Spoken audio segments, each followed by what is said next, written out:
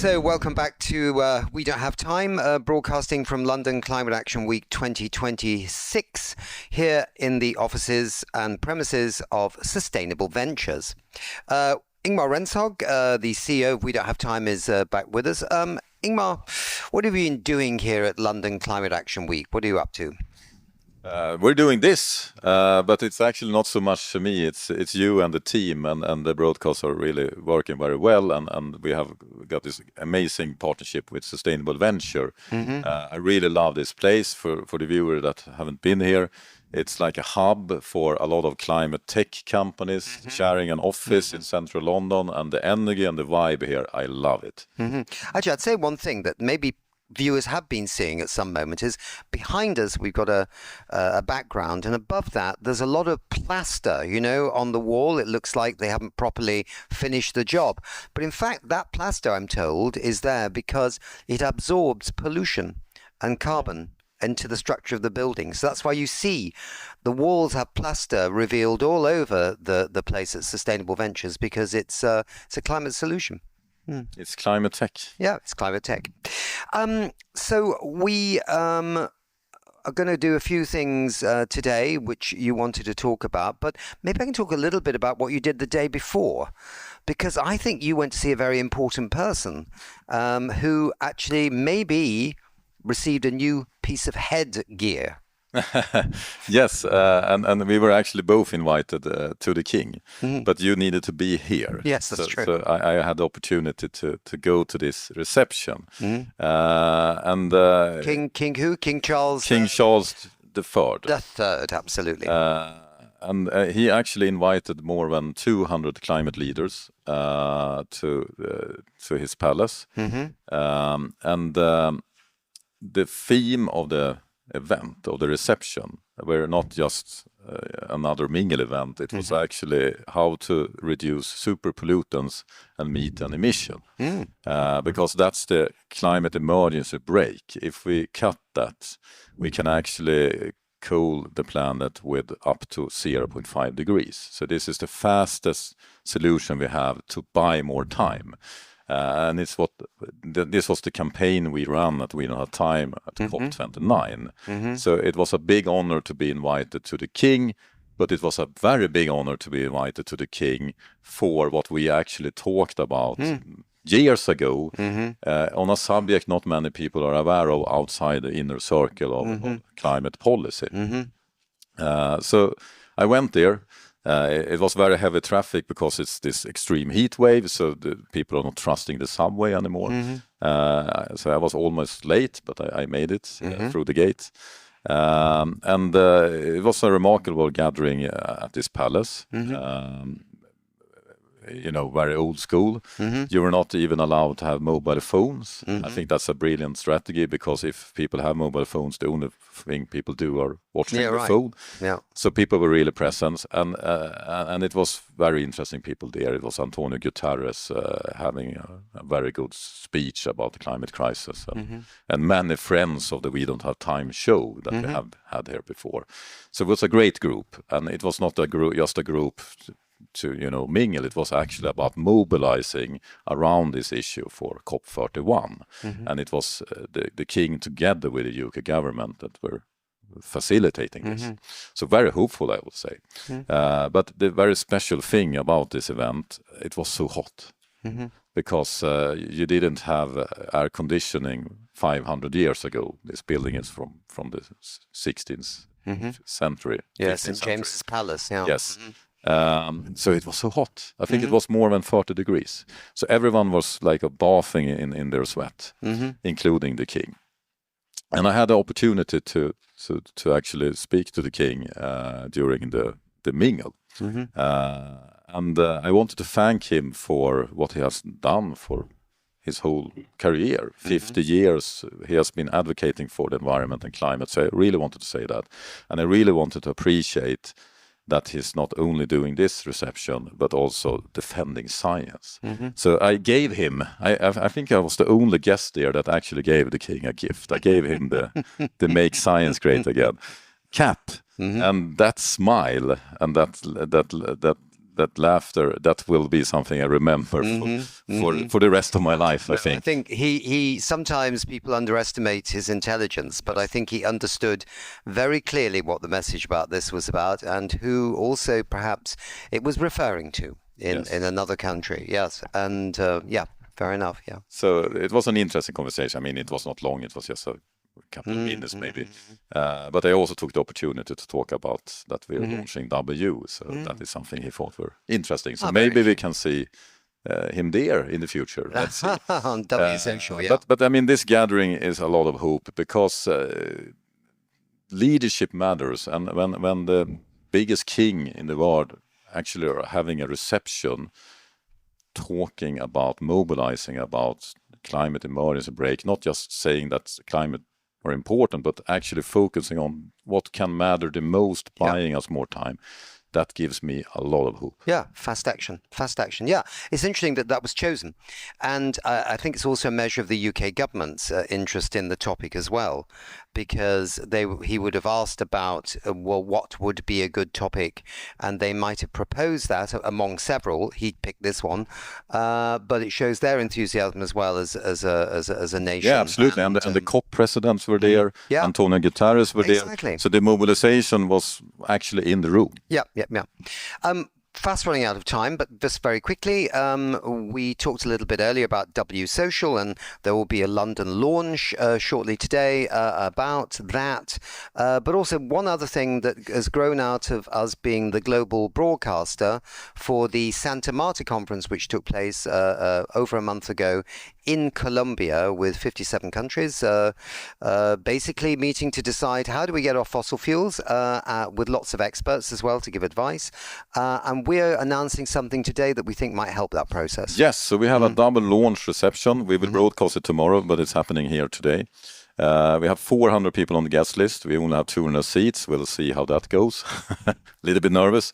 Interest is extremely high. And what we actually are going to present, W, of course, but also the transition away from fossil fuel tracker. And what we're doing here, we are using AI. I mean, AI are causing so much crazy things, disinformation, fake image, fake videos, etc. But you can also use AI for good.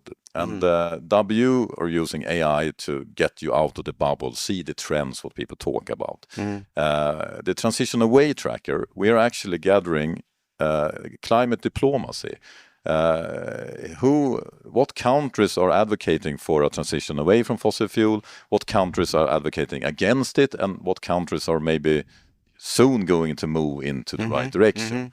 So we create this dashboard with a lot of sources of information where people can see who are supporting a coalition, who are supporting the fossil fuel transition, and who is against it. Because people don't know. People don't know that there's now a coalition of the willing of 59 countries. You said 57, but 57 didn't count Colombia and Netherlands that were the host countries. So with them, it's 59. And what we want to do, we want people to be aware of this so that more countries wants to join the party. And we're using AI to collect information about this. And we are now in a phase, this is not launched yet, so it's a soft launch. But we are gathering those people in the room here today because we want to get more partners on board. We need media on board, we need funding on board to build this, so we have something that everyone can see. This is kind of the base. So we don't have a discussion. Is it 100 countries that wants to have a fossil fuel phase out? Is it 50 countries? Is it 150? We need to know exactly where we are. It's a KPI for the transition away from fossil fuel. Got you. And one last thing. I interviewed the Colombian minister and also the Dutch minister, who were the two formidable women at the Santa Marta conference. And apparently it's no longer the coalition of the willing, it's the coalition of the doing. Yes. So maybe we have to update the tracker to the doing. Let's just do it. Let's just do it. Yeah. Cool. Thanks very much, Ingmar. Thank you.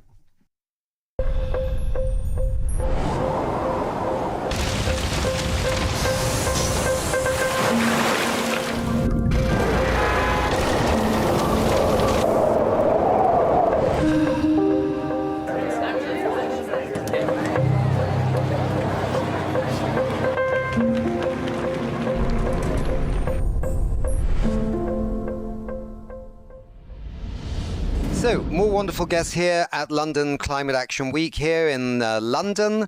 We're at the offices, the premises of Sustainable Ventures, and we thank them very much for supporting this broadcast by giving us a studio here. Two wonderful guests, Martina Otto, she's heading up the UN Environment Secretariat for the Climate and Clean Air Coalition, no stranger to the We Don't Have Time shows, and a good supporter, so thank you very much indeed. Thank you, Nick, for having me. For those that don't know, of course, the super pollutants are a range of mainly gases, methane being the one that springs to mind first, but there are others that are, well, yes, they could be an emergency brake for climate action, and we'll come to that. We're also joined, and very happy to have with us, Adalberto Malouf, who is the co-chair of the Climate and Clean Air Coalition and Brazil's National Secretary for Urban Environment, Water Resources and Environmental Quality. So just a small job that you have at the ministry there. My God, it's covering almost everything. I want to ask you both first a question, though, which is, where were you both yesterday? What were you up to? What were you doing? Who were you seeing? Maybe we'll give it to the man first for gender balance purposes. Go on, where were you yesterday? Thank you, Nick. It's a great pleasure to be here again with you. We don't have time. And well, yesterday we had a reception with King Charles to talk about methane, air quality, super pollutant. It was extremely interesting, an exhibition of different stakeholders, what they're doing it. And we had a chance to talk to the King and explain a little bit about the work that everybody's trying to do in order to tackle and reduce the super pollutants, which right now represent already half of the global warming. Yeah, well, I mean, I must say, if you get the king of England actually, backing this topic, I mean, that's a hell of a public relations coup, because I mean, we know that Prince Charles, when he was Prince Charles and became King Charles, he was very passionate about climate change and things like that. So he's knowledgeable about these topics. But to actually, as the king, actually host this event on non-CO2 pollutants, including methane, Yeah, I think, indeed, the topic made it to the headlines thanks to him giving it the space. I think that's pretty amazing. So there's a couple of newspapers in the UK that have this topic as the headline, obviously with a photo of His Majesty, but it's been pretty amazing. And as you said, long-standing commitment to the topic. And he's really after, he kept asking, so how do we make it happen? It's all about the implementation. And I think it's fantastic that he's lending his voice to it. And probably also a good sign of the commitment of the other co-chair nation, if it still is, the UK, with Brazil on this topic. So I think that's it's a good signal for moving forward on this. Yeah. And he wasn't the only high-level person who has been talking about it, because we had the UN Secretary General making his call. Yes, Maybe absolutely. that was a question you wanted to ask me. No, actually, but I will. Yes, well, I used to work for the UN, so I better mention the Secretary General. Yes, well, it was good. He made a very good speech, I think. Yeah, he made a very good speech, and he came obviously as well to the reception that was attended by King Charles. And he put out a call to act on methane, which, as you said, is one of the most prominent, but not the only, of the super pollutants. It can give us, I mean, it's responsible for a third of the warming, and it can give us 0.3 in the end. 0.3 of a degree. Of a degree of reduction. May sound small. We keep talking. Every fraction of a degree matters.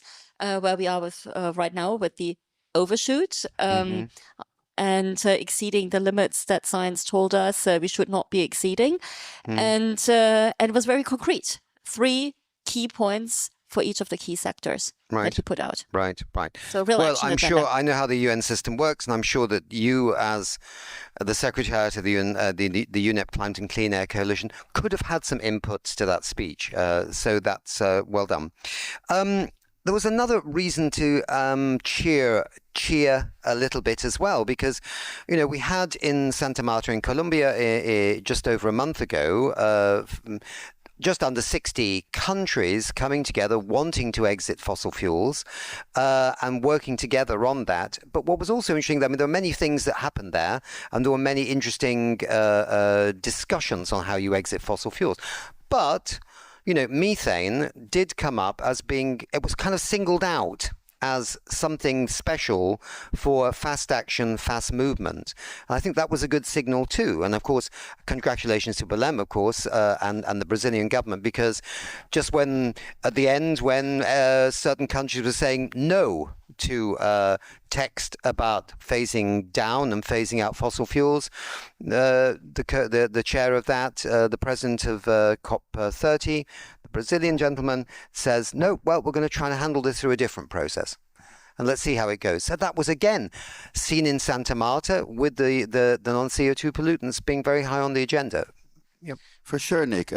President Lula has set two global roadmaps as extremely priority at COP30. The roadmap to reduce illegal deforestation around the world. So even yesterday night, also Prince Williams hosted and Windsor Palace, also a big high-level event to talk about this process throughout with the Tropical Forest Fund Forever. In the second, and I think it was probably the hottest debates we had throughout COP30, you remember, was President Lula's proposal also to have a roadmap for phasing off fossil fuel. We tried our best to enter throughout the official negotiations. It wasn't in the agenda. We had some, little wins here or there, but this process led by the COP30 presidency is now really creating a roadmap that can understand and initially divide each country based on their kind of archetypes, where they are, how much they consume of energy, if they import, export, what they do, and what are the solutions that they can do in order to phase out and reduce, aiming at eliminating the use of fossil fuel. So the super pollutants, especially the fugitive emissions of methane, also became a very important topic. As you know, 40% of the methane comes from the fossil fuel industry. So we are talking about 0.3 degrees that could be, saved from increasing in these next years. And because of the overshoot we are living on, we are already facing 1.5 degrees. Look, the extreme heat we are facing now. In this London Climate Week, I think methane is becoming, a consensus that it's our lowest hanging fruit. It's the thing we can do faster to reduce the global warming, this emission. So that's why I'm so happy to see that this process that started at COP30, led by Brazilian presidency, they have now highlighted, the G7 just had a huge thing on methane. Now we have King Charles, really pushing the agenda. We have the UN Secretary General's call, which will expand the action throughout the system. So now geopolitics, it's not easy on some areas, but on this specific topic, I think multilateralism is working, and we are showing that the action agenda, like we launched it in COP, the no organic waste, or the country accelerators, or HAIS to reduce methane from the agriculture, the fertilizers declaration. Well, there's so many things that Brazil, UK, and CCAC have done. So I'm happy to see this process moving forward. I had an interviewee earlier from Climate Mapper. They do this, is it Carbon Mapper? Sorry, Carbon Mapper. And, the satellites and things like that. And he was talking about how, that's going. And I just said, obviously, we'd like to see, some positive signs from the oil and gas industry that they are indeed reducing emissions from, leaks from oil and gas. And I said, but every time we try to invite one of the oil and gas majors onto our show to talk about this, they won't come. But he said something interesting. He said, yeah, okay, I understand what you're saying. He said, but I can say there are some oil and gas companies that when we report to them and say, you've got a big leak coming out of this pipeline here, he said that they go and they fix it and they fix the leak. In other words, they respond to the information they're receiving. He didn't say all, but he said some, which gave me a little bit of hope that indeed there might be something going on in the oil and gas industry to respond to this issue of methane. Yeah, and definitely there's more to it. So there's the voluntary action that they take because they get alerts and they measure themselves and they see where the problems are. And then there's regulation kicking in. And there are more and more countries that are actually interested in putting regulation forward in this sector. We have supported 10 already through our fossil fuel regulatory program. And we had earlier this week a good session as well, where Carbon Mapper was part of the discussion as well, saying, the data train is running. We have the data. We know thanks to the satellites that have been put into the air. We know, and it is about people. It's about capacity in countries, and not all of them have the capacity to do something with the data, and that's why we have to build that up as well, and then to actually help translate that into obligations for the companies, and that's where the regulation is key. So we had a good discussion around that. We're fast running out of time. I know it seems unbelievable, but it's a short session that we have here. And I think just quickly, let's look to Turkey, COP31. I can't believe there's so many happened. Is this going to be a good big topic on the agenda? Adalberto, first from you. Oh, yes, for sure. We have been yesterday also. We had the Turkish minister, all the COP presidency from COP31. Today in the morning, we even had meetings between COP30 presidency and COP31 presidency on the action agenda. So as you all know, waste and circular economy is one of the most important topic for the Turkish presidency. So our program that we launched called Now, No Organic Waste, and also getting into more circular economy approaches together with methane reduction became one of the top priorities for them. And also when we talk about resiliency cities, and thinking about the impact that extreme heat and, pollution and other will have city, this topic is also part of the agenda. Oh, yeah, because that's a lot about air quality as well, isn't it, that linked with your agenda. And Australia, of course, we can't forget them. I think they have a big issue with methane, perhaps from their coal mining sector as well. That's something that we did talk about with Carbon Mapper. What do you think? And livestock. Yeah. And we had Australian participation in a number of the discussions, and obviously they have the lead on the negotiations. We work on all the outside of the negotiation space, but I think there are good discussions going on between Turkey and Australia on how to take things forward, and we really hope that between Australia and Ethiopia that will host the following COP, there will be a good discussion already on some of the measures in the agriculture sector as well. Well, thank you. It was very short, but we were delighted to have you here with this update. I think it's marvelous that you met King Charles III, and I'm very jealous because I had to work here. But I did meet, when he was Prince Charles, with Achim Steiner, the former head of UNEP, and we chatted to him not at this particular palace, at another place called Clarence House some years ago for 30 minutes. So maybe I had a longer chat with the Prince, but you had a chat with the king, so I don't know who wins on that one. Thank you, Martina. Keep up this competition. Thank you, Martina. Thank you, Adalberto. Thank you so much for being with us here. Yeah. Pleasure to be here with you. Thank you.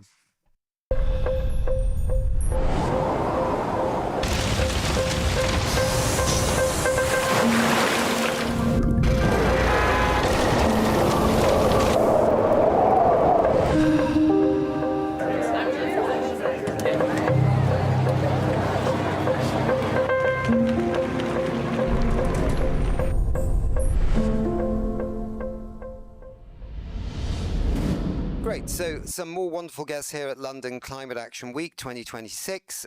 We're broadcasting here from Sustainable Ventures in County Hall, just a stone's throw away or a short pigeon flight away from the House of Commons. So we're very delighted to be here. We're going to talk about energy. We're going to link this a little bit with the Santa Marta conference that took place, well, it's over a month ago now. Maybe it's even 2 months. It's hard to track that time as well. But and also, but the general topic as well of the energy transition, which is really important overall. To do that, I've got Richard Foland, who's head of policy at Carbon Tracker Initiative. I've got Molly Walton, who's director Energy We Mean Business Coalition.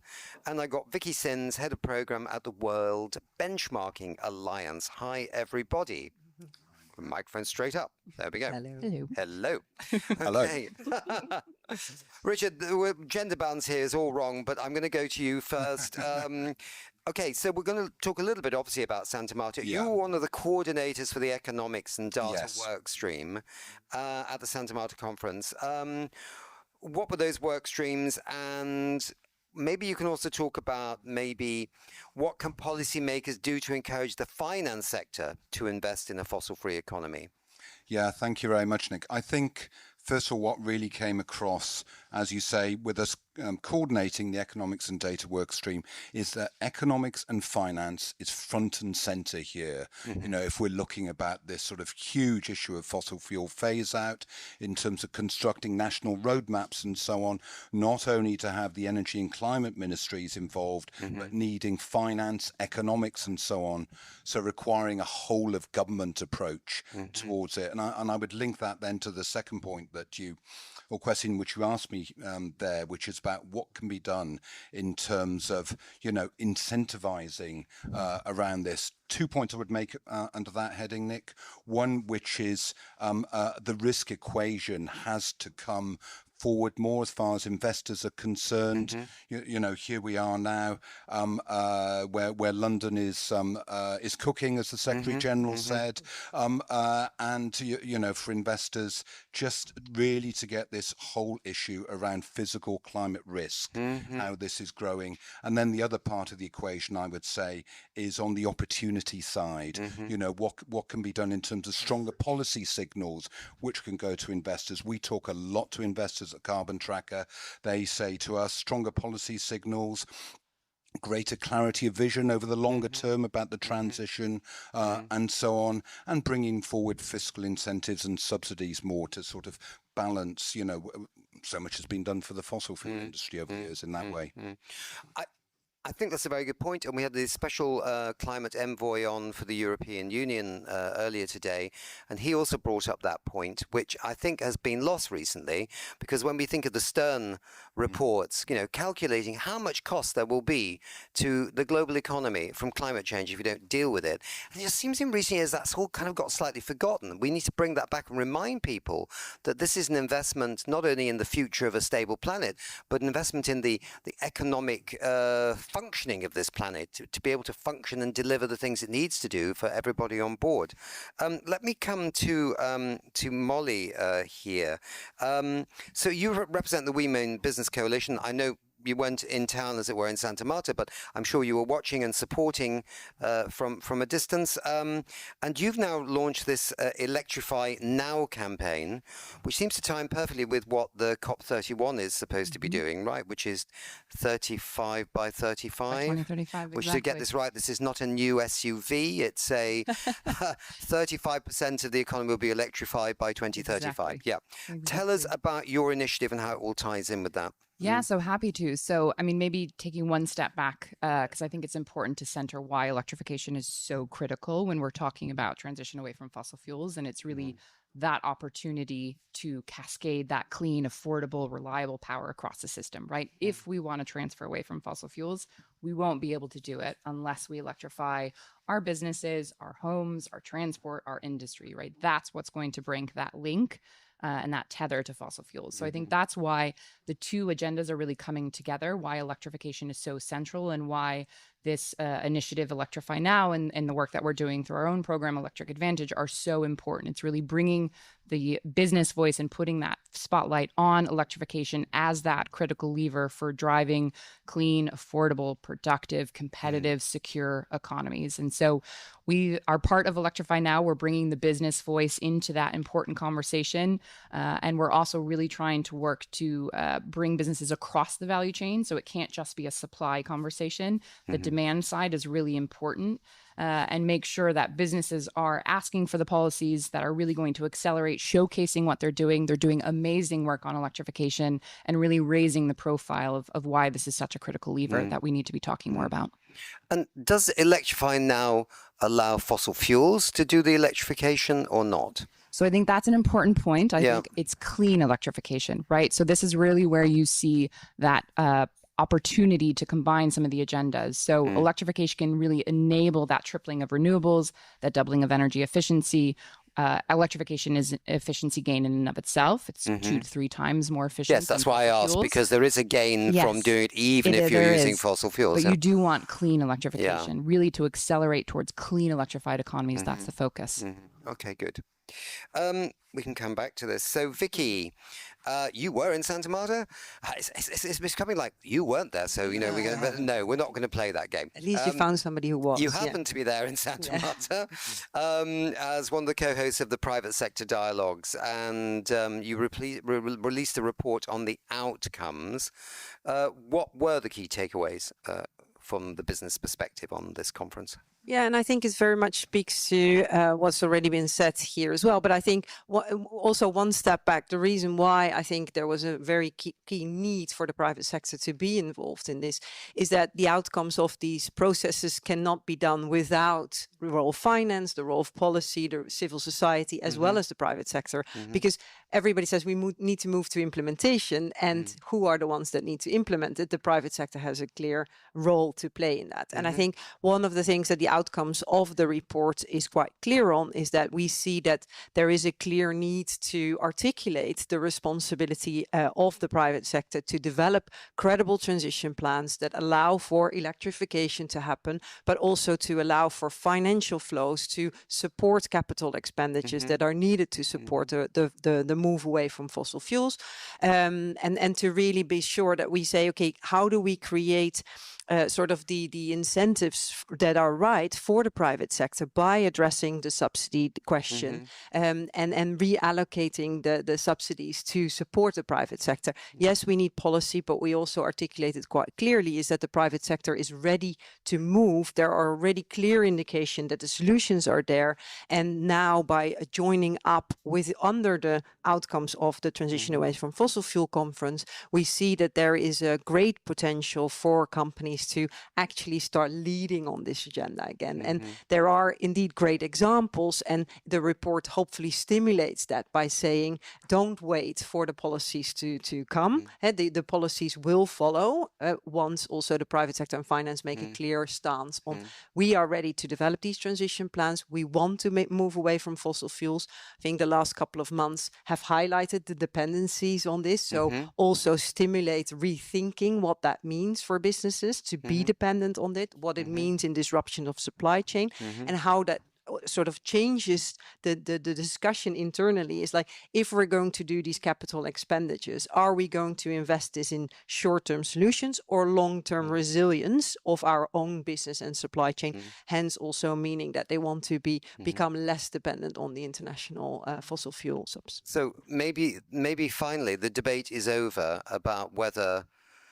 who's more reliable, the fossil fuels or the renewables? And the debate is just over now, right? I mean, the International Renewable Energy Agency put out that report. I mean, very clearly just, a couple of weeks ago, whatever, that there is nowhere in the world, if you combine storage with renewables, that it's not cheaper than fossil fuels? I mean, if I can come in here, Nick, I mean, Ukraine demonstrated that to us. And, what has happened in the Middle East now is, the answer to around energy security and so on is not, more volatile, more expensive fossil fuels. We've got, sources of much greater energy security, domestic, homegrown, etc. And with all the other benefits accruing from that as well. I mean, it's really got to be now to sort of how we can actually collectively accelerate the transition, not if there should be a transition in the first place. But I actually want to pick up on that point, if I may, because I think it's really important. I think historically we've really focused on the supply side of the equation, and I think you're seeing something different now, where you're really focusing on supply and electrification. Going back to your question, clean electrification. And we just did some polling of business executives across 18 markets. It was done during the height of the Strait of Hormuz crisis. And the findings that came out of that is business executives see electrification, clean electrification, as providing energy security. 90% of businesses said that electrification would deliver energy security. And they're also saying it would help them with their competitiveness. So businesses are not going back into fossil fuels. They're really leaning into this agenda. And importantly, I think to your point on the technologies are there, the business case is there. 90% of them also said they wanted to electrify by 2035. What's stopping them? What they're concerned about? is policy. Is it moving fast enough? 72% of them said that government policy is not moving fast enough. Right. So what are these policies that would enable electrification? You want to start on this? Go ahead. Well, I mean, I Let's suppose do this in an orderly, organized fashion. Orderly transition. An orderly across all of us, transition. right.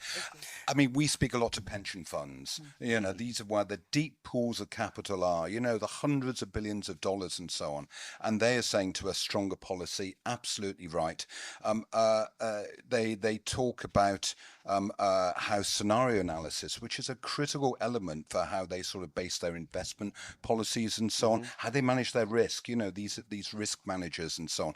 That's got to be improved. It's not sufficiently fit for purpose at the moment. It's not up to speed with the science, you know, and that's really important. And then, you know, I would come back again to the incentives, the opportunity side of the equation as well, which are strong, long-term policy signals across government, so you don't get mixed messages, you know, where energy and climate are saying this, then the finance ministry is saying something which is contradicting. That's really important. Yeah, I think maybe to complement two things on that. I think on the one side, I think this speaks to your earlier point that you said. I think one thing that is very clear that national plans need to become national investment plans. They need to be sectoral, so they need to be clearly articulating which sectors does this apply to. How are we going to help with the finance ministries to support investments to flow and to have also, you know, grid development? How do we support permitting to accelerate? I think this is something that needs to happen on a national and a local level. Also, how do you make sure that it's embedded into communities, etc., because there's a big element on that.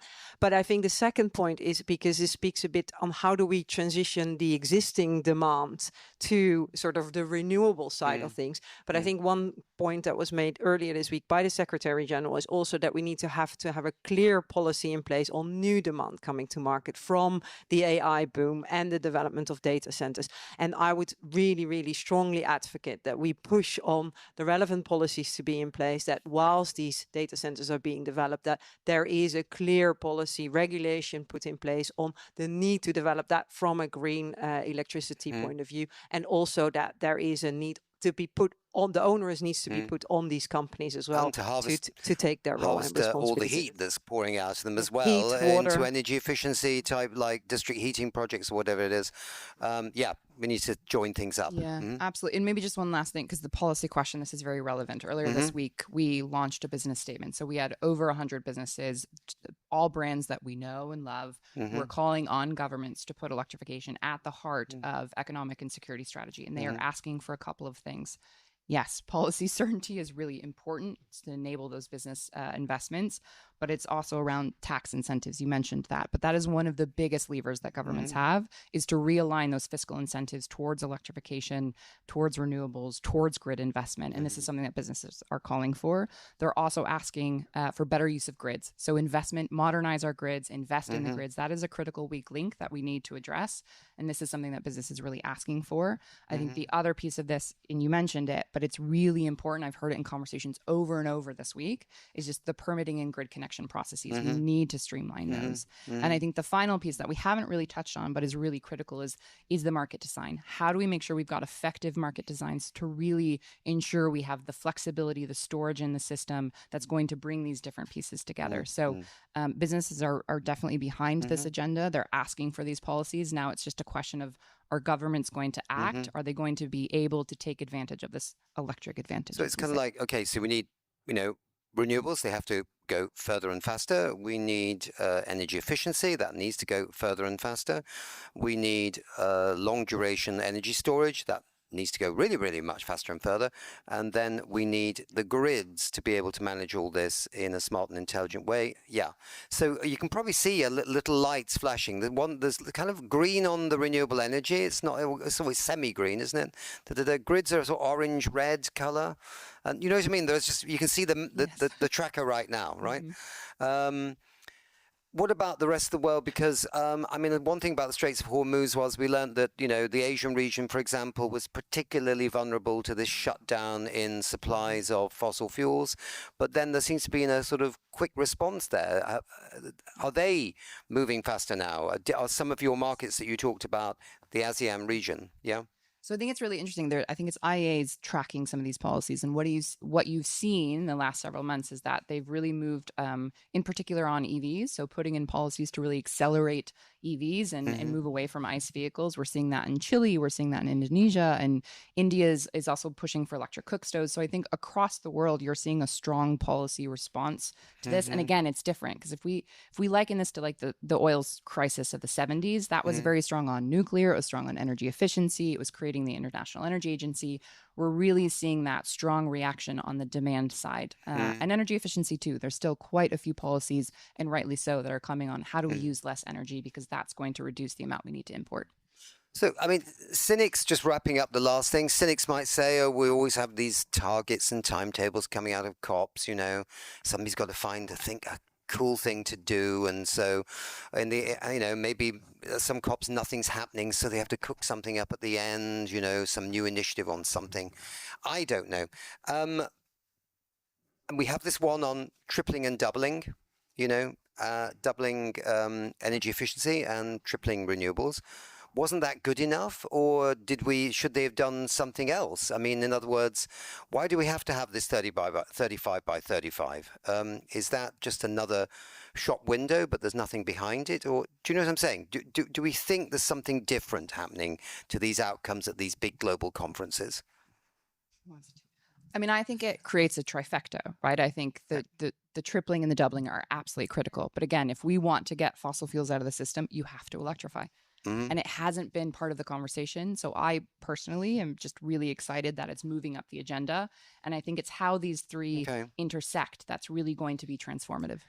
Yeah, Vicky, go on. No, and I think I think on the one hand, it's great if we would get an international acknowledged, negotiated outcome. But I think the nuance is in the detail, right? Because this implementation lies in national governments. So how do we use all of that in order to get national governments in place to implement this, giving the right side of financial incentives, right? Because like I said, there's a big difference between different parts of the world. So how do we make sure that, you know, debts is not increased in countries by just, you know, putting this target in place. Debt cancellation. So, exactly. In So Africa, we can go on but I think we shouldn't get too hung up on just getting that goal in place, because we already have a lot in place. So let's also accelerate the implementation on that.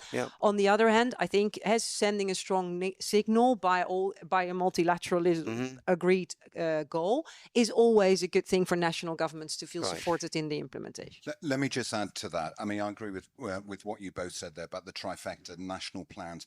I think what national targets do is they drive accountability of governments, particularly talking about in the global north here.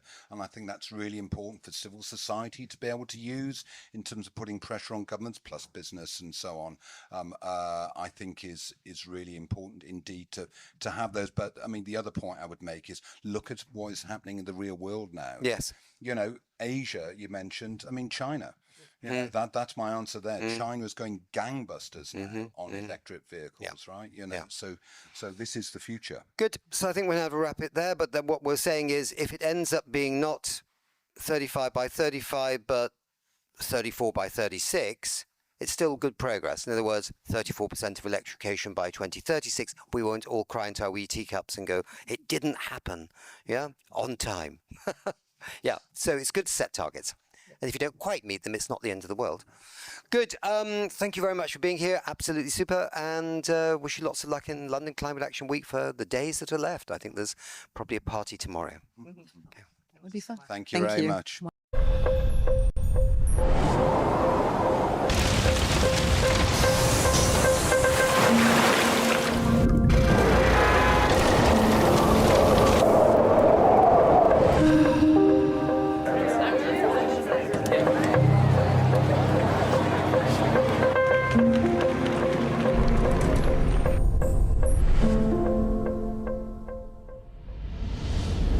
Great. So we've got some other new guests, wonderful guests here at London Climate Action Week 2026, where we're broadcasting from Sustainable Ventures, very close to the House of Commons on the other side of the River Thames. We've got some lovely guests with us here today. There's Johan Falk, who's the CEO and co-founder of the Exponential Roadmap Initiative and lead author of a paper I think that we're going to perhaps hear about. And of course, you're great supporters of We Don't Have Time, and we're great supporters of yours. So we're very happy to see you here, Johan. Thank you. And also, we have on the magic of Zoom, Nexi Detti, who's Digitalization and Sustainability Director at the Internet Stiftelsen. That's foundation, isn't it? That's Internet right. Foundation, the ERI Research and Transformation Fellow, and the Doctor of Technology from Purdue University. And we're here to basically talk about AI, or Earth-orientated AI, or AI that's good for the planet. That's right. Fantastic. Okay. So maybe, Johan, you could just kick off a little bit and tell us what is the concept of this segment we're having and why are we doing it? Yes, we just released a paper on Earth alignment of AI for hyperscalers. So that's my starting point. So the first question is, of course, why is this important now? Well, from a climate perspective, we are in an absolute critical point in time. We are, 5 years behind our carbon law in terms of bending the curve. We might bend the curve now. So it's absolutely critical that we get on the downward trajectory. At the same time, we see the AI explosion, and also that AI is becoming an infrastructure of society. So what does that mean? Well, it means basically that it's so incredibly important that AI is not accelerating the overshoot of 1.5, but we actually ensure that AI is used as a force to bend the curve and drive the transformation. Okay. So that is a starting point for this paper. And it's very interesting because actually, although a lot of people out there, the public, feel that AI is going to somehow be all about taking people's jobs, or that it's creating, more burning of fossil fuels and lots of energy, that even in the UN Framework Convention on Climate Change, they've issued a report saying that AI could actually be very good for resolving climate change because of its potential to deal with very complex systems but drive forward action. So this is a very relevant paper and a relevant topic that we've got here right now. Let me go to you, Nexi. From your industry and research perspective, what do you see as most important in this paper? I think one of the most important things is that Earth aligned means both how we build, but also how we use AI. And what strikes me is that AI is scaling much faster than almost anybody has anticipated. And so the demand is real. The investments are enormous. And the hyperscalers have understandably been focused on building capacity as quickly as possible. So even from my own work, one of the things that stands out, though, inside these organizations is that the signals or the incentives for scaling the AI and the incentives for reducing the environmental impact haven't always been fully aligned. And that is probably because of the rapid adoption of the AI that has made that even more challenging. And I think that's one of the reasons why we've seen some absolute emission increase. And that's one of the reasons why some of those discussion points come up. But so I think it's there's not anymore. This is not anymore of a question. We're never going to go back to a question whether AI will scale. I think we all know it will. The question is how it scales, and this is very important. I think this is the central message of this paper, that the race to scale AI must also become a race to scale the solutions that make the growth sustainable. So if AI is driving, for instance, energy and infrastructure and resource demand, then the hyperscalers also should help accelerate the systems that support that growth.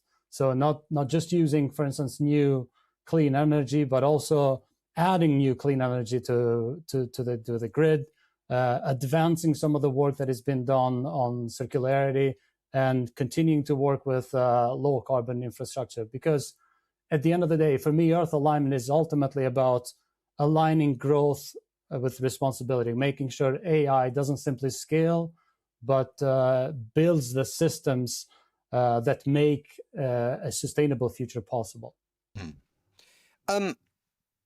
Some have said that it's the area of energy and energy transformation, energy efficiency that could benefit enormously from AI, within economies, within regions as well. Does that chime with you in terms of your thinking?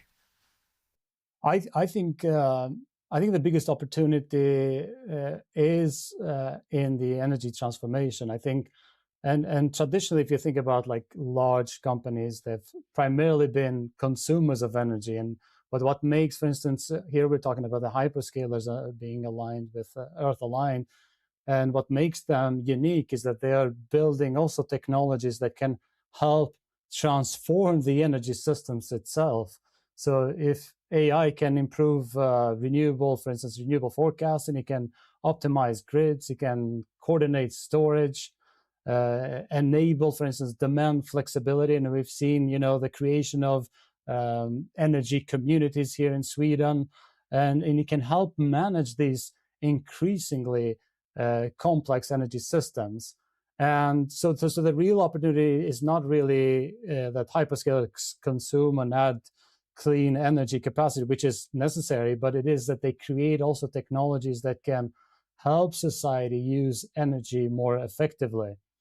And it doesn't mean that efficiency still doesn't matter. Like for the data centers and the chipsets, we need more efficient chips. We need more efficient models and infrastructure.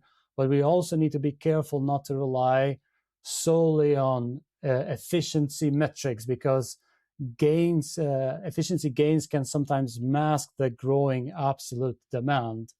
But what I can say is that what excites me, I guess, is the possibility that AI become part of the solution to its own challenge, so to speak, helping create a cleaner, perhaps more resilient, and even more efficient energy systems while it continues to scale. Mm-hmm. I've got one last question for you here, Nexi. This is like a third point. The accelerating of gigaton climate solutions. These must be climate solutions that give you a big hit in terms of reducing the risks of climate change.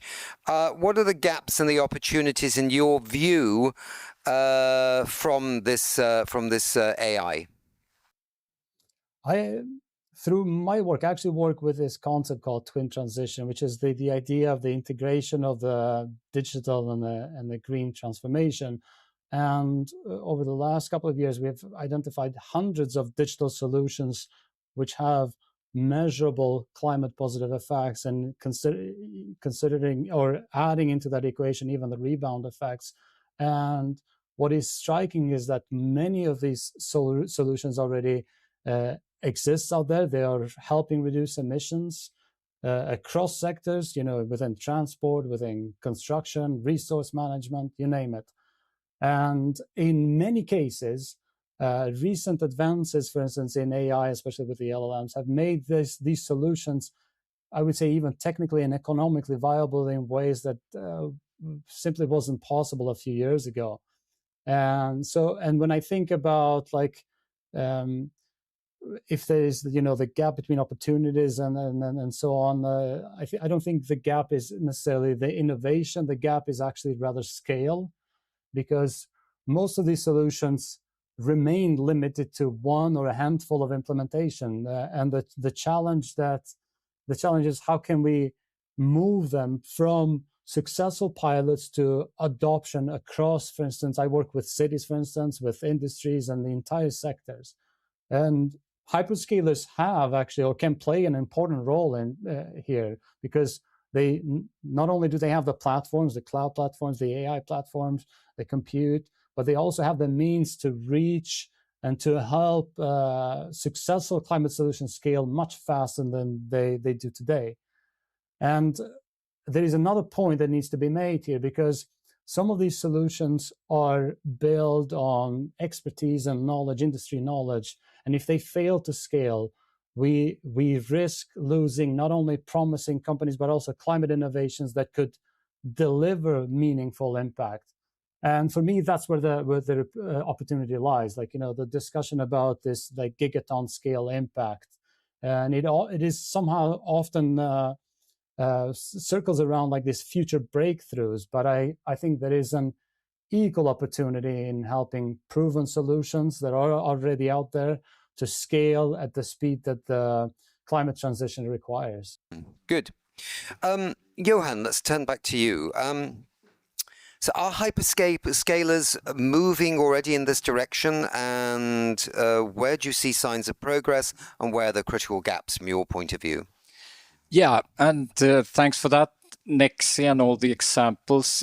Just first to recap on the three things we say in the paper, which connects to what Nexi talked about. It's basically three requirements. Three requirements.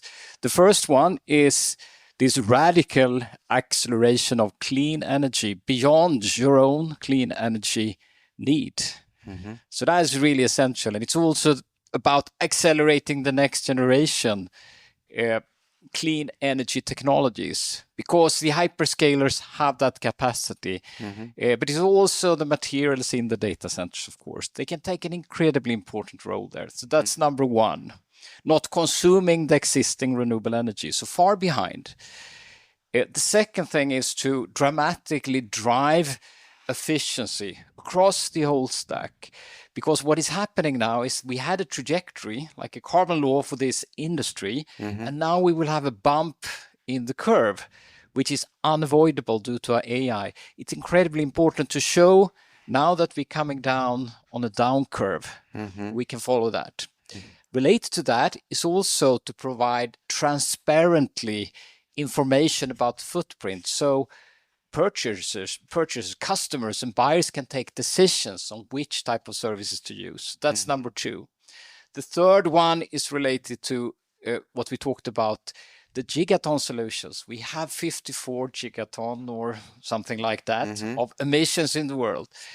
And there is a tremendous opportunity to apply AI to accelerate these solutions, shifting the curves to the left, rather than most of the focus going to driving overshoot and fossil solutions. Mm-hmm. So these are the three things. Mm. Yes. And coming back to your question, that was a long response, yep. A little bit derailed by purpose.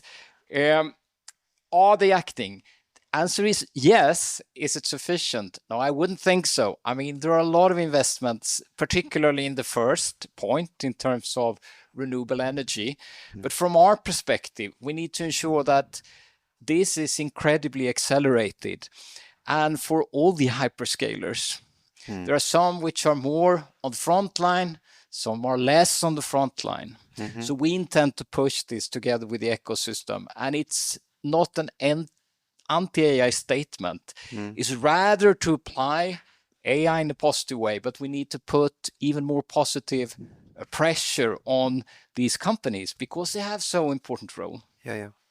Super. All right. Well, we've run out of time. Yes. Johan, thank you very much indeed. Good for putting that on the table, and the potential, of stepped up action using AI with these major hyperscaling companies.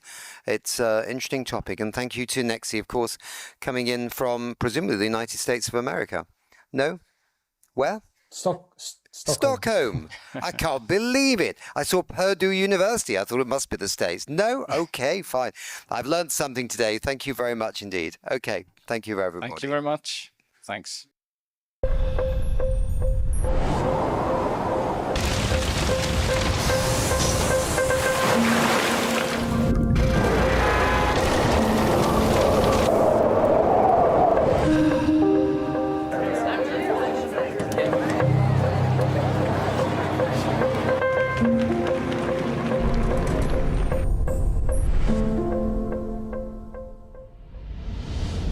So we're very happy to have with us Charlie Wilson. He's a professor of energy and climate change at the University of Oxford. Welcome, Charlie. Thank you.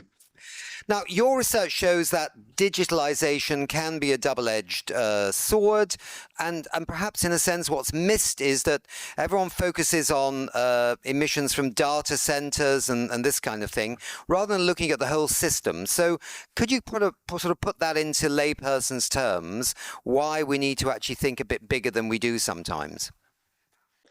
Yes, for sure. So when you think about digital and AI's impacts on energy and climate, the focus of late has been very squarely on compute in data centers. So this is around 1.5 to 2% of global electricity and higher in some jurisdictions with high data center concentrations. But when you go up a level from compute and think about all the way in which digital and AI is used throughout the economy and society, it generally has what it does is it makes activities or tasks easier, cheaper, have less friction, more convenient, and so on. So this is good for efficiency. This helps drive energy and emissions down, but it also induces demand or a rebound effect by which we want to do more of the activity that's become cheaper, easier, and quicker. So if you think about that in our energy using sectors of the economy, buildings, transport, and industry, AI and digital applications can help efficiencies, but can also drive demand up. If you think about digital and AI in our electricity system, in our energy transitions, it can help integrate renewables and storage and electric vehicles, but it can also magnify issues of congestion and blockages and so on. So basically both good and bad. In a recent study where we've tried to quantify these out to 2050 at a global scale, we find that these kind of good and bad application level impacts are 5 times larger in magnitude than the data center impacts. So this is why we emphasize really focusing on what AI is used for, as well as the compute requirements for AI. I see. Okay, that's very interesting. So there's a kind of absolute fascination with data centers when there's a lot more going on around the AI and what it can do both in a positive and a negative way. And we need to be prepared for all those possibilities. Yes. Okay. Give us in maybe one sentence that's a bit unfair, maybe 2 or 3 sentences. What do you think needs to happen rapidly over the next, say, 12 months to actually change the dynamics into the most positive it can be for our economies, our society, and our climate? 3 sentences. So first, I think AI hyperscalers in particular need to internalize what their compute capacity is being used for. Secondly, they then need to channel those uses towards the really beneficial applications for climate. So accelerated innovation in low carbon technologies, integration of renewables onto electricity systems, and so on. And then third, they need to guard against their compute being used for AI applications that will drive emissions up. That could be in the fossil fuel sector, or it could be through enormous rebound in our mobility and industry. Okay, super, Charlie. We're just going to wrap up here now then with Johan. Falk, yeah, does this echo what Charlie's saying to your perspectives, Johan? Absolutely aligned. AI per se, it's important in terms of the clean energy acceleration, but it's even more important to accelerate the services which drives transformation forward. And from our perspective, we see strong opportunity that the hyperscalers should build these things into their transition plans within a year, basically, 3 points we talked about, and show performance both in the clean energy transformation, secondly, in bending the curve downwards, and primarily how they accelerating climate solutions. I'll just say one thing. I was thinking that these hyperscalers, these are companies, right? Right. Yeah. I suppose many of them have science-based targets, so they're going to have to incorporate what's going on with AI into those. Is that possible? That is right, but I would say so far when we set science-aligned targets and science-based targets, they primarily focusing on the emission scope, what we call scope 1, 2, 3 emissions. And what is even more important is actually what we enable. Yeah. So that is a difference. Yeah. So it's not sufficient with just science-aligned targets Right. and transition plans. We Okay. need to go far beyond that. Right. That's also interesting. Okay, Yes.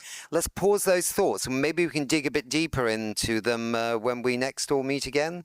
Yes. Probably in Turkey or New York Climate Week, who knows, one of those places. Okay, very interesting topic. Thank you very much indeed, everybody that was on the show. And we move on now to our next segment.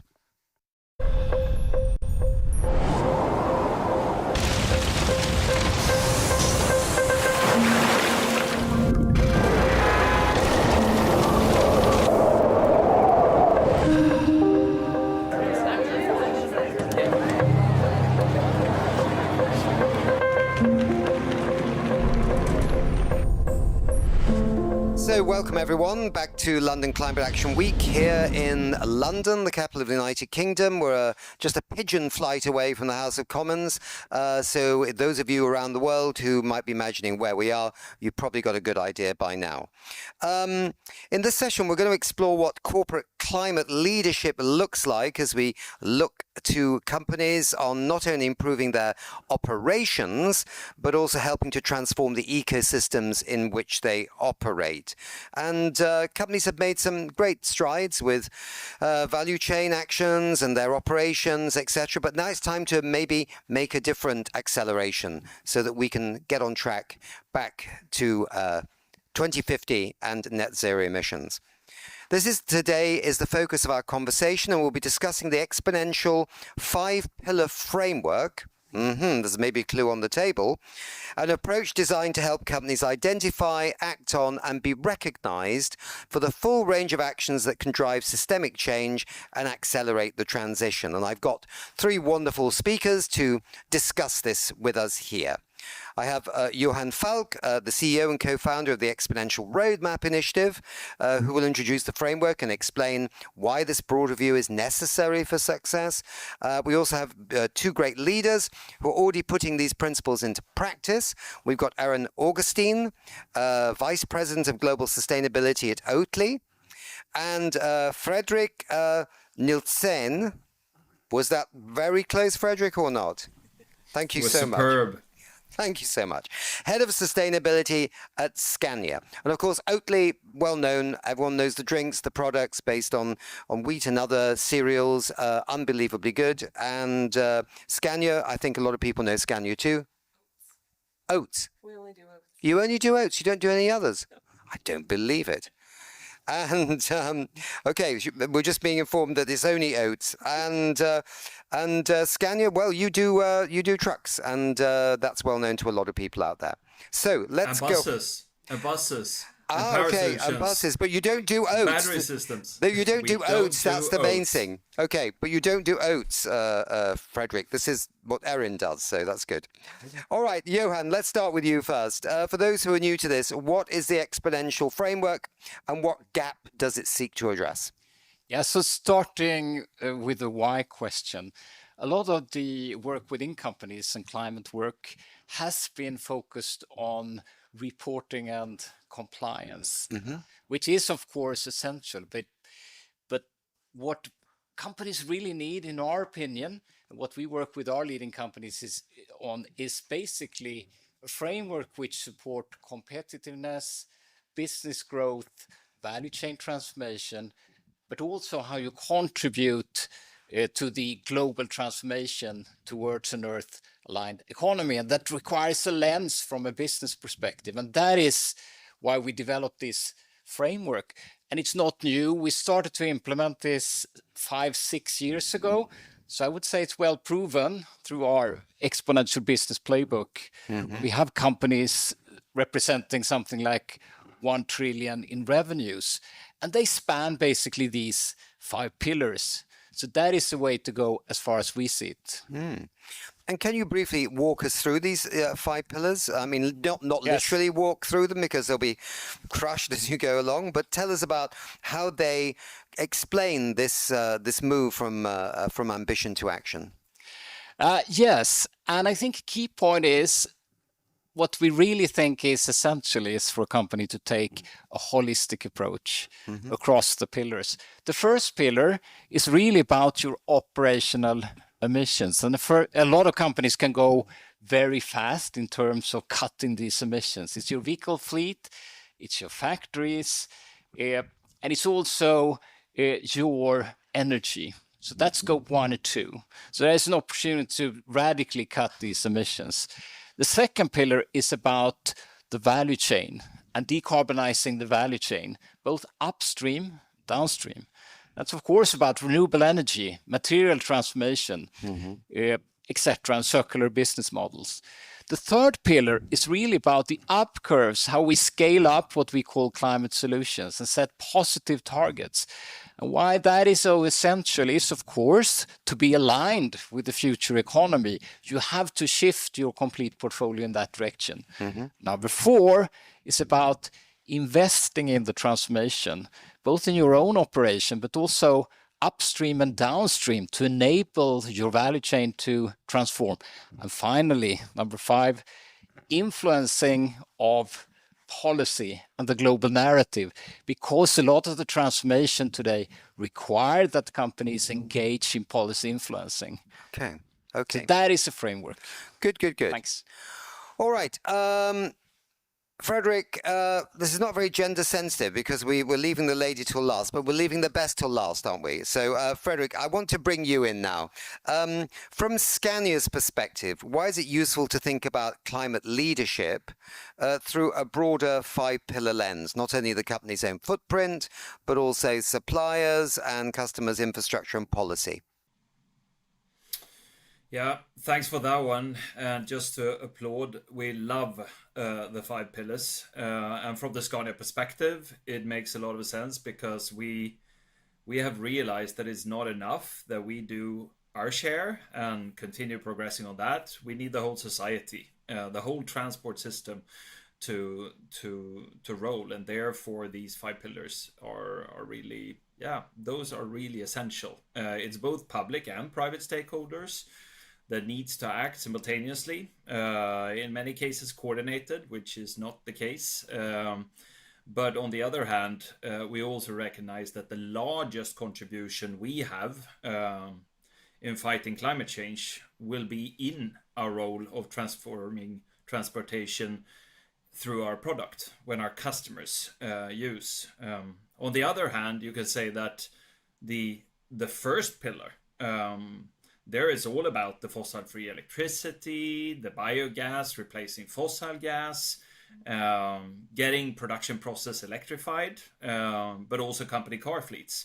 So you can say that is easy. It's not so easy, but it's at least we have reached 54% reduction there since 2015 up to 25, which we're super happy with, but we're not there. In terms of the value chains then, coming back to the second pillar, it's really about putting requirements on suppliers. But what we knew already 8 years ago was that those decarbonized products were not there in the market. So obviously being upfront, creating partnerships on our 4 hotspot materials, the steel, the cast iron, the aluminum, and the batteries, is necessary. It constitutes 80% of the footprint of the embedded carbon in our product. So that we just really needed to get going on.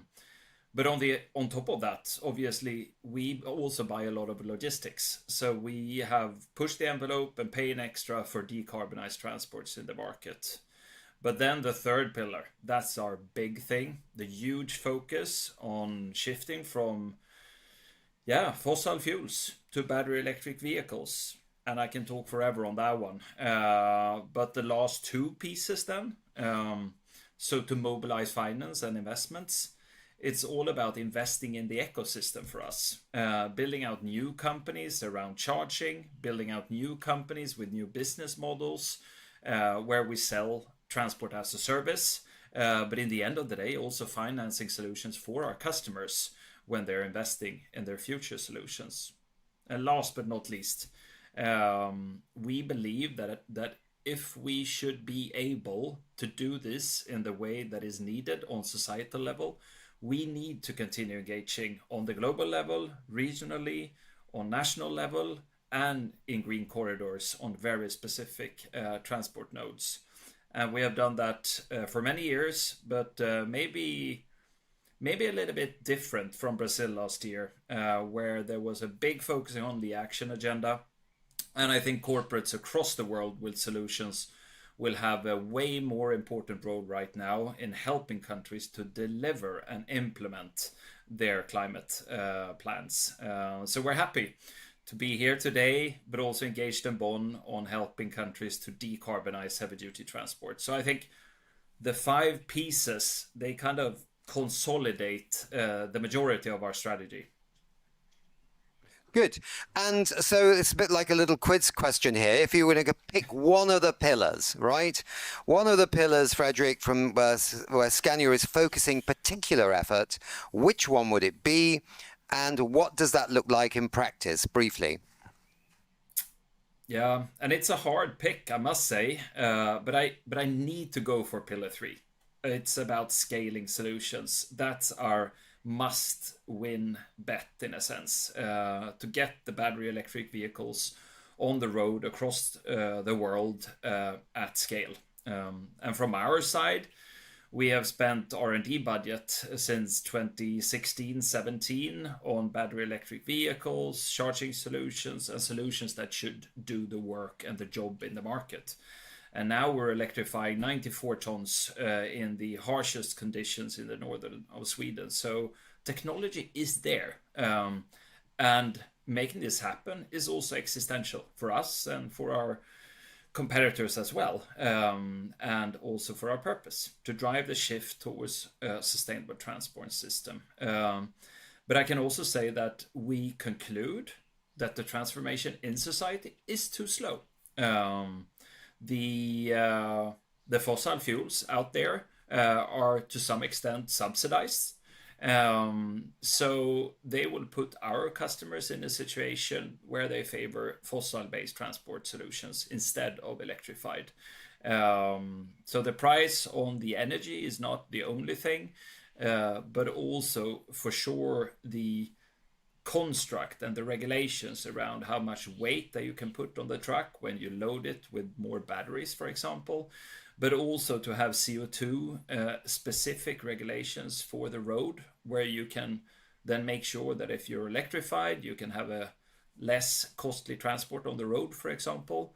And only a few countries across the world right now has put these aspects into place in order for the whole system to advance, and not the least, the transport buyers out there buying transports also need to put demands on decarbonized transports. So we conclude it's too slow. We have done a big effort already, but we need to continue. But it's really the ecosystem that need to transform. And then we believe that these 5 pillars is a perfect kind of approach or strategy or structure to gear your work. Okay, Fredrik, thanks very much indeed. Let's turn to Erin. Oatly has worked to connect climate action with product impact, transparency and wider food system change. From your perspective as Oatly, how can a framework like this help companies understand and communicate their climate strategy more clearly? Absolutely. Thank you. So I would love to ground us in the food system, right? So food system is absolutely a user of transportation and the transportation system. But the food system both contributes to and is deeply impacted by climate change. So we're responsible, the food system, for 33% of all greenhouse gas emissions, global man-made greenhouse gas emissions. If we narrow in on the animal-based section of that food sector, it's responsible for about half of those emissions, 80% of all global agricultural land. So it's using 80% of global ag land, and is the leading driver of deforestation and biodiversity loss. And all the while only providing about 17% of the global calorie supply. So I think there's widespread understanding that food system needs to be transformed. There's widespread understanding that we know the science, we know what a planetary health diet looks like, one that is healthy for both people and planet. And then we need to actually do the transforming, right? So I think a framework like this, especially one that with pillars 3, 4, and 5 that go sort of beyond your standard scope 1, 2, and 3 emissions reductions, is really the kind of tools that we need to do system-wide transformation, food system-wide transformation, transportation system-wide transformation. Sort of, it pushes you and companies to move beyond just what they can control and moving into their spheres of influence, into ways that they inspire, influence, and drive others forward with their actions and their requests. Could you tell us how Oatly is approaching its climate strategy through these 5 pillars? And maybe just as Frederick explained, where you think Oatly's contribution is particularly strong? Yeah, absolutely. So love working with this framework. I think it's really great. Of course, we have commitments to reduce our own corporate climate footprint and are actively working forward on that. Our commitments, just to have them out there, are a 40% reduction in corporate climate footprint. We do that per liter of Oatly produced. And I'll tell you why in just a minute. So a 40% reduction by 2030, a 70% reduction by 2040, an 89% reduction by 2050, and then a commitment at that point to permanently offset the residuals. Where I think we actually really excel, I mean, I'm going to pick the same as Frederick, sorry. Also, we work a lot in the number 3 space, in the pillar 3 space. And that's because our products in late 2024, many of our products were identified as climate solutions products. And then in early 2025, Oatly as a company was identified as a climate solutions company. So we've really leaned into that part of the framework and really love working with that part of the framework because it gives us a language to talk with our customers and consumers and help them understand that when they're choosing Oatly instead of cow's milk, the avoided emissions are real, they're tangible, they're calculated with a life cycle assessment. They're very, scientifically rigorous studies that document and prove these avoided emissions.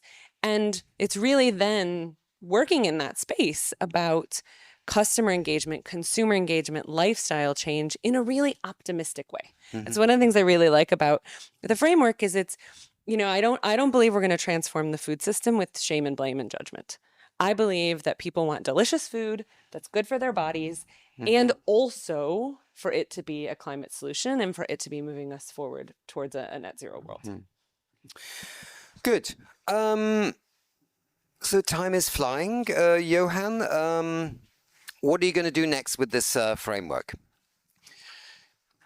I think what is really strong and what we've shown the last couple of years is that this is a very powerful lens from a business viewpoint, and it's really good way to engage not only CSR but basically the complete organization. And I would say the companies we're working with who are really successful are applying these 5 pillars. So one thing we continuously been doing is, of course, influencing standards. We're part of all the standards, but we should be aware of that this framework is, must be 5, maybe years ahead of the standards. So it's really, from our perspective, important to push, the standards as well. But I see in particular, we have the opportunity to scale now these best examples from companies like Scania and Oatly and many others who apply this framework also to all other type of companies. And we can, of course, use digitalization and AI to be able to do that. So making it open and possible for anyone to apply this type of framework. We will also work on building in recognition. So we're really pushing that companies should be recognized for strategy, goals, plans, strategies across these 5 pillars, not only talking about delivery on scope 1, 2, 3. So that's absolutely essential because what companies do on pillar 3, 4, 5 might be absolutely instrumental to contribute to the transformation. It's not just delivering on scope 1, 2, 3. So that's the second thing. But we think now there is a great opportunity to work together with our companies to scale this out as an open framework for anyone to apply and use. Right. So we are fast coming to the end.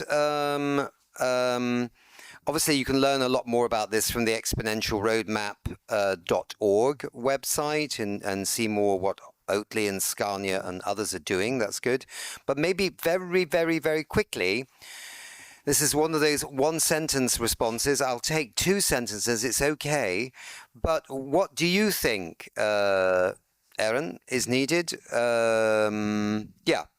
For this framework to have real impact? I think companies need to work with it. I think once you're in it, once you're working with it, once you're starting to think about your influence beyond your own immediate value chain and your own immediate supply chain, it becomes very obvious how this framework helps you drive business value out of your sustainable products, your sustainable solutions, your climate solutions, and really then driving value for customers, consumers, stakeholders. And lastly, Frederick, the similar point? I think, Aaron, you took mine, but it's fine because I agree. But then to innovate another one in my head right now, I think what we also need continuously is leadership. And I think the 5th part here really positions that, because you need to be out there. You need to advocate for the system to change, and you need to do your homework and do your best on your home turf, but you need to advocate for the system to change. And then obviously the framework as such will drive acceleration, scale, systemic change as such. So I really like that you have added that 5th element, because many times that element can be seen as something a little bit, it's something that you do behind locked doors and stuff like that. And obviously you have dialogues behind closed doors, but on the other hand, we also need that continuous leadership from the corporate sector, and challenge the political side of things to also pick up on the leadership. Good. Well, thank you again, Frederick from Scania, Johan from Exponential Roadmap Initiative, and Erin from Oatly. And I'm sure this is to be continued. Thank you very much indeed. Thank you so much. Thank you very much. Thanks.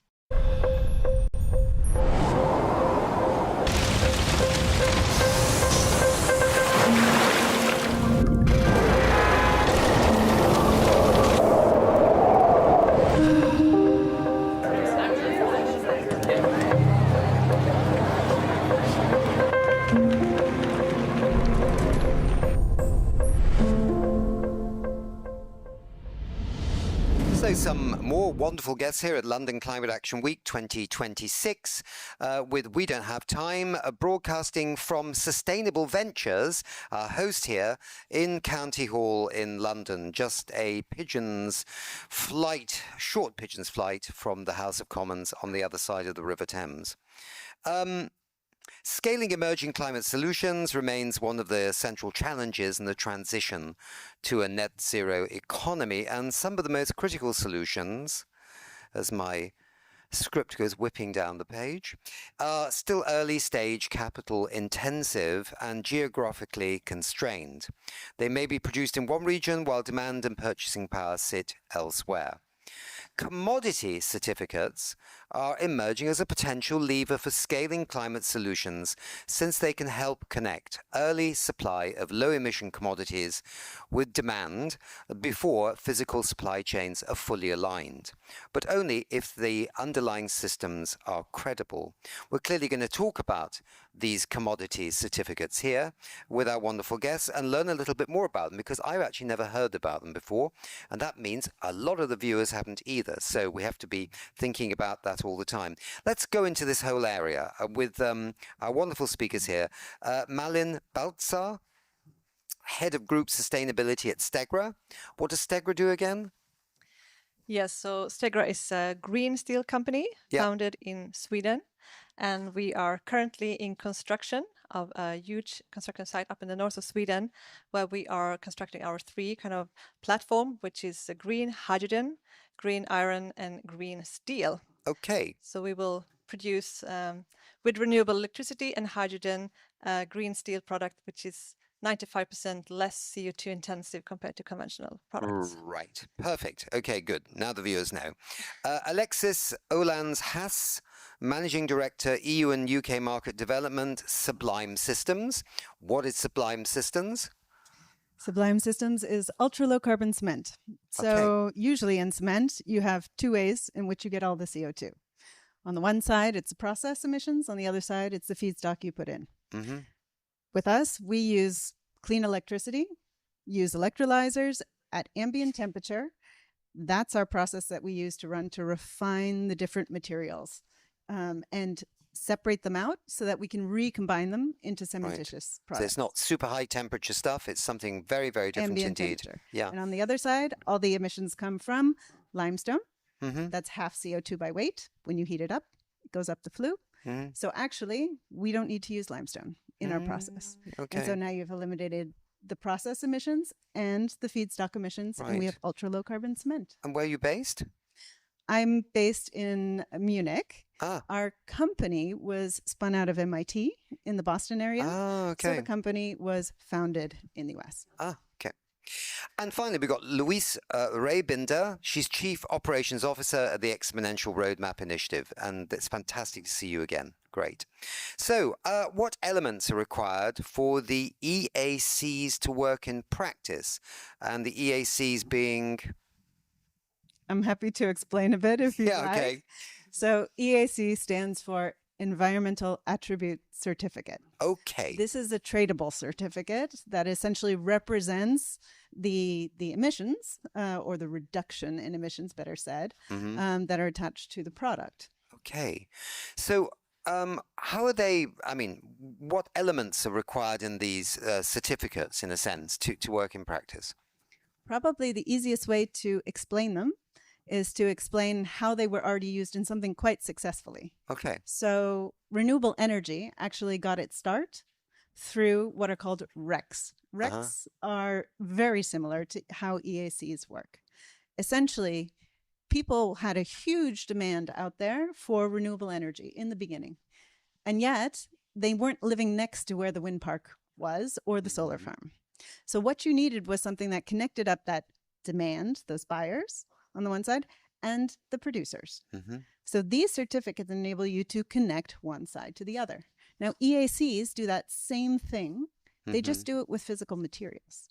So instead, if you are producing, for example, sublime cement, and you're producing it in a region in the US or in Europe or somewhere else, you may have buyers all over the world who actually want that technology to come into existence and want to use the material.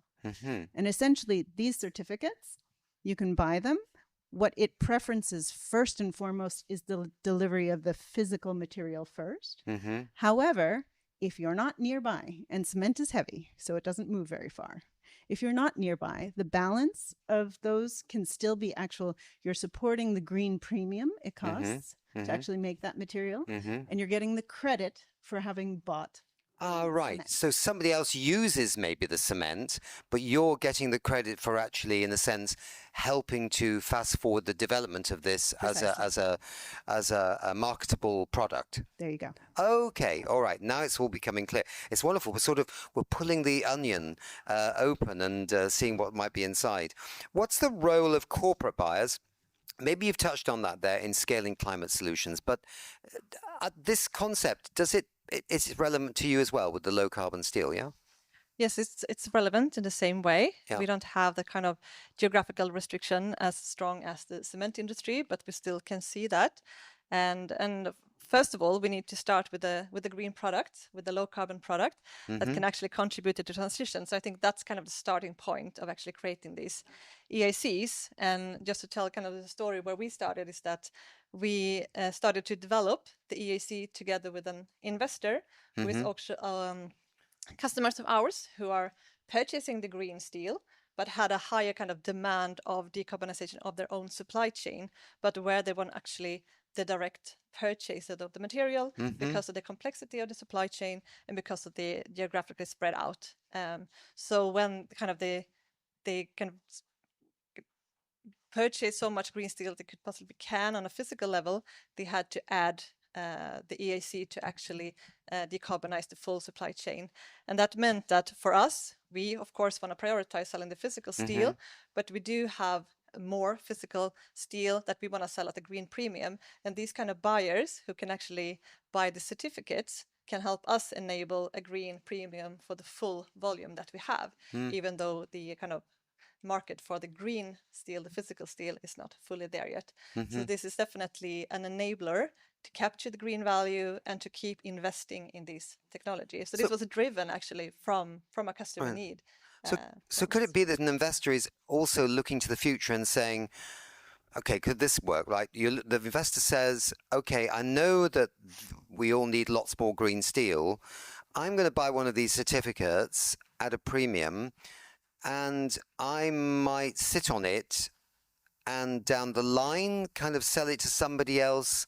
In other words, could you trade these things so that the early adoption of buying the certificate means that you've got cash flowing into Stegra, that means that you become able to produce ever more green steel that eventually gets, higher value. Could you trade these certificates? Yes or no, or not? Let me actually caveat that. Okay. Let me caveat that with most of these buyers who are buying actually do have a need for the physical product. And their need, like she said, is bigger than the geographical location. Right. Now, to have a credible certificate, the best thing you can do is to have a verified reduction in emissions, and then also have a registry where all of those certificates appear. Yeah. And then once you've bought it, it gets retired. Okay. So therefore, nobody else can claim those reductions. You have actually paid for them. They've been reduced. Right. And then that money has gone in simply as a binding offtake agreement. So like the carbon credits under the UN Framework Convention.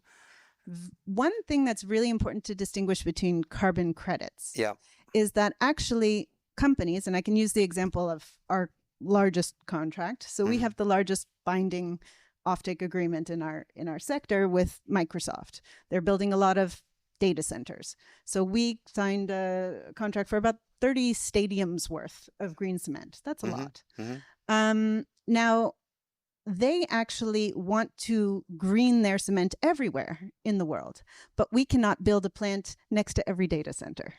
And so therefore, they want to actually go and clean up their own Scope 3 emissions, their cement portfolio, and they're actually buying something that relates directly to what happens in their supply chain. A carbon credit would say, I will reduce emissions through some other means, which are also good, through projects in the Amazon or regenerative agriculture, all good things, but it's not cement. Right. And so these are the companies that say, I want to have the tools and the technology available for in the future when I'm building my data centers. Right. Therefore, I want to buy something that helps me get green cement. So down the road, basically, in the future when you've got cement factories all over the world and things, Microsoft will buy it in a different way. But this is a way of kickstarting something they want to see to have a life in the future. Same with your steel, Stegra, into the future, though they're influencing the long-term market of these kinds of commodities that they might well need. Sorry about all this, but there are people out there that maybe know absolutely nothing about this, a bit like me when I first started this program. So this is all very interesting.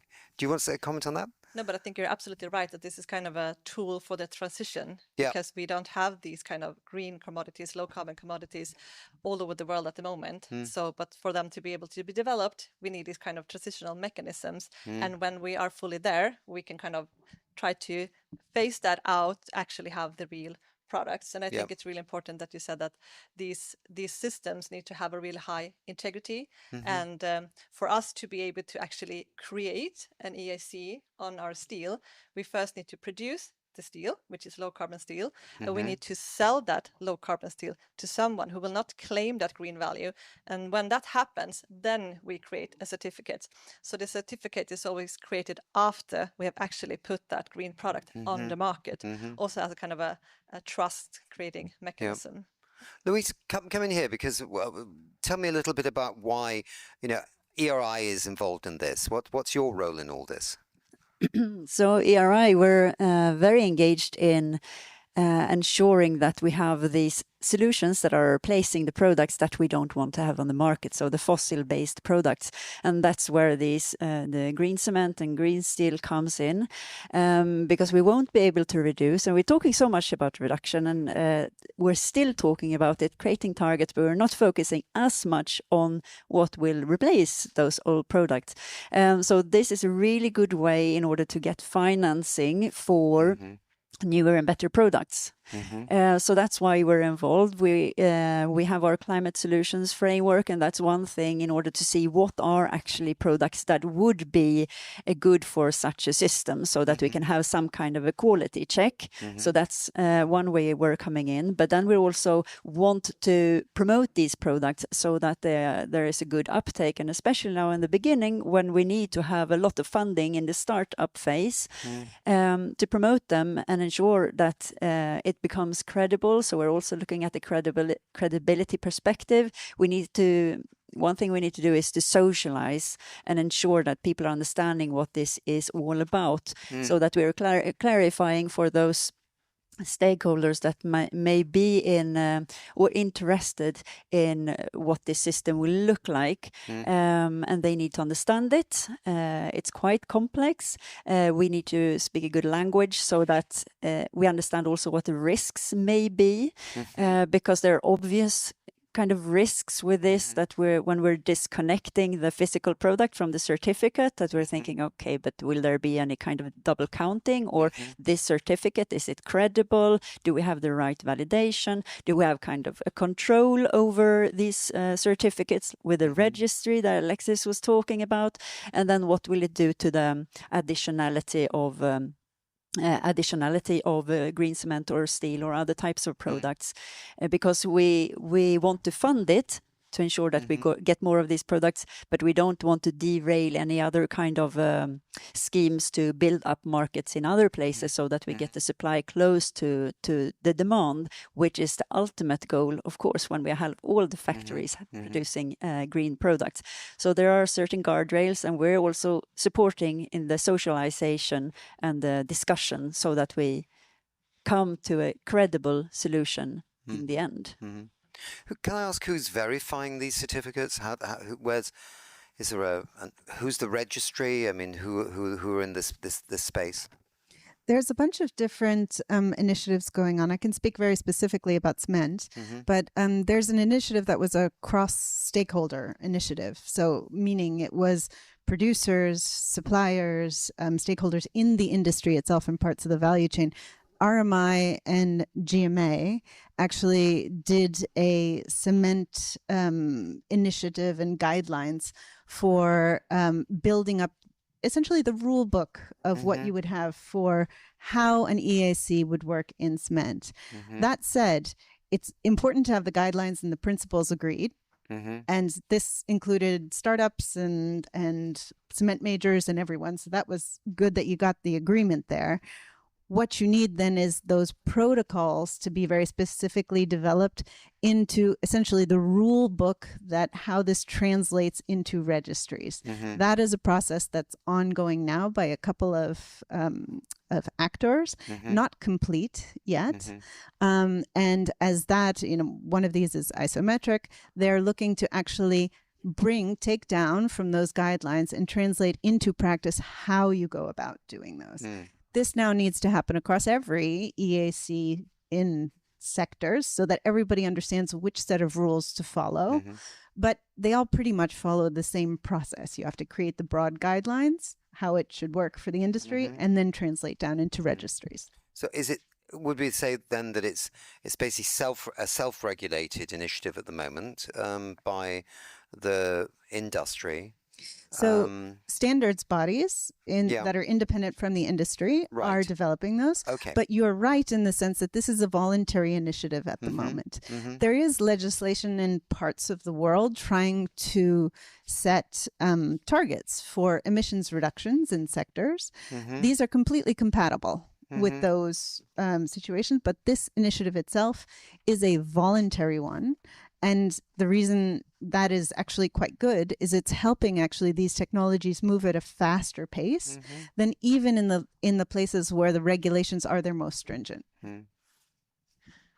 Yeah, we are also looking into the development of a registry, like Alexis, also working with RMI and RSB, which are supporting us in development of that. But we kind of see two steps of auditing or verification that is needed in this. And the first one is to actually have a validated, verified CO2 calculation for the actual product, and to have like stringent definitions of what can qualify as an EAC. And then when you know that you have a CO2 footprint and you know that this product is leading to decarbonization, you will create a certificate and enter that into a registry to kind of map what's been created and what has been retired. And that registry we are developing and also looking into having that verified and audited.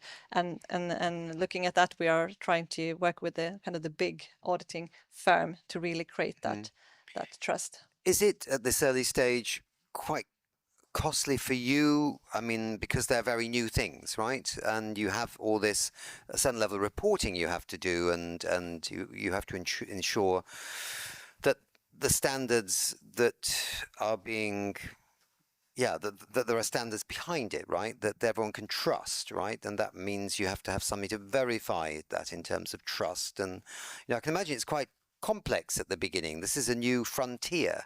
But maybe hopefully if it picks up, the costs of actually managing it and blah, blah, blah go down, and it becomes normalized. So is it, it's hard work at the moment, isn't it? It is hard work. And quite we interesting, have hard work, but hard work. several people working with this, and as it is early days, we think it's very important to be part of that and to be able to take part of actually writing the rules to make sure that we get that kind of high integrity, that these and IEC really drives transition when it comes to all the calculations of the product footprints and the verification of that.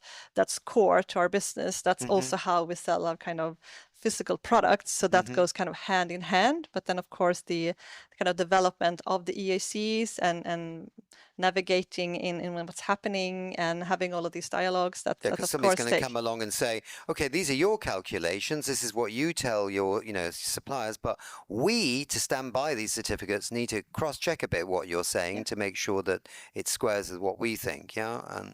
Maybe I want to highlight one thing that's really important in this. Some of the biggest buyers at the moment, several of the hyperscalers are big buyers in the market. They're lucky enough, or we are lucky enough, to also have the support with them of having very large sustainability teams and quite expertise, internal infrastructure to be able to build these contracts, to be able to do the verification, to do the calculations. They're also, so I want to actually thank for that extra work and on their behalf. I spent actually the start of my career, like 20 years in large corporates. And actually at the beginning of my career leading sustainability at Adidas, that is an industry in fashion that has actually needed quite a bit of auditing and assurance going in there. And I can see how those costs can explode in an industry. At the moment, we're not seeing that now because there are so few of these examples, and they are sort of large contracts and with relatively few and expert players. I could anticipate down the road we will need to solve for that problem. But at the moment, when you're dealing much more bilaterally, and then we are also following the examples of contracts that are already set up, it is not the largest problem at the moment. Okay. We're coming very close to the end of this session. So now I'm just thinking how to wrap this one up. But Louise, from your perspective, where does this go from here, right? So what happens now with this ecosystem that's fascinating and complex, but also potentially very impactful? It is. We do need to have these solutions scale drastically, real quickly. And what I think is fantastic is that there are these companies that have started and got going, and we need to ensure that we keep on going and we reduce any kind of risk of too many hurdles, because yes, the system is not in place yet. We don't have the framework in place yet, but the system and the frameworks that are hopefully then going to come, they need to enable this kind of an interim solution until all the cement is green, for example. And in the meantime, steel, for example, all steel, all aluminum, all, you know, there are many different commodities we could use. But what is needed now and what we have here is the transparency when this is being worked on to be built up, when we're moving towards systems and frameworks and a credible way of working. So that's super important and good that we have full transparency into these activities. And does it require the EU to start thinking about this and, you know, getting involved, the Commission, or not? Or is that making it too messy?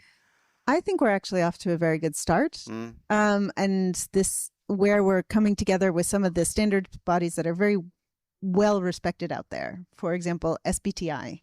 And the other Science-Based Targets Initiative. Science-Based Targets, thank you. Several of these are well-respected global frameworks, and I think simply what is needed to be done over time, and it's not the first thing that needs to be done, is simply clarifying how these certificates will play a role in documenting that companies have indeed reduced their footprint. So I would actually say the industry is moving well in developing these, and we should continue to move at pace because we're building plants now. But over time, we will need to show and document and make harmonious that these things can match. We do not need to build up a separate regulation because they're already fitting well together now. And you could also work together, couldn't you? Build buildings with steel and concrete, and then it's a perfect marriage made in heaven. I have to end it there. I'm sorry, we're well over time. Thank you very much for being with us. I'm sure, again, this is a story that won't go away now. It's going to come back round and round again, and we're going to learn a lot more going forward on what's happening here. So thank you very much indeed for being with us.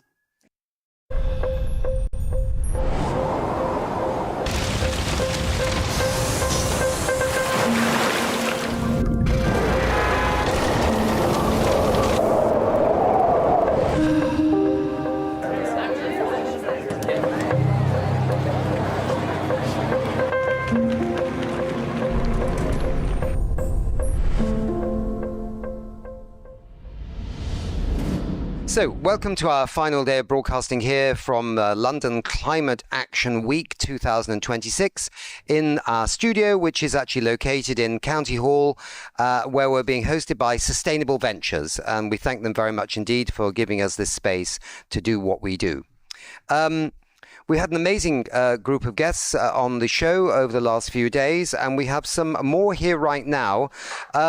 I mean, one of the hardest questions facing Europe is, can the continent build a clean technology industry that can compete in the world with the United States of America and China, where they're racing ahead on things like AI, and China also dominating many manufacturing sectors as well as supply chains.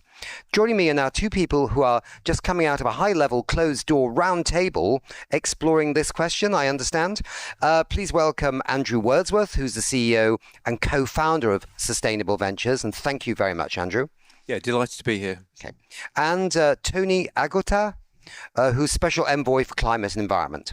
Yes, thank you. Super. Andrew, I'm going to come to you first. Based on your views and what you've been hearing this morning, how could you characterize Europe's position as a clean tech leader going forward? UK, of course, included in this as Europe. Yeah, so one of the co-chairs, Baroness Worthington, obviously well esteemed in the industry, basically set the challenge of what is Europe's competitive advantage? What are we really good at? It's quite interesting because she spends a lot of time in the States, and sometimes it's can be quite despair. You know, the States are brilliant at innovation; they're going to win everything. Or China has all the resources that it can. So you sort of caught. And my reflection on that was, I think, Europe actually sort of literally sits in the middle, in that the best thing that happens here is government will work with other sort of stakeholders, and that collaboration. And a good example of that is first of a kind. So a lot of companies are looking to build these first of a kind plants and so on. And it's not something the private sector won't take the risk on by itself. Equally, the government hasn't got enough money to fund these things. But where government can take first risk and fund and basically just absorb, say, the first 10% of losses, that's where you can basically leverage in private sector money from the banks and stuff like that. So that, I think, is something that actually Europe is very, very good at. It's not saying it's black and white. It sort of sits in the middle. The other area, I think, which we talked about this morning, is talent. And obviously here at Sustainable Ventures, we're very privileged to work with over 1,200 innovators and entrepreneurs. And we see that every day. And my only hope is I wish government and other stakeholders could come here a bit more often and be inspired by the amazing people that are really working on delivering the mitigations to climate change. Tony, China, I mean, Europe is reliant on Chinese manufacturing and components for a lot of its clean tech. Is that dependency something that Europe can, the phrase was tolerate, but can we deal with that? Or do we need to somehow break a little bit with that or break completely with that? How far do we need to go in terms of tech sovereignty, independence? Yeah. Well, thank you. That's a very pertinent question because China is a powerhouse in many, many ways. It is the biggest global renewable deployer. It has a lot of clean tech. Of course, it came so in a way that would not be our way. And in certain instances, we also feel that it's unfair. And we're having that conversation with China. And so what we tend to say is that, we're not here to completely decouple. I don't think that's realistic. We're here to de-risk, and we need to do so. And if you look at the policies that the European Commission has put on the table together with member states of parliament, whether it's a net zero industry act, whether it's a critical raw materials act, our grids package, our industrial accelerator act, our clean industrial deal, all of this. And I'm mentioning it just to show that the thrust of the EU is very clearly to stay the course because for our prosperity, our money, for our health, for our security, our energy independence, the clean transition is the way to go, and it's happening. So when it comes to China, we will have very many, very difficult conversations. But for instance, on climate, we actually have a conversation with them because they too, in this world, want to maintain the multilateral order. So we have a platform. They say our cooperation is painted in green. I'll just give you an example. The backbone of our transition is the cap and trade, the emission trade system. It's all very arcane, but it's a brilliant system. I think we perfected it. We're going to do a review to make sure it's fit for purpose.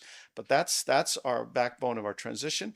We had a big pilot project with the Chinese who are taking that carbon pricing idea to heart. They're not there yet. But so those are examples of how we can also work together. But to your question, we do not want to be overly dependent on anyone in the world, not for Russia for energy, not for critical raw materials with China. So that's why we're trying to diversify. We're signing trade agreements with the political speed of light. Mexico, Mercosur, India is a big one. Indonesia we signed. And part of these new trade partnerships is to make sure that we can diversify that supply and have win-win relations with others. So we add local value to others. We just don't go in and take everything. We go in, we trade, but we also share our technology so they can build up local value. And that's our reliable long-term offer.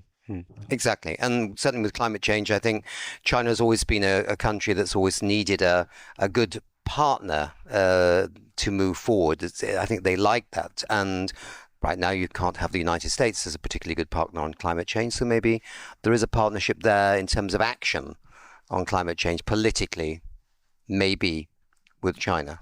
Again, we're not going to decouple. We're going to de-risk. But I think, we talk to China with an clear, open-eyed vision, as they do with us.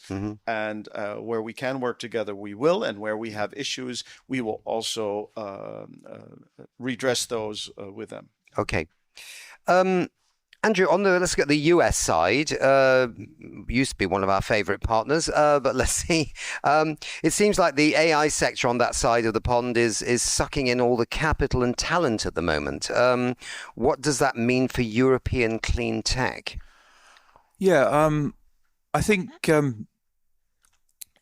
mean, obviously, things go in waves. Obviously, AI is. I'm not saying it's exploded at the moment, but what we're seeing in the clean tech capital markets is pure clean tech investment is declining after many years of always rising. We had maybe 15 years of uninterrupted. If it grew by 10%, that was a bad year. That is declining, but actually that gap, certainly in the UK, has been replaced by AI blended with climate tech. And we released a report in last September that looked at the implications for how AI could be a positive benefit to climate tech companies. So that's going just beyond sort of pure software companies. That's looking about how hardware companies are using to accelerate research cycles, using to find new revenue streams, and so on and so forth. And so our overall conclusion, particularly on AI, is it's as often painted as it's going to destroy the planet by its energy usage. Actually, we see the benefits and the acceleration that it will bring to climate tech deployment will outweigh that. Maybe slightly controversial, but that's kind of where we got to. No, it's interesting. We had some people on talking about energy efficiency yesterday, and they were actually saying that if you can only work out the planning of these data centers, chewing obviously up a lot of energy, but there's so much heat being produced. If you can harvest that heat and whip it into district heating systems and other things, you might see you ameliorate some of the the challenges that you have with the data centers in terms of climate change. So that was, again, being creative, right? And thinking about, That's a circular economy. That's a circular economy. You're absolutely right. And the Dutch are the best at the circular economy in the entire world. I think it's 7% or something is circular, or is it 8? I can't remember. But the other benefit actually is there's somebody from Rolls-Royce SMR, the small modular reactors, in yesterday. And actually Google are actually buying small modular reactors because the reliability they need for the data centers. So what you're seeing is these hyperscalers are starting to definitely invest in renewable energy. They understand that they can't use fossil fuels, and actually deployment of localized renewable energy or new nuclear is actually being accelerated by the fact that they are, obviously Google are pouring loads and loads of money into it. Right. So we're actually seeing renewable deployment will actually increase because of AI introduction. That's interesting, because I remember with the nuclear story, and a lot of people were talking about it, and I thought it was an old nuclear power station being switched on again. But no, there's also people looking at the small modulars as well. Okay, that's interesting. Okay. Where are we now? I've got this wonderful list of questions. Tony, there's a sharper question worth asking directly. What should Europe simply stop doing? Where is effort or money currently being spent that isn't working? Should Europe look at that more closely? Have we funded lots of things that didn't work, or that is a very political question. And as you know, we're entering the vortex of an epic battle on the multi-financial framework, which is the MFF acronym, basically the EU budget. So that is something that the Commission put a proposal forward, simplifying it, increasing it, also modernizing the budget into innovation, competitiveness, and security. And now it's up to the member states to negotiate. So I can't afford to make any political statement on that. But what we should stop doing, and I really strongly believe in this, is self-flagellation and despair. We need to overcome this crisis of confidence. As I just said also in the round table, I mean, it's very good to clinically look and see, so where are our vulnerabilities, our weaknesses, but it's just as important, perhaps even more important, to establish what are our strengths. And we have many, if you allow me. First of all, the more horizontal strengths. We have a rule of law, democracy. We have human rights. There's no death penalty in the EU. We have a very highly developed infrastructure. We have a highly educated workforce. We have a healthy workforce. We are open for business around the world. We only ask that it's free and fair. And our premise is if our neighbor does well, so do we. I challenge anyone to ask, if you could choose where to be born today, anywhere in the world, the answer would be Europe. But somehow, if you're far away from Europe, you dream of it. If you're close by, you risk your life to get here. But to be so complaining and whining about it, you have to be European. And we've got to stop doing that. So I would say one of the things that the European Union doesn't do, it doesn't market its successes as well as it could. I mean, well, you did, but I'm just saying that the Americans are always very vocal about, hey, we've got the most fantastic thing ever that you can't believe it and blah, blah, blah. And we will have to kind of listen and then decide whether it is the most fantastic thing since sliced bread. And then with Europe, you find out about these amazing breakthroughs that are going on through Horizon projects, through some of the environment-backed projects. We had a featured on a International Energy Agency show last year, a heat pump that's been developed under an EU Horizon project for industry that, holy shit, can go from like minus, I said yes, the S word, Sweden, and that can go from sort of minus 20 degrees centigrade water or something and scale this up to 250 degrees centigrade in seconds, right? And this could decarbonize 20% of European industry. And it's there, it's available, and it's happening. And yet, to find out about these things, you have to go through a lot of documents.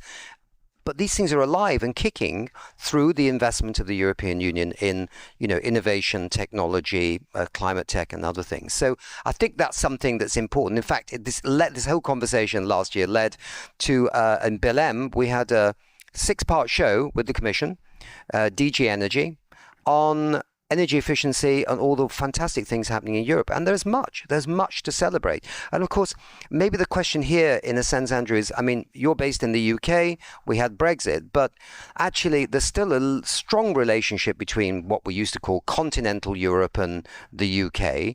And a lot of our policies do actually align with what's going on in the UK.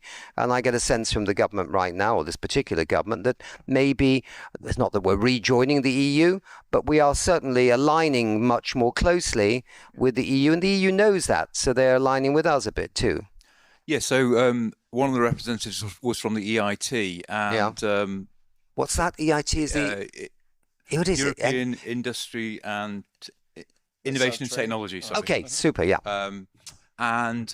So we've just closed a co-investment fund. So we have a UK-based it's tax-based fund, and for certain categories where we make an investment, that will be matched by EIT investment. So that's from post-Brexit, we are seeing these. We're experiencing that real collaboration of European funds being invested into technology. And it goes back to what I was saying earlier about the ability to work with. The EU has always had the ability to sort of seed and co-invest alongside with VC funds, and particularly in new sectors such as climate tech. That has enabled these funds to really grow and get off the ground. And again, that's the whole thing. I don't think you'd find that kind of stuff in the States or China. There's that whole government and the private sector working together enables new categories and new classes of VC. And there is within the European Union, but also within the UK as well. Also institutions there, the European Investment Bank, the Green Finance Institute in the UK, others.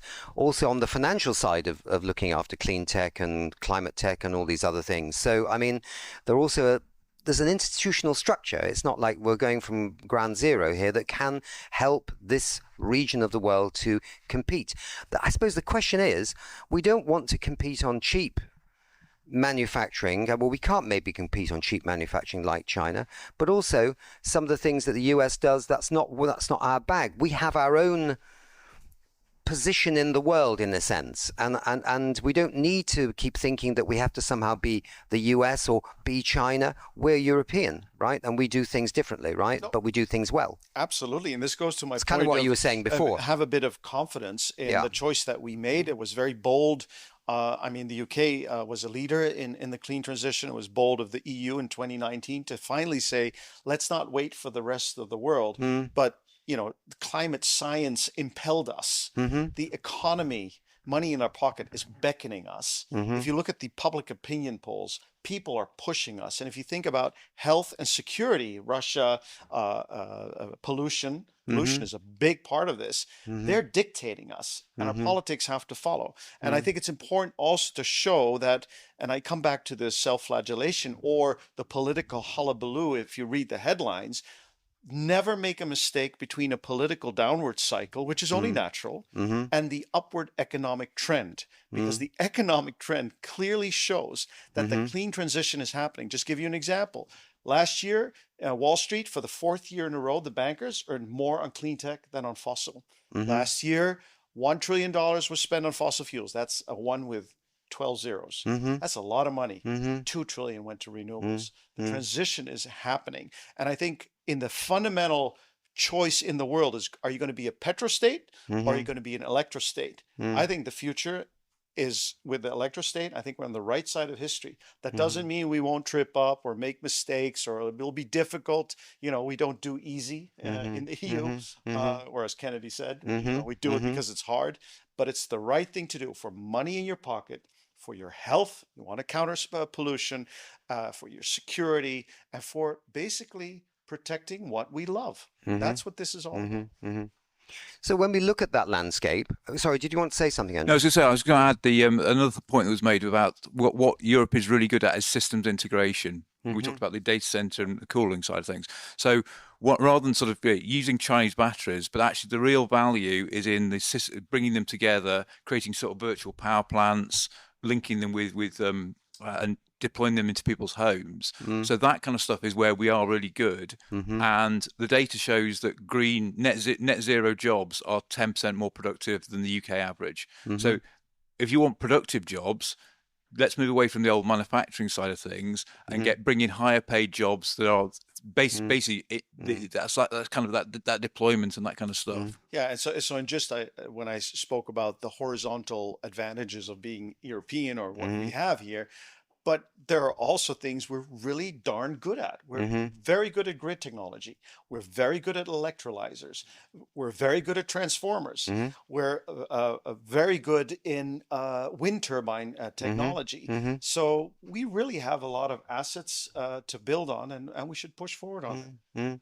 And also, I from the shows that we have and the people that we have on, and also the journalism that one does, one sees, you know, breakthrough technologies coming for the next generation of things we need. I mean, one of the things we of course need is long duration energy storage. So the batteries are great at sort of that short term, capturing those short-term peaks and then feeding them back in, but we need something bigger. I see there's a project near Manchester where it's called Highview, funded by or supported by the UK government, and where they take the surplus renewable energy and turn it into a liquid, the air, literally. They compress the air into a liquid, which then you store, and you can release it in seconds. It expands 250 times, turns a turbine. So instead of having a gas-fired, methane gas-fired power station sitting there waiting for when it's needed,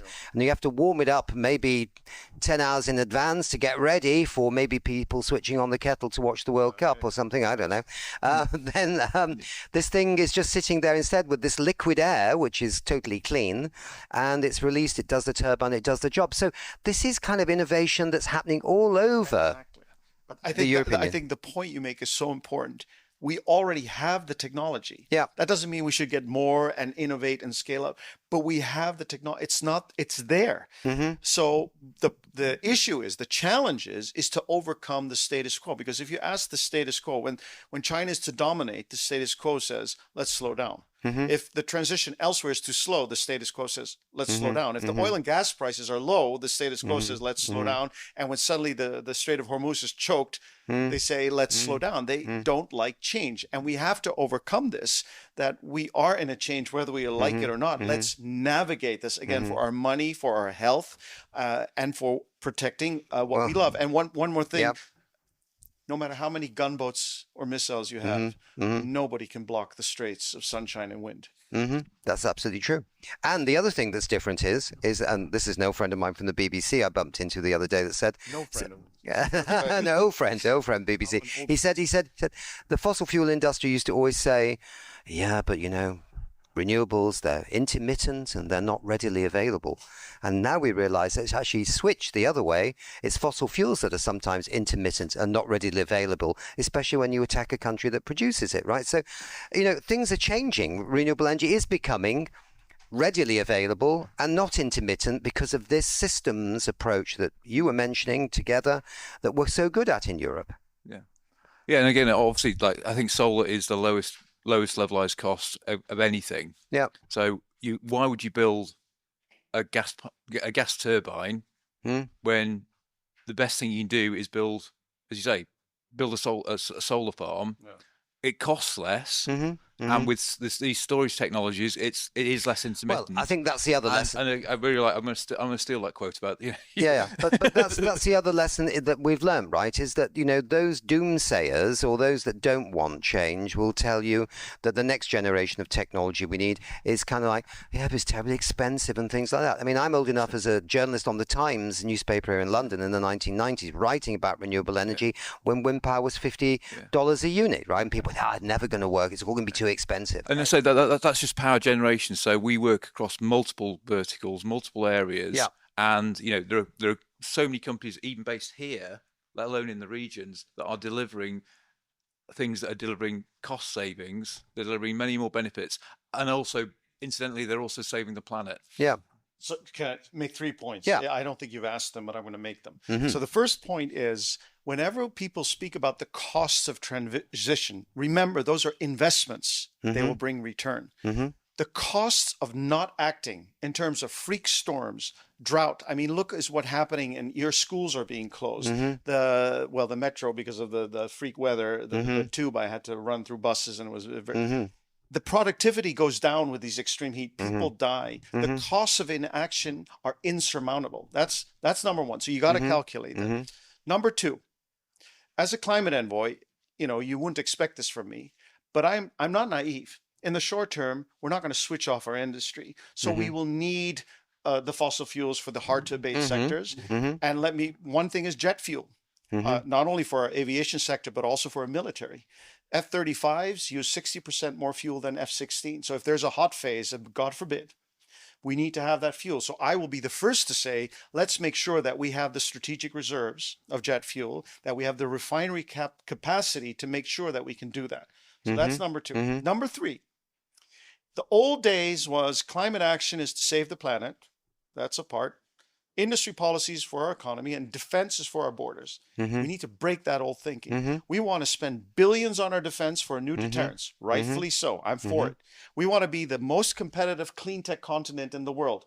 I'm all for it. And we see in Ukraine how the face of war is changing so drastically in ways we could not have invented. They're going through the greenest transition. This is their words, not mine, because of the Russian war of aggression. We got to combine it. We got to make sure that all that taxpayers' money that's going into defense also will be returned through dual use, through clean tech, through energy on spot, because that is the way to go forward. If we do that, we can come out being strong, strong economy, dual use. So I wanted to make that point, that connection.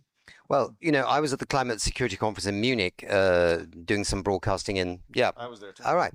And of course, I put the question to many of the delegates. They used to be at the Munich Climate Conference, loads of American 3-star, 4-star, whatever generals, and NATO, and British military, all talking about the risks of increased tensions in the world from climate change. And that's going to cost a lot of money. And we're already being stretched by helping our friends out with extreme weather events, right? It kind of downed a little bit at the conference in Munich this time, but I don't think it's going to go away for very long, because the links between climate change, insecurity, and conflict potential is very important. If I may, this is so important. The increased salination of sea makes the sonar more difficult. The decrease of air density makes the lift of rotor blades and planes very difficult. The increased temperatures with soldiers who are packing up cannot train or even perform. I think you had in one of your 2 years ago in one of your airstrips, the jets couldn't take off because the tarmac was melting. So the military understands full well what the challenges are in a future changing and challenging environment. So they get it. They might not be as talkative about it, but it's not gone. No. Andrew? Yeah, so I was going to add, so I've talked earlier about the intersection of, I guess, climate tech and AI. Yeah. And in terms of drawing a Venn diagram, I can see another circle around sort of defense. And because we work with over 1,000 companies, we're starting to see that Venn diagram is coming down. So climate technologies do have applications in defense. So, and maybe that's where the markets, that's where the money seems to be going. And there's innovators here are going, actually, I look at satellites, I'll take money from the NATO fund, and I'll use that to deploy, because I'm gathering the data anyway. Now that means that they can deploy more satellites, they can start to look at deforestation, they can start to look at heat islands, all the stuff they were doing anyway. But they're actually, a lot of these companies are being quite pragmatic, because a lot of previously people, I don't want to go anywhere near defense, but they are saying, actually, this is a way I can get into this sector that will pay, allow me to bring my costs down, and then I can deploy that into the markets I was looking at traditionally. It's a classic. I mean, actually, it's not an unusual process, is it? Because a lot of things came from defence. Exactly. I mean, even solar panels, right? And things like that. And I mean, it was the U.S. military and others who, when the ozone layer was thinning, were some of the first ones to change their chemicals from the ozone-damaging ones to the new, less damaging ones. So, I mean, the military's always been there, actually, in a sense. Yeah. So I think obviously one of the great joys about working in sustainable ventures is the entrepreneurs we work with, and they are being very pragmatic. They've said, in order to achieve my end goal, which is obviously trying to mitigate climate change, I will not sort of put my morals on hold, and I'll go after and say, look at these new markets. Yeah, okay, that's understandable. Actually, it's really, really great. We have to wrap up here because we're running out of time, but I want to ask one last question. So, and that is, Andrew, how many companies do you have here? And you're creating a node, I think, in Manchester as well. This is like a green tech hub, right, for London, but there's one for Manchester, and eventually maybe there's one for others, and eventually the whole of the UK is covered by sustainable venture hubs. Yeah, so in total, we've supported over 1,200 climate tech startups and scale-ups, either through investment, through community, such as this place, or through expert advice. And obviously, 2 years ago, we just had this London hub, and we took some investment and used that to expand across the UK. Currently, we are very UK focused, but we're looking to partner with similar organisations in particularly in Northern Europe and Scandinavia. So this place here is the County Hall is home to 160 companies. Perhaps uniquely, every single company who works here is tackling climate or resource scarcity. If you're doing fintech or whatever, you don't get in the building. So because everybody's got that common mission, they're all doing different things. Some are looking at building technologies, some are looking at food, some are looking at mobility, but they all have that kind of common mission. Right. And because of that, you get a really good sense of community here.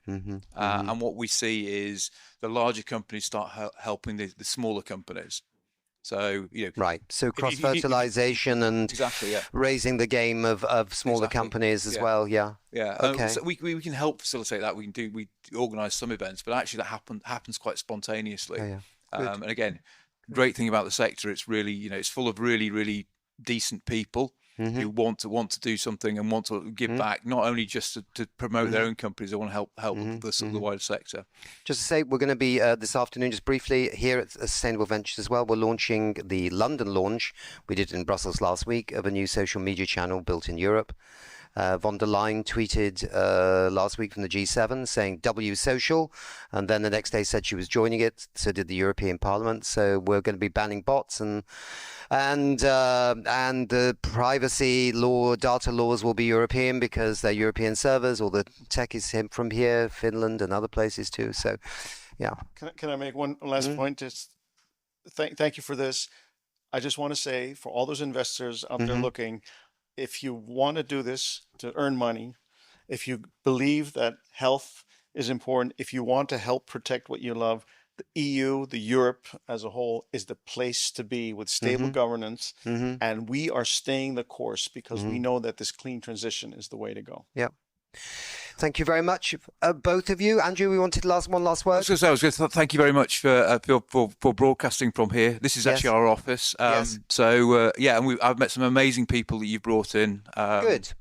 It's been difficult organising that because we're sort of here and then they leave and we're not quite sure where they go to. But I sit in the shed. Office, right? I sit in the shed. Okay, is this your normal office? Yeah. Oh, Andrew, I'm really sorry about that. Okay, well, yeah. I'll make sure that I leave a bag of Colin the Caterpillar fruit gums before I leave. Thank you very much. Thank you very much indeed.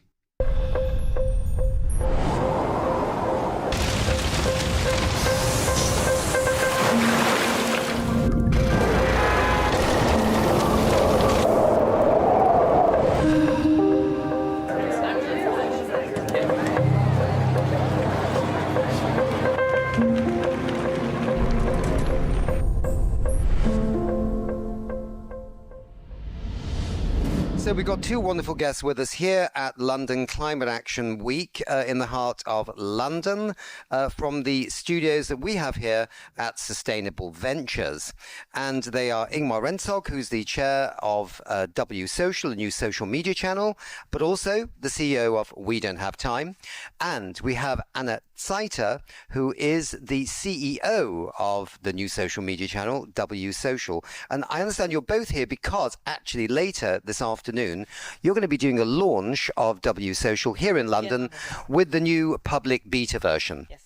Great. And you've done it in Brussels and you've also done it in Sweden, in a place, I think, up north in Sweden.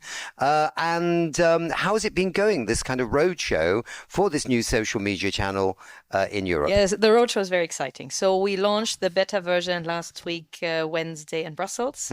Then on Thursday, I was in Paris at Vivatech.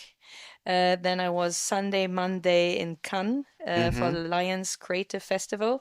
And I think, Ingmar, you were at Almedalen in Sweden. And now we're here in London. So we do a bit of a roadshow to explain what W Social is to the crowd. And we thought it's a good idea to go to events and explain W and to launch in different cities. So let me just say that, I mean, I know that that it's getting a lot of attention, but just briefly before we talk about that, there are some people who've been watching this show who've never heard of W Social. Can you believe that?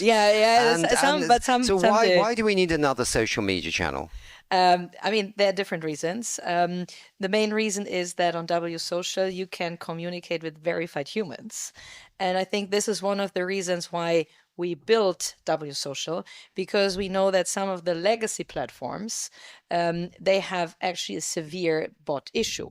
Because on some of the legacy platforms, I heard there are more than 50% AI bots. And that's, of course, that drives public opinion building from bot farms from foreign countries. And this is what we want to avoid.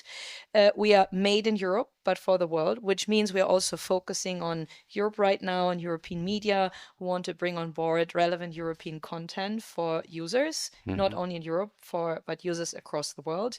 And but then also we want to bring people out of their filter bubbles, because I feel that sometimes people are tired of their filter bubble. They want to know what's going on in society.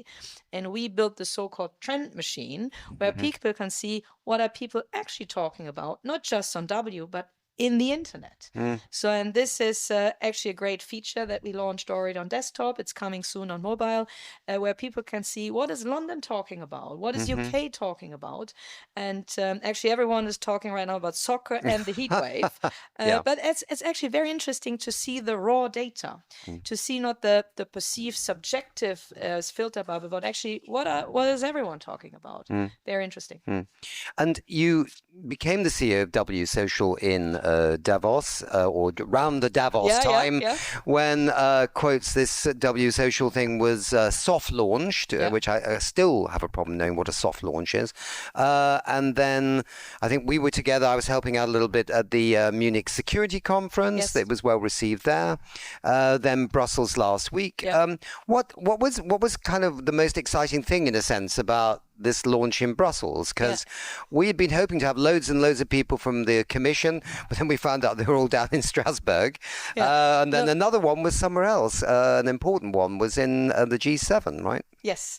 But I mean, so far it's overwhelming. So first the leaders, the politicians, the institutions, also the influencers that want to join W, it's overwhelming. Also the media outlets.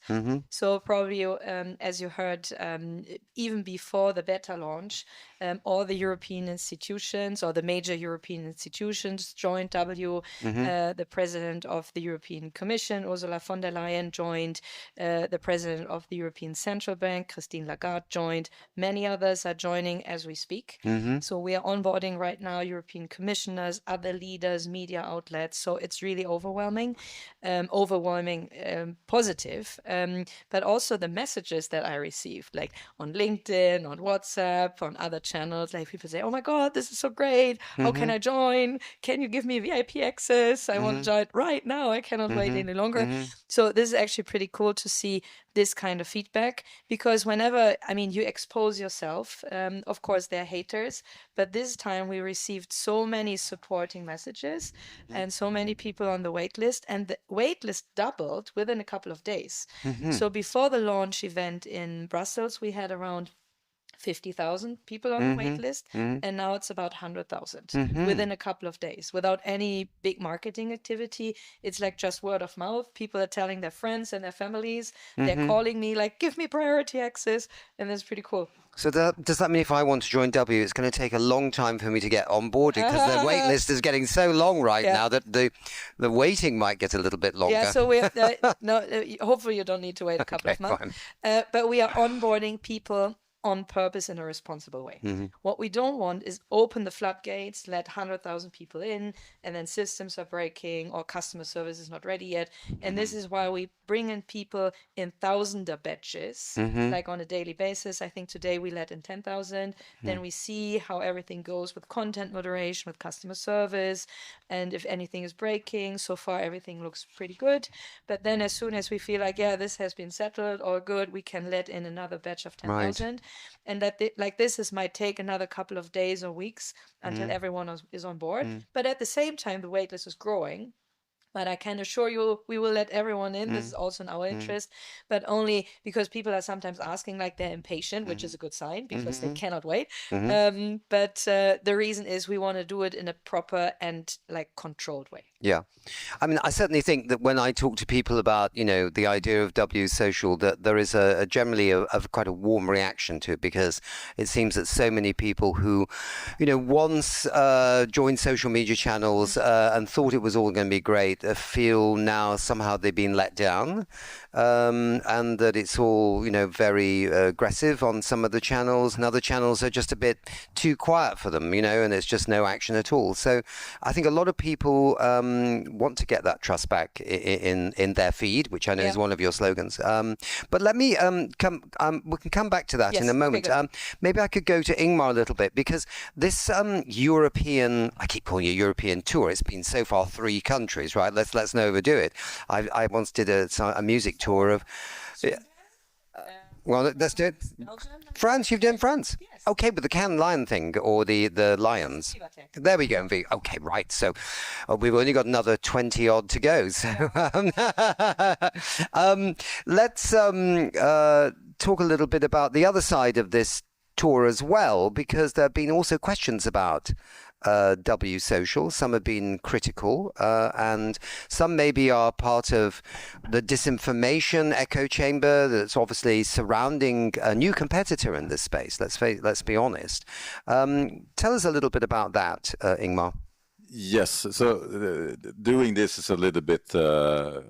It's a roller coaster. It's going up fast, it's going down, and that's your feeling when you're in it inside W. But I must say that I was very much prepared of what we're going to meet, because when we launched We Don't Have Time, we met so much resistance. Disinformation campaigns, crazy things. I mean, I've been through some really crazy things we don't have time. I know. Because we try to change things. So I was kind of prepared for it happening for W as well. But I didn't, I was a little bit naive. I didn't think it was going to happen immediately. So just some hours after we did this soft launch in January in Davos, there was a sophisticated campaign on X and other social media where someone triggered a fake rumor that the EU Commission had invested 500 million euro in W, and this was kind of an EU thing. It's completely taken out. It's not true, but it was deliberate. Many accounts on the same time were starting to post about this, and this spread to mainstream media, and up until this day, 4 months later, 6 months later, you can go to Grokpedia, that's Elon Musk competitor to Wikipedia, and you can read an article about W where it says that the EU Commission have invested 500 million euro in us, and it's fact-checked by Grok. So, but isn't the problem there that nobody's actually gone the other way? Because there's probably a source down at the bottom that links to a newspaper or a magazine or something crazy someone like are that. linking to someone else, and it just you know, feed the system, and when you see a lie enough number of times, you believe it. And it's only one media that contacted us and asked, is this true? And it was Euronews. Euronews, yeah, who wanted to clarify this point, yeah? It was Euronews and some others, but that was very interesting to see that, of course, crazy misinformation, disinformation, lies are spreading faster than the truth, and this is what we have seen here. And also, traditional media is, most of them are not checking the facts any longer, but some still do, and that was appreciated. Like Euronews, they came back and said, hey, Anna, is that true? That you received 500 million in funding from the European Commission? I said, no, this is not correct. But that was an interesting learning from the time after the Davos pre-launch, that disinformation came up so quickly. And then also we saw the more people refer to that and copy that, the more people believe that this is true. And also the AI chatbots, at one point, since this is the predominating information in the internet, everyone was like, this must be true. And also in Grokpedia at one point, there was like, W is funded by €500 million in taxpayers' money, which is not correct. We have not received any funding from the European Union. It was even political parties in Europe criticizing their government that they were funding us, and it's not true. I think that's maybe what this was all about, is a narrative, spinning the narratives, you have something to criticize. But that was just an example. What happened just recently when we launched this in Brussels last week, suddenly in Sweden we were celebrating midsummer. It's a big thing, people don't work, and in the middle of the midsummer night, the sun is out there, we don't sleep.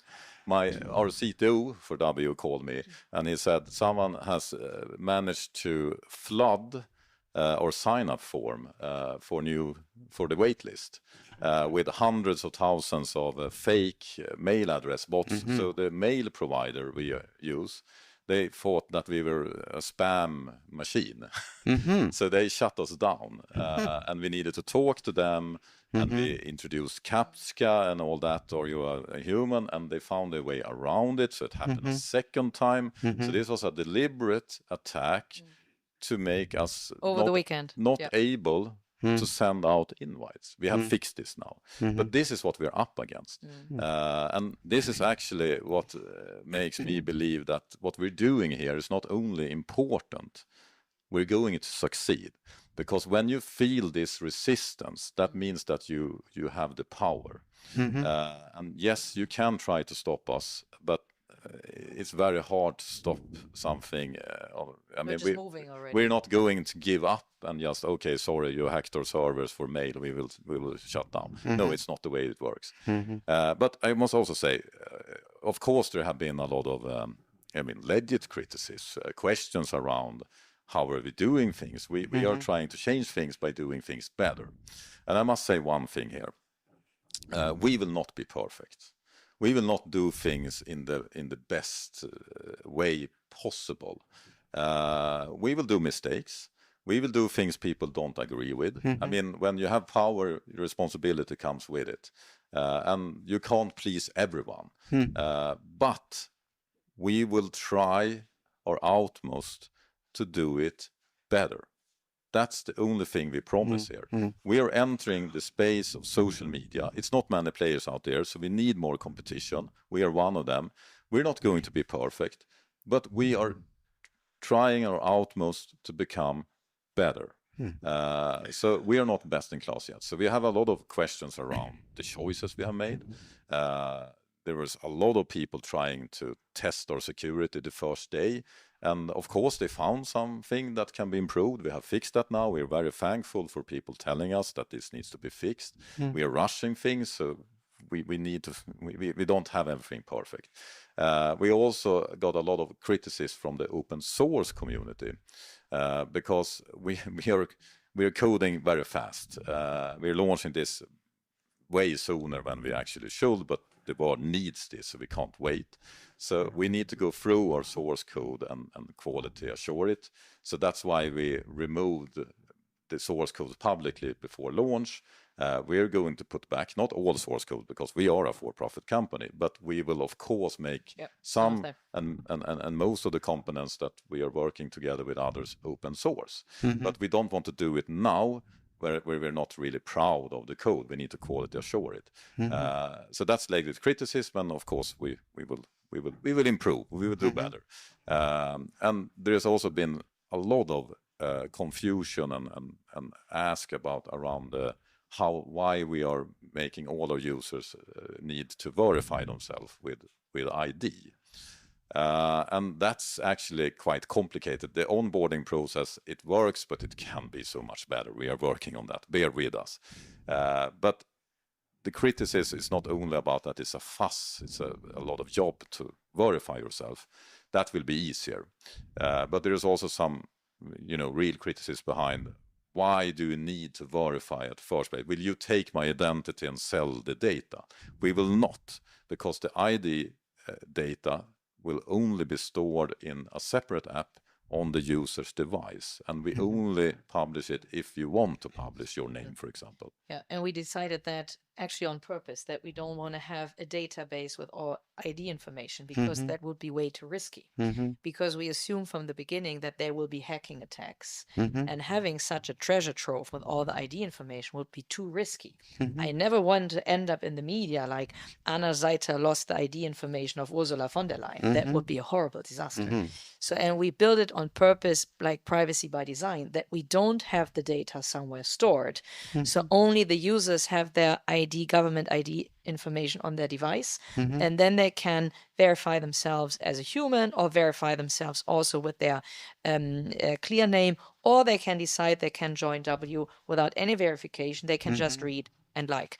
So this is like privacy by design, because there's also this criticism out there like, W wants to build government ID database and this is the deep state. No, hell no, I don't want to have this data. Funded by European Union. Yeah, this is all the crazy conspiracy. I don't want to have the data because this is what I learned in my almost 12 years as a data protection officer of eBay. Like the less data you have, the less likely is the risk that you have actually data breach. And I have no interest to have such a database because that only comes with risk, and this is not something we want to have. We're fast running out of time, but is there one other issue that's been mainstream, or not mainstream, but quite common in the commentary of those questioning W Social? Yeah, there was one question came up several times if we are for-profit or non-for-profit. We are a for-profit company on purpose because we feel we can only compete with US or Chinese big tech if we are for-profit. We want to innovate. We think that very big, and we do that together with investors. For us, it's important that these investors are from Europe. This is in our shareholder agreement that only Europeans can invest and can have voting rights in the company. And for us, it's important that these investors are mission aligned, that they share the same vision and mission that we need to protect European democracy. But we think we can only do that as a for-profit company. But maybe Ingmar, you want to add on that? No, I mean, we need so much resources to build this, and funding is that's a big challenge when you build something. And we want to build something that are not only dependent on investor money in the you know, the money you get when you start something. We need to build this so that it can fund itself. And there's a big business opportunity here. The European continent, all the users on social media from European citizen, that's 46 billion euro in marketing that we are giving away to United States tech companies, advertising revenue, advertising companies. revenue. We are talking about, you know, the balance between Europe and US when it comes to trade and China, etc. We are giving away this, and why should an American tech company make a profit when you read a English newspaper and you're sitting in London? And this is one of the reasons why the media is struggling in many parts of the world, because there is no longer any advertising revenue, because it's all going to the tech bros in America or TikTok in China. We want to reverse that. So imagine we can bring these almost 50 billion euros per year back to Europe on advertising revenue, which we spend right now to China and to the US. If we can bring that back to Europe, share revenue with traditional media houses, give it back to quality journalism, bring it back to the entire European ecosystem, to European creators, European influencers. Can you imagine that?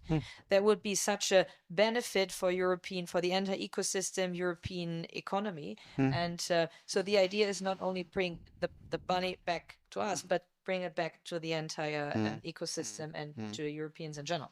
Good. So we could talk a lot more about this, but you also have an event later today here at Sustainable Ventures in County Hall. County Hall used to be the Greater London Authority, the sort of, and of course the House of Commons just on the other side, the legislator for the United Kingdom, a stone's throw away. Maybe I shouldn't say a stone's throw away, a small pigeon flight away. So we're looking forward to hearing from you, and I think we will be televising some of this, so we can learn more. I'm sure there'll be more questions.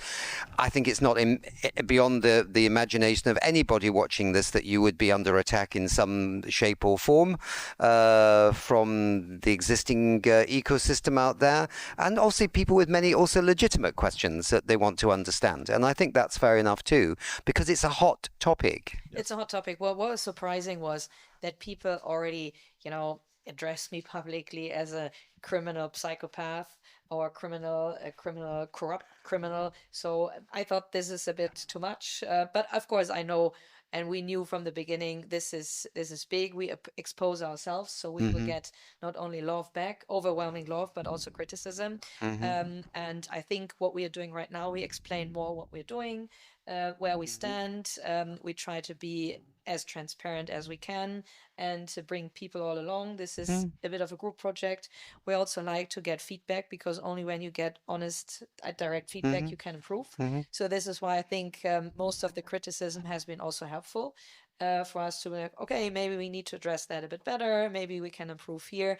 Overall, we are very happy about the feedback. And what I try to do is to talk to almost all of the criticists in person, and to explain them what we're doing, and to try to find a common ground and to learn. And because at the end, I feel that most of us have the same goal. We want to offer an alternative, and I think it's better if we do that all together. And one last thing to say about that. We have been so used around the closed social media platforms that once you have an account there, you can't move out from there. You're stuck with them. If you have a new social media, you need to start from scratch. That's not our approach. We are building W on an open AT protocol that is a network that already today have 40 million users. And if you use another app, Blue Sky and other apps are active on this network, you can move your account and your data to another platform, meaning that you actually move your followers, you move all your posts with you. So the data we have at W, we have storing the data in Europe, but we are not locking it in. Everyone are welcome to move their data to us, and if they're not happy with what we do, they can move it out. So the data belongs to the user. And that's the biggest shift in social media. And I think that will drive so much innovation, because today social media don't care about the users, they only care about the advertisers, because the users are locked in. But they do care about the users because they make the money out of the users. Don't listen. They don't care about you know what I mean, though. They don't design the app for the users. They design the app for the advertisers. This is not going to be possible in the open network. And open networks always win against the closed networks. So, but it takes some time. So that is what. Anna, you have the final. This is the last word right now. No, exactly as Ingmar said. Open source is and interoperability is the future, because that brings innovation. Because users can come and go. They not only come, but they can also leave if they feel someone else has something better to offer. And I think that's good for the entire community and for the entire ecosystem. So we'll see where this goes. So if your local bakery no longer is selling good rye roggen bread, you can go to another one around the corner, and you're not going to get in trouble with anybody. And if you complain, you can build something else. We need to focus on not complaining. We need to focus on building things. Anyone can do something better. If you have an opinion, build it. Good. Thank you, Nick. Thank you. Thank you.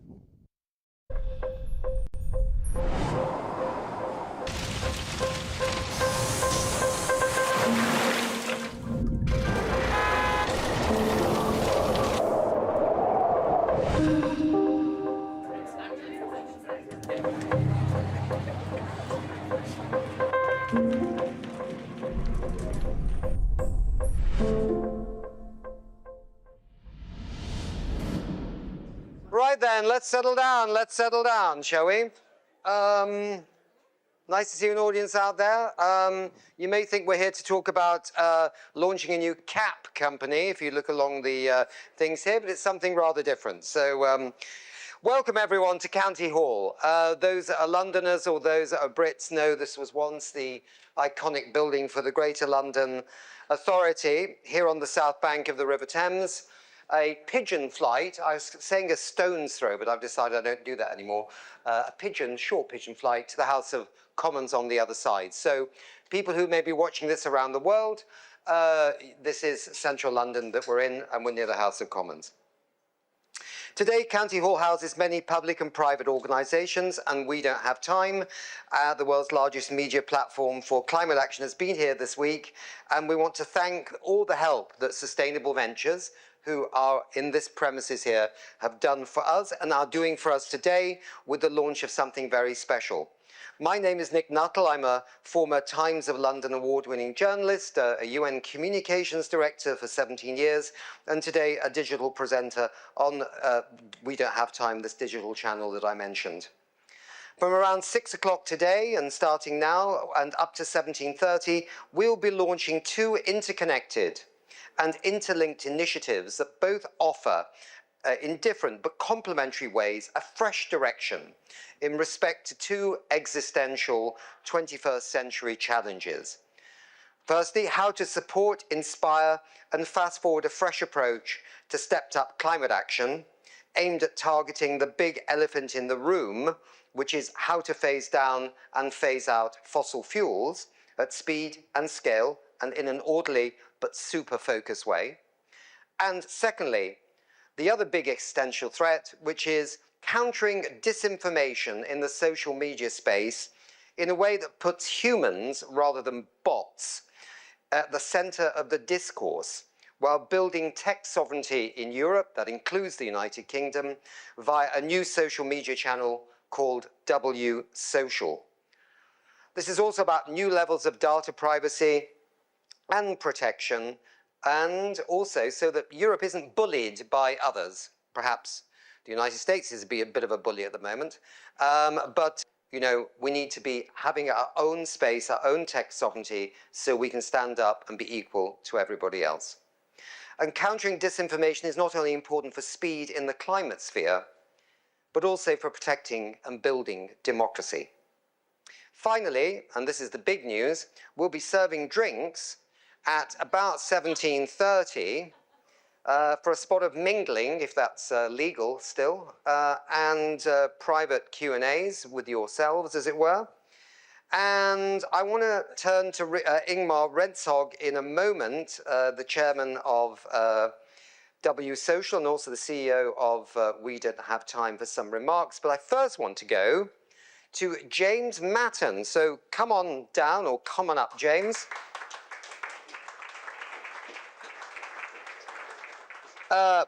James is here very brief. Oh, he's taking a pew. He's planning to stay a bit longer than that.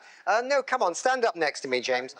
James is here because actually, if you are going to enjoy your drinks this evening, or even having any drinks at all, it's courtesy of James and his company. It's a law firm in London called Cooley, who have sponsored, at least in part, the W reception. James, we promised you 2 minutes or 2.5 minutes in return for that, and you're getting it right now. Thank you very much. I was asked to say why we're excited as a law firm about W Social, and I think really it's for 2 reasons. Firstly, the principles, and secondly, the tech that underpin W Social.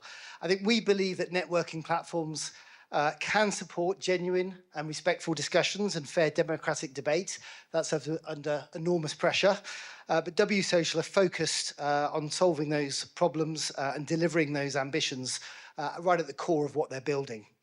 Human verification as a key strategy to eliminate bots and also hopefully to keep away those that hide behind secrecy to abuse others are really important ambitions, and I say at the core of what's being done here. And also the intent on having this hosted on European infrastructure. The European tech ecosystem is fantastic, and I absolutely love the key line, built in Europe for the world, which W Social are using. I think it really demonstrates the spirit and the intent of this company, but it also captures the spirit and challenge of our time. For years, discussions about the European tech sector have tended to focus on what it lacks. Investment, scale, speed, and a heap of very unkind comparisons to the United States. Well, a very different story is unfolding now. There is huge momentum in the European tech and venture ecosystem. So my law firm, Cooley, a key engine in it is representing innovators as they grow, taking companies from ideas to providing services and products globally, and usually in very short order. It's a real privilege having a front row seat and watch those companies develop. And I think W Social is going to become one of the prominent success stories in what's going to be a generation of European success stories. We've got so much talent across Europe, and we attract talent. I was told today that as things stand this year, there is more flow of tech professionals into Europe, into the UK from the United States, rather than the other way around, and that's new. We have so many fantastic research universities, so many incubators, tech hubs in London, in Berlin, and France, and with so many other cities showing emerging tech hubs, all feeding into these really exciting companies with increasing availability of venture financing on all stages of the journey to help them build. So in Europe, we need to recognise and we need to celebrate those successes whilst doing everything we can to support and to defend principled innovation, just as W Social is doing. So we're delighted to be here today supporting W Social. All right, great. Thanks, James. Right then. Ingmar Rentzhog, come on down. Ingmar, as I mentioned, is the CEO of We Don't Have Time, but he's also the chairman of W Social. And Ingmar, why are you excited about today? And why does this all align with We Don't Have Time's Make Science Great Again campaign? I'm excited because... Got the microphone? I have a microphone. Oh my God, why did you give me one then? You have two. This is called tech sovereignty. We've now got microphones in Europe and we're... You need it. Try to speak. Okay. Can I speak?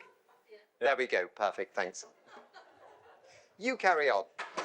Oh, okay. There goes a bit of tech sovereignty immediately.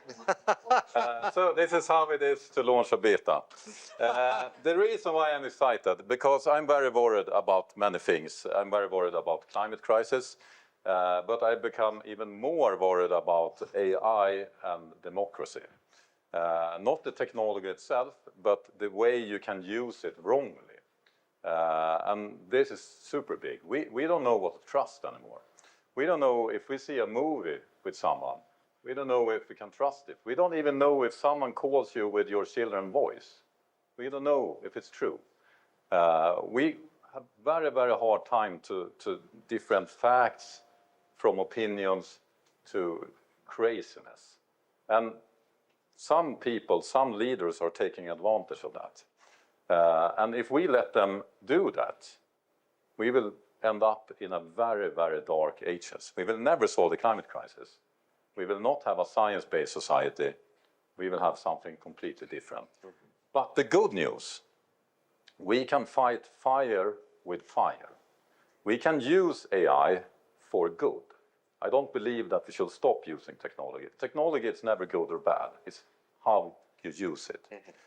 And what we will demonstrate here today is how you can use technology and AI to make people connect again, make people talk to people, and make people trust what they see and get them out of the bubble so that we're not getting fed into polarization and more and more. And that is what I'm looking forward, because I firmly believe that if we can't trust what we see, we will never solve the climate crisis and we will be in deep problem. So let's do something about it. And let's also just reflect on one other fact, that you've been doing a lot of things this week, but you met somebody yesterday who also now knows about W Social and also knows about Make Science Great Again. So I gave the cap to the king, Charles. And I will remember that smile for the rest of my life. He is on our side. He just can't say it as clearly, but he's for sure on our side. Yeah. So that was a good movement. And I didn't mean that he can't say it. I mean, if you're a king, you are not allowed to say everything. I wanted to see the king yesterday as well, actually, but I was told I had to sit in the studio all day interviewing people about climate change. So he got to go. But I once met the king when he was the prince, and I spent 30 minutes with him. You only spent 5 minutes with the king. What is the value here, right? Was my 20 minutes worth more than his 5 minutes? You also met Putin, so I think you win. I met Putin, yeah, that's true, actually. Yeah. I met Putin when I was a spokesperson for the Paris Climate Agreement, and we shared the same portaloo. Which is this really in the manuscript? No, it's not, but it was one of the most surreal things ever to be a man in a portaloo with Vladimir Putin. I can assure you, he is quite short, and I'm not exactly tall, right? So, yeah, but a lot of friends say to me, oh, God, you had the opportunity to change history. You know, but anyway, all I had was myself and a plastic cup, so what can I say? Look, Ingmar, thank you very much for that. Let's now welcome our second guest to the stage, or third guest, actually, technically. Oh, yes, we've got something else first. Aha. Can we just play that deep... Yes, of course. There was a time when the internet felt like a promise. A place to discover, to connect, to be heard. We did not lose connection. We lost trust. Today, information moves faster than ever. But trust moves slower. We are more connected and more divided. But what if we could begin again? What if privacy came first? What if identities were protected? What if technology served people instead of people serving technology? Open networks, protected identities, verified humans, transparent rules. Not less freedom, more trust. Because democracy depends on conversation. Science depends on trust. And our future depends on understanding one another. The digital public square should belong to the public. Built on openness. Protected by privacy. Designed for people. Built in Europe. For the world. This is W. Welcome.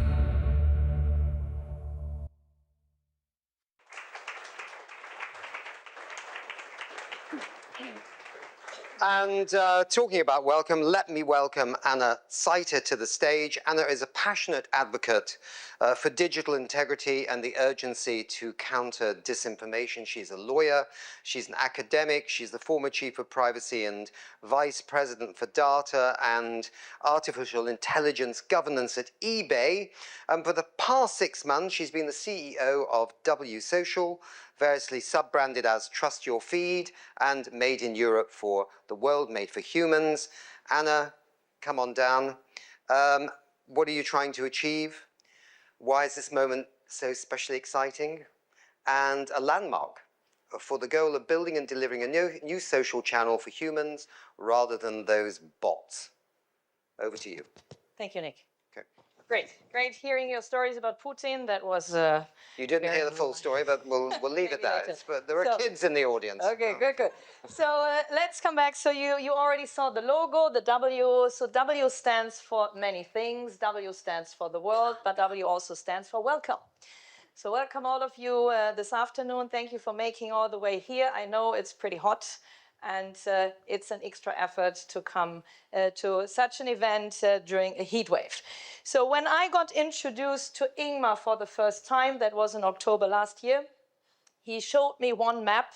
And after a couple of minutes, it was clear for me, we need to work together on this matter. So Ingmar showed me this map.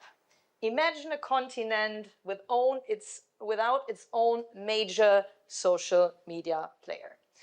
Let's do a bit of a polling here in the room. Who is using LinkedIn? Me included. US. Who is using X? Who is using TikTok from China? A few. Who's using European social media? Yeah, we want to change that. So, but what is the issue with that? If you take a closer look, the situation right now is, with all this attention economy, we are giving away our attention to the US and to Chinese social media providers. With that, we are also giving away revenue. We are giving away data. With this data, AI models in the US and in China are being trained. In return, we are getting content, functionalities, but since last week we know not the full functionalities, only a limited set. We are also getting back worldviews, information, but also misinformation and targeted disinformation. That erodes trust and undermines democracy. We all know that next year will be a big election year in Europe. We also know that in the past, some elections have been manipulated through AI bots. I think we all know how these AI bot farms look like, but we want to show you that once again. This is actually what we are fighting against. This is actually a small bot farm. It's horrible.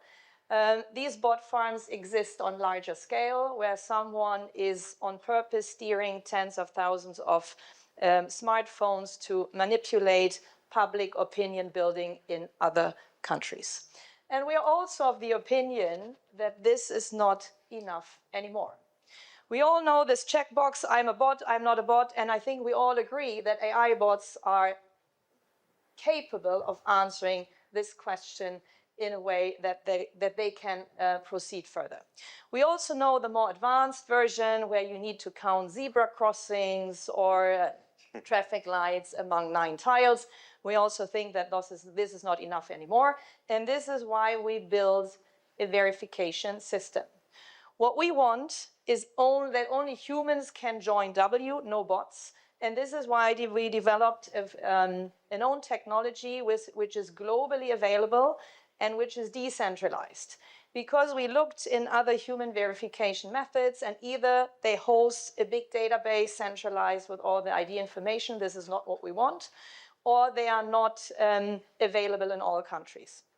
So and this is why we developed W Identity, and users can have 3 choices to join W. So if they feel they don't want to sign up with their passport or their ID, they can just join W, and they can read, explore, and browse and like content.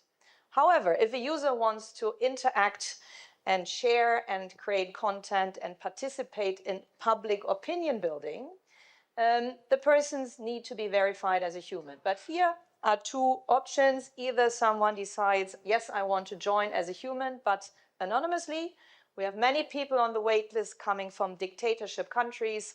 They don't want to share their real name. They're afraid. And then we have people who want to join under their real name. This is something that we incentivize. Whoever joins W and is verified as a human with their real name will get prioritized in the feed. Like this, we give people options to choose between no verification at all, full verification, and anonymous verification. Who are we? This is the core team. We have many of those here in the room. Ingmar, the chair. Then we have Lisa. Where's Lisa? Say hi. Then we have Johan, Chief Commercial Officer. And then we have Hugo, Chief Marketing Officer. They're here. If you have time during the drinks and you want to get to know the team a little bit better, we are actually here. Then we have a world-class advisory board. We have also someone here, Sandrine Dixon-de-Clève, Honorary Chair, Club of Rome, is here as well. We have many other key people. Probably you know Elizabeth Denham, former UK Information Commissioner. She's also on the advisory board, and many others as well. So we have that on purpose because we feel, I have a bit of a, okay, good. Why did we do that? I mean, this advisory board is pretty big and pretty robust. We think we cannot build a social media platform on our own. We need that together with a big group of people who can give us advice in different areas. One spot is still empty, and we just got the confirmation that Connie Hedegaard from Denmark is joining, former Commissioner of the European Union and former Minister for Environmental Affairs from Denmark is joining, and she is getting the remaining spot. Speaking about European countries, we are owned in Europe, but available for the world. We have investors from 10 different European countries, 80 investors. Some of the investors are in the room today. And these investors are experienced entrepreneurs, technology leaders, former ministers, people who want to do good, but people who want to invest in European tech and European tech sovereignty. Now the question is, are we for profit or not for profit? Yes, we are for profit, and we want to make money with W at one point. What is the business model? Advertising and paywall credits. This is pretty straightforward. So at one point, probably next year or in 2 years, we will start with advertising in a responsible way. And this is why we are engaging one of the best law firms in the world in that space to give us advice on how we can do advertising in a GDPR, DSA, Online Safety Act compliant way.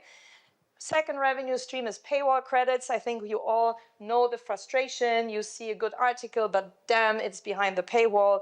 And if you could have the option to have a wallet functionality where you can pay individual articles with a small bit of money, I think that would be appreciated. We are currently negotiating with the big media houses in Europe to make that happen. And this is especially something that young people like, because they don't have the money to necessarily buy an annual subscription for New York Times or for the Times or whatever. They want to buy individual articles for small money.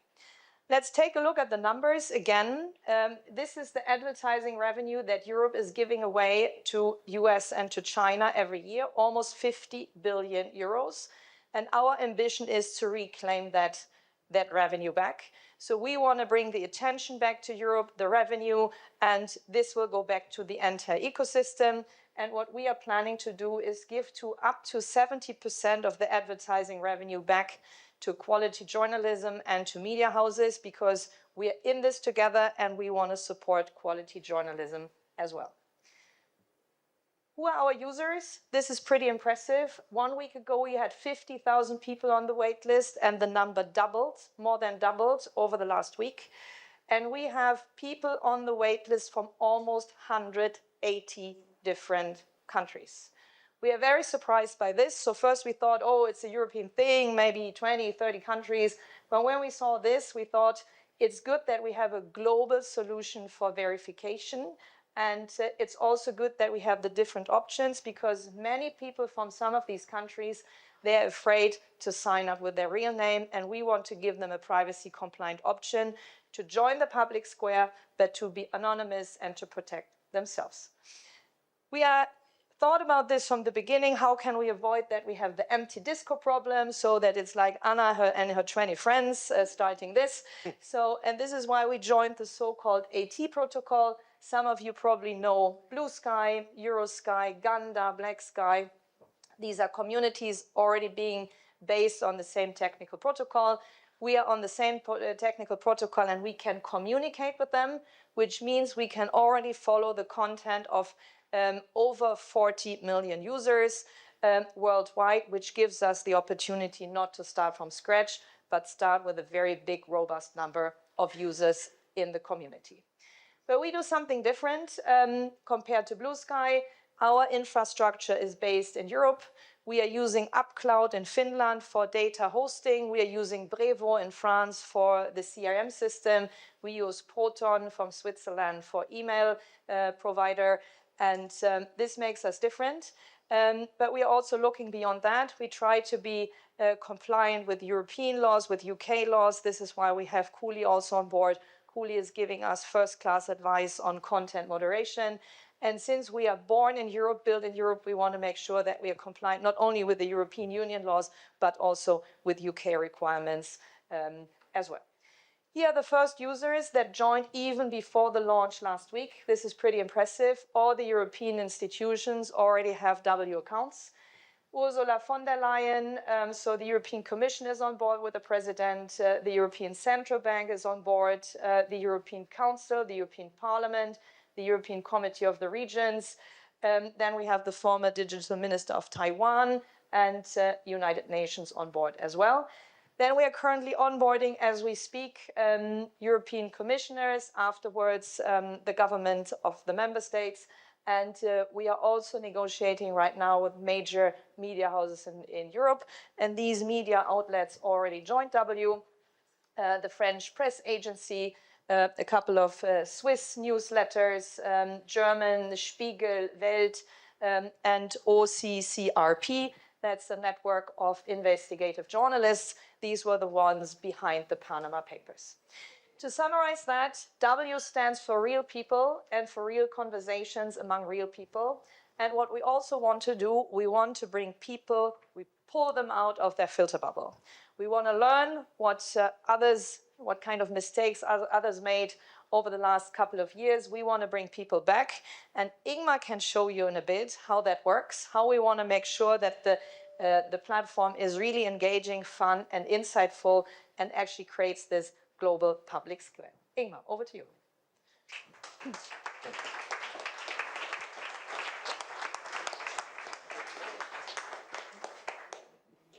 Thank you, Anna. And I will do something very hard now. I will do a live demo.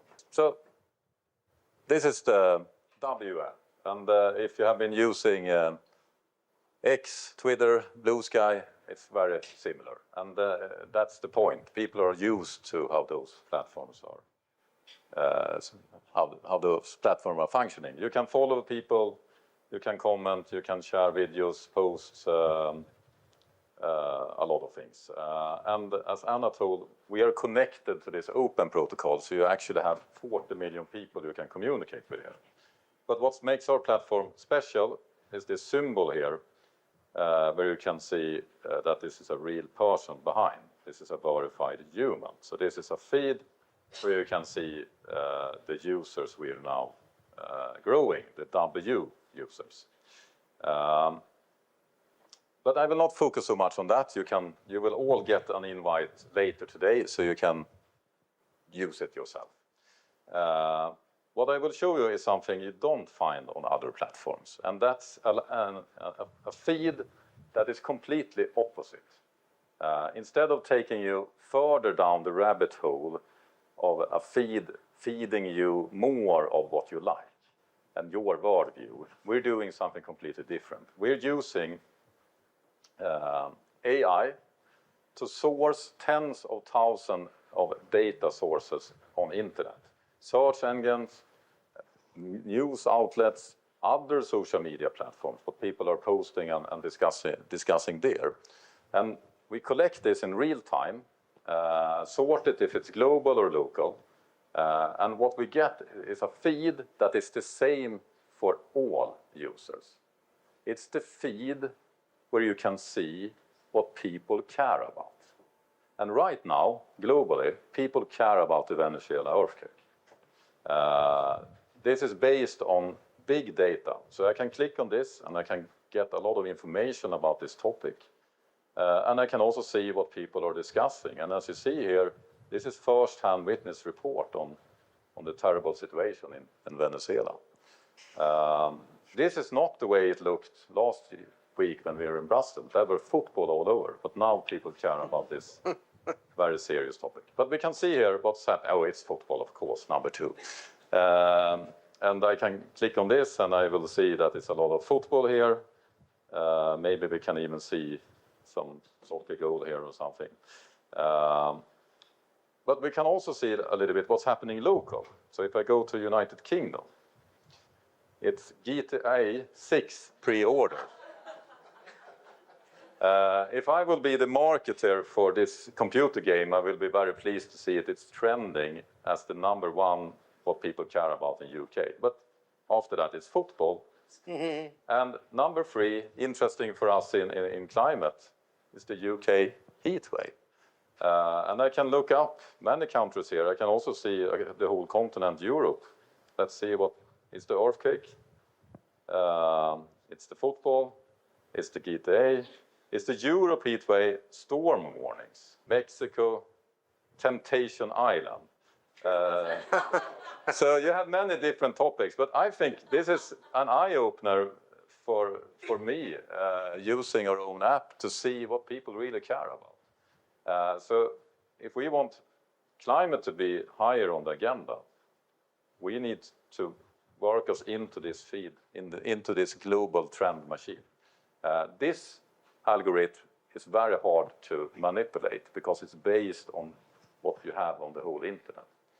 So what we want to achieve with this is something that I think is very, very needed in the society we're living in. We need to have a common ground where we can discuss the reality. We need to see the reality the same way so that not all of us are seeing our own reality. That is what we are providing with this trend machine. And I think that is a starting point to start listening and talk to each other, even if we have different opinions about the reality. We need to see the reality in the same way. And we are also caring about what other people care about. And that is so easily to manipulate on a platform where you don't know what's a fake account and a not fake account. But on our platform, you know that. So that was actually my live demo.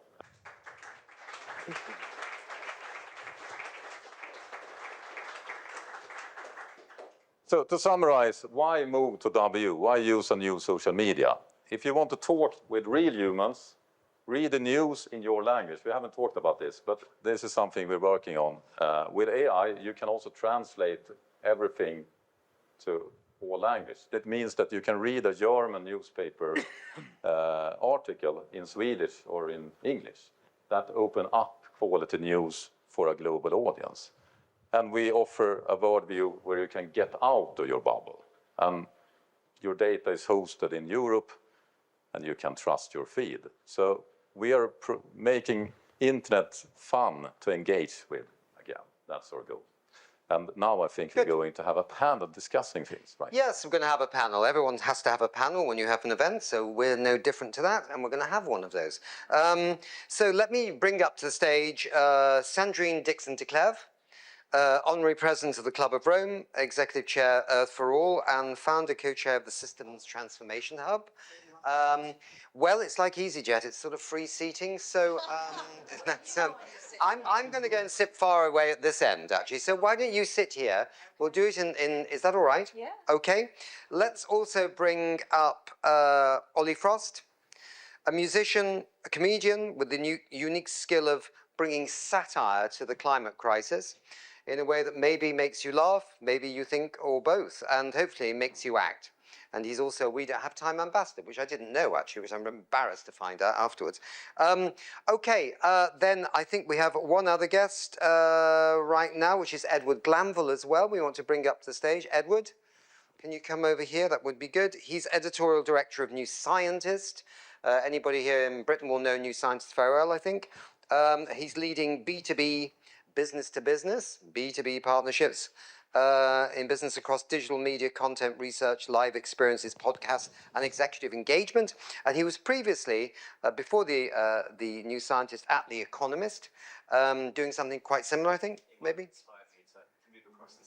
Igmar inspired you to move across. Make science great again was his message to you, as he is saying it to the King Charles III.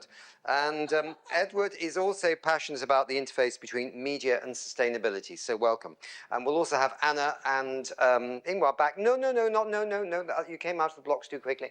After we've it's like the Olympics here. Let's talk to our friends here first, and then you come and join them. That's the plan. All right, Sandrine, why do we need a social media channel, in your view, for Europe and for the world, actually? But how does this strengthen European democracy? For some of you who actually know me, and Nick and I have worked, and with Ingmar, for many, many years in the area of the climate space, you might wonder why I've made such a switch into this space and supported W so wholeheartedly. The first is, I think that the anchor of science really links both those of us who have been very concerned about disinformation, and especially in the climate space, and hence why a social media platform that is anchored in science is so fundamental. But the other core reason is because in the work that I've been doing recently, we've been identifying patterns of both the link in terms of anti-immigration, anti-climate, and the push against democracy. And there's a link, a very, very deep, grave link. There's also a grave link, and although I express myself with a very deep American accent, I am French-Belgian, and fundamentally believe that what we're seeing in those patterns across the board is the prevalence of an American culture that is taking over what I would call tech bro feudalism. And that American culture is infringing on everything that we do, including our sovereignty at the European level, in particular when it comes to digital sovereignty, and Ingmar pointed to some of that. So the importance of made in Europe is fundamental, because right now 80% of our data is in the hands of the US. But also the importance of made in Europe for the rest of the world is just as fundamental, because actually it demonstrates that European leadership will not do what American leadership is doing right now, which is pulling everyone backwards rather than forwards and trying to demonstrate human progress in the areas of freedom, democracy, and regaining control of our social media. Thank you. So next up is Ollie Frost. I did an intro on him slightly there, but Ollie's videos, I mean, I'm sure, anyone seen Ollie's videos? Yay, okay. They have been watched by tens of millions, and his stunts have provoked debate about mental health and social media, as well as laughter when I was watching the other day, trying to choose a video for him today, when you appeared on this big talent show as a recorder artist. That's Blockflöte, if you're German. You didn't know that, did you? Blockflöte, yeah? That was amazing. Ollie, first up, before we ask you a question, we will play a clip of one of your great videos. Have we got that loaded here, yeah? Well, today we're going to the launch of my first kids' book, Why Daddy's Law Firm Works with the Nice Oil Man. Daddy, won't burning more oil mean more people get killed? Well, we don't burn the oil, we just help it get drilled. Yeah, our kids do sometimes wake up screaming, wondering why their dad's working for one of the most destructive industries on earth. And sometimes what they really need is not a hug, but a persuasive legal argument. When the clients do bad things, can't you just say no? Our profit equity per partner might fall, and then it's bye-bye Nintendo. You know, I think what children don't realize is business is very complicated. We can't just do things because they're the right thing to do. You can be a good father and help multinational oil companies secure financing for their next pipeline. Hi, sweetie. Just wondering if we're going to see you at the launch later. Daddy's big day. Yeah, no, of course, you've got your therapy tonight. I mean, I think people will really connect with the plight of a well-paid lawyer having to justify the moral complexity of his work to his children. Well, thank you everyone for coming. You know, tonight's really about starting a conversation with the next generation and telling them they're wrong.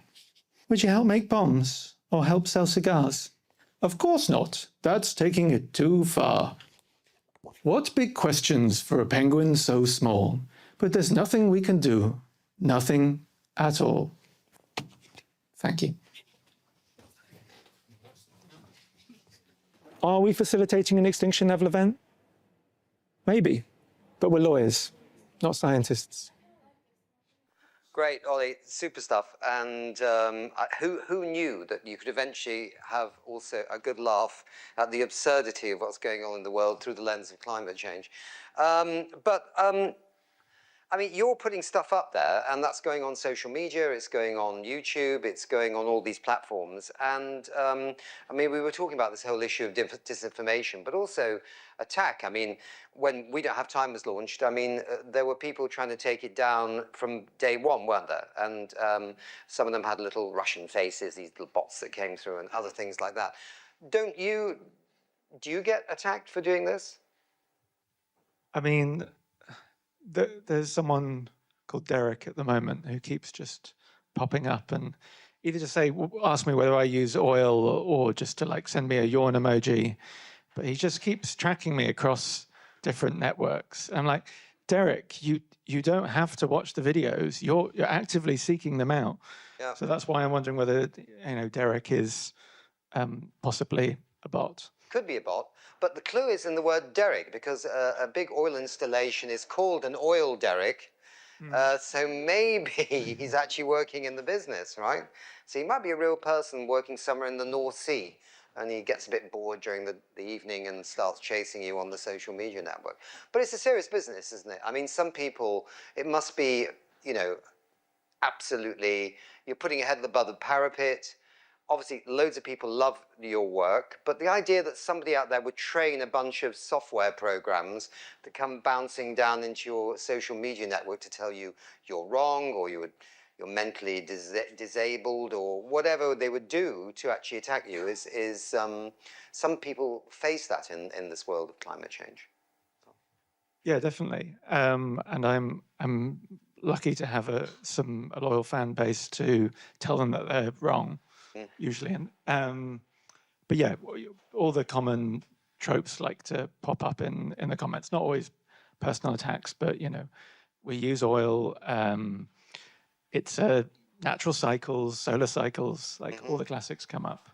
Yeah, that's right. Yeah, we're all guilty of it. There's a great oil industry line, isn't it? Which is that well, we just drill for it because people want it. It's not our fault. Yeah, it's a bit like what you said there. But somebody an old friend of mine from the BBC was walking around the corridors here recently, and he said the fossil fuel industry used to say, well, the problem with renewables is that they are intermittent and not readily available. And they went, holy shit, let's look at the situation in the Straits of Hormuz. My God, oil is intermittent and not readily available. In fact, these days with storage, renewable energy is fully available, yeah. Okay, Ollie, I know you're working on another film right now. Can you give us a hint? Actually, it's quite relevant. It's we're making a bot called Petro, who generates oil propaganda, makes it fun and easy. But we are just going to be displaying it. He's going to be connected to a printer, and he's going to create pre-generated content. But we won't give him an internet connection. You won't give him an internet connection. That sounds good. Maybe W Social can help on that. And lastly, would it be useful to have a W Social channel type thing that was a bit more sort of like, well, bots are put back in the bot bin bag? The bot bin bag, does that work? Okay, fine. Yeah, I think as long as there's some unhinged humans to bring a bit of that color back, I'd love to get the bots in the bot bin bag. Yep, okay, good. Bots in the bot bin bag. Okay, that works as a phrase. Okay, thank you. All right, Ollie, stick with us. Edward, want to talk to you a bit about this through the lens of the media. I mean, the relationship between media and social media over the years seems to become a one-way traffic, with social media sort of like winning all the prizes and taking all the gold, and traditional mainstream media, even being derided on social media as being mainstream, as if that's something absolutely horrendous and boring, right? We're very fake news, you know, that's what we are nowadays. Yeah, mainstream is just fake news, right? But all these huge revenues disappearing off to the tech bros in America and TikTok and maybe to other places too, being brought back. I mean, doesn't that give it a chance for the mainstream media to somehow reclaim what it used to be, which was mainstream media, which was fact checks, there were editorial structures, there were people, not to say it was all perfect, but I mean, I worked in the Times and I knew there were a whole legion of people around me. I even had people calling me up in Russia, in Kazakhstan when I was covering the first woman in space from Britain, saying, oh boy, that was a great story about the Space Museum in Kazakhstan next to the Baikonur launch pads. But you say Laika the dog, the first dog in space, is in the museum because, oh boy, that was actually burnt on re-entry as the spaceship came through. So how can it be alive? And I went, I don't know, that's what I was told. They said, do go and check that, would you? In the middle of Kazakhstan at night?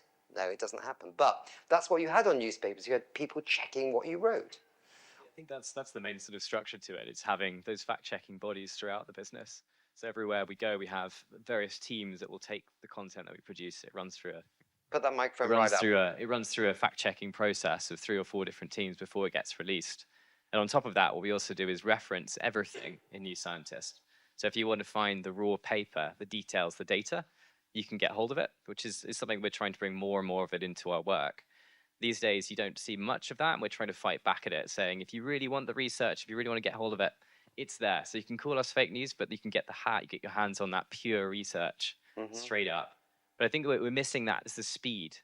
The speed of our news is the challenge that we have. Science takes time, and it takes time to create and produce effectively, and it takes time for it to become a real story that we can talk about effectively, because it's constantly evolving and it's constantly in process.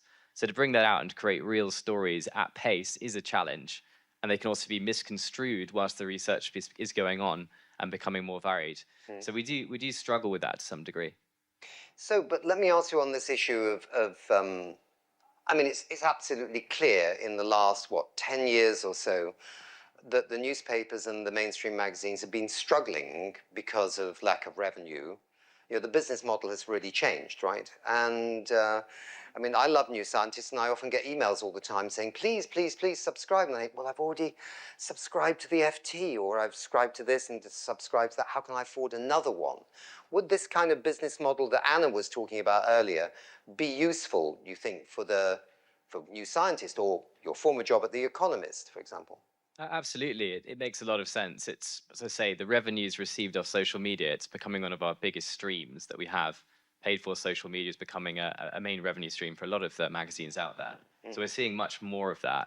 So I can see this being a really useful mechanism for us, especially with it being verified. So some of the challenges with social media is once you're up on there at times, you can be seen as non-valid because your comments are filtered through hundreds of comments being fed back to you by these bots. So it sort of invalidates your story sometimes when you get that. So we do struggle with that as well.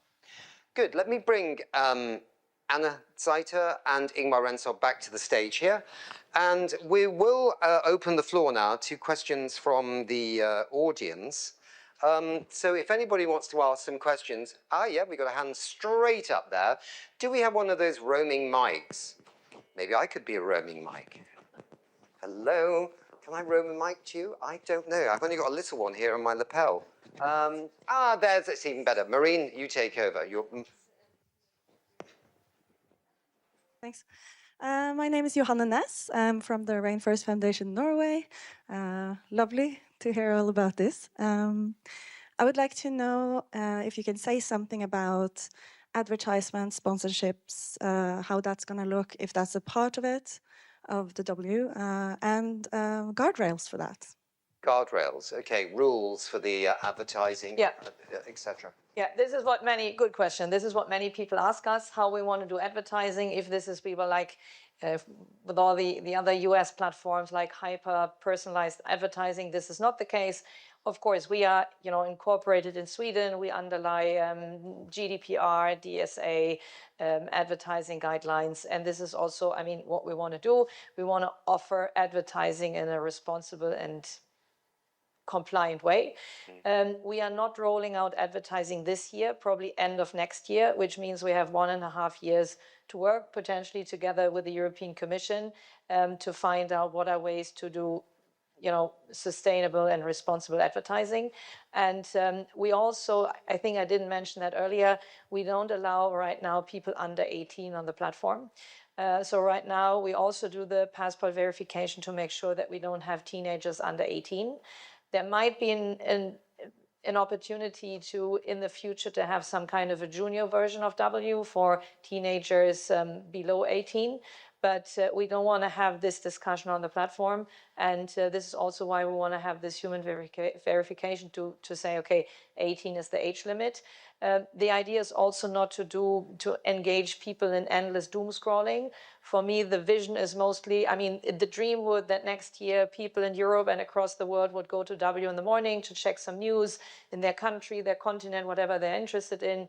Then they maybe check over lunch again if there are some messages from friends, and then they maybe check again in the evening. But it's more about meaningful interaction. Then some people might say, but if you don't do hyper-targeted advertising, just context-based, doesn't that mean an impact on revenue? I would then say in return, yes, but on our platform, advertisers would advertise to 100% humans. So this is not the case on X. I heard recently on X that there are over 50% bots. On W, they are 100% humans, and that would be an advantage for advertisers. So one disadvantage is balancing the other advantage. So, and our goal is to be, compliant and make it in line with European advertising guidelines.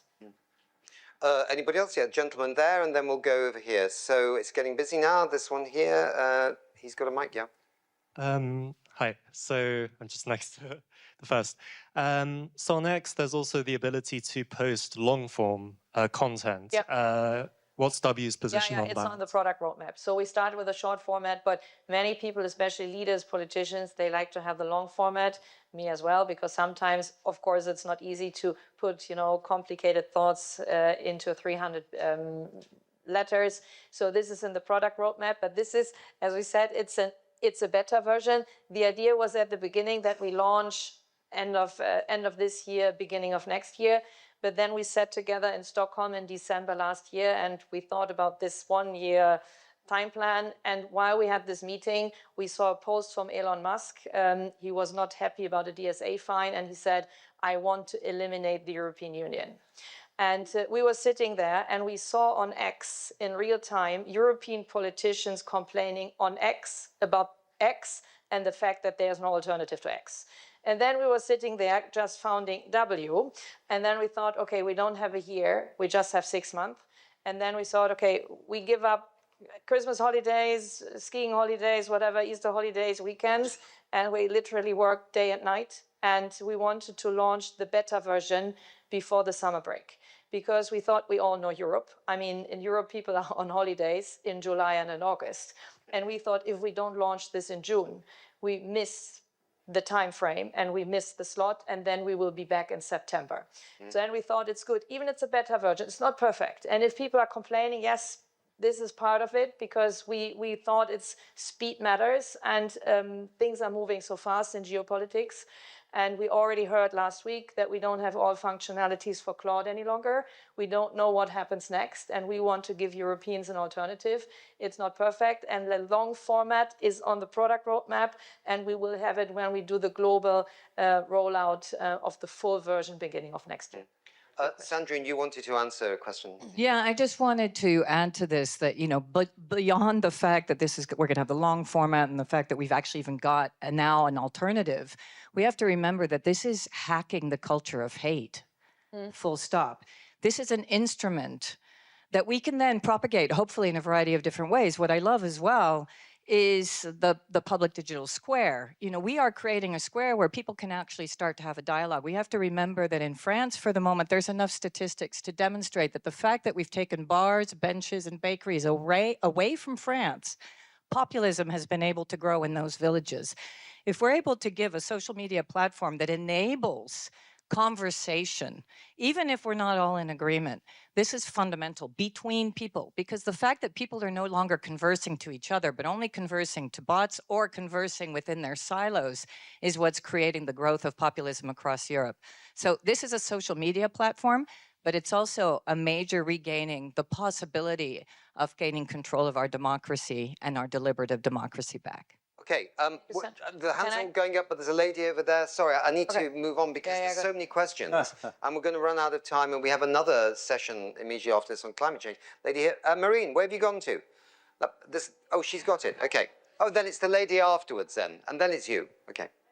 Thank you. I just wanted to ask how you foresee what we'll see on our feeds. For example, if Ollie's creating fresh content and videos, we might have Sandrine sharing her personal opinions, but then you have someone like New Scientist that's from publication sharing theirs. So how will we see that balance in our feed of maybe opinions or fresh content, but then also editorial from newspapers? I mean, it depends if you're what you're interested in. If you're interested in New Scientists, you follow them. That's how a microblog works. So this is something similar. But for Discover feeds and other feeds, we are prioritizing quality content.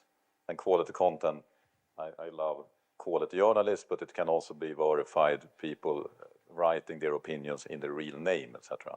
But one thing I want to add, and that's important, we're not building a platform where we are deciding what kind of opinion you're allowed to have. Even people thinking that the earth are flat are welcome. It's just that we need to know people need to know who is having the opinion. Is it a computer? Is it a bot? Is it a person? Is it someone using the real name, etc.? People need to decide for themselves if I trust the source. But the source can't be hidden. So that's what we provide to the table.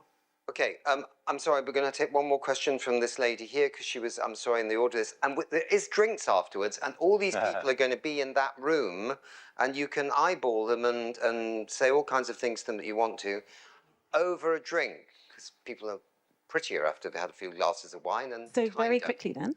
Yeah. I think it's a brilliant pitch. I think it's an amazing product. I'm really impressed with everything you're trying to achieve. Can I ask a little about the ownership structure, the shareholder structure? Are you fully invested? Are you up for investment? And what do you see the future IPO? If this takes off, there's potentially going to be, as you say, taking a chunk of that 46 billion. So I'd like to just see how you see the future go. Yes, good question. W, a for-profit company, and we are today funded by 80 investors. Some a little bit larger, some a little bit smaller. It's very much the same network that have funded We Don't Have Time. We Don't Have Time is also one of the largest shareholders in W. But as you said, we will need a lot of resources to make this as big as we want. So we're actually currently raising a round that we're closing 1 or 2 weeks from now. So if you're interested, let's talk among the drinks. Right now we are targeting individual private investors.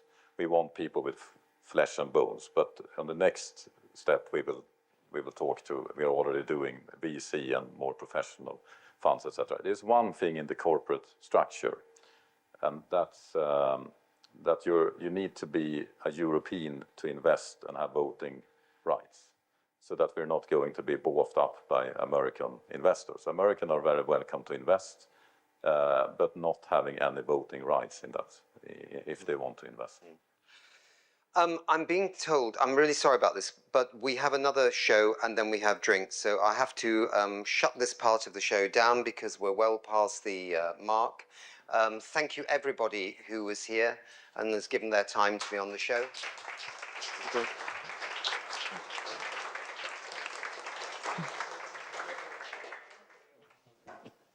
Right, and now we are moving on here. So in April this year, I hope you watch this happening and unfolding. 59 countries and the European Union gathered in Santa Marta in Colombia to work on a very truly historic event. And this was the first conference on the transitioning away from fossil fuels. And why was it such an historic event? Well, there was something strange about international climate deliberations, as you may well know, that although climate change is obviously been a big driver of these annual UN climate conferences, fossil fuels hardly ever get mentioned, particularly in the official texts. And since COP28, which was held in Dubai, some countries have said, holy shit, this is not good enough. We need to talk about getting off fossil fuels. We need that in the official documents. And it kind of happened in Dubai, but next year, the COP, the UN Climate Conference, went to Baku in Azerbaijan.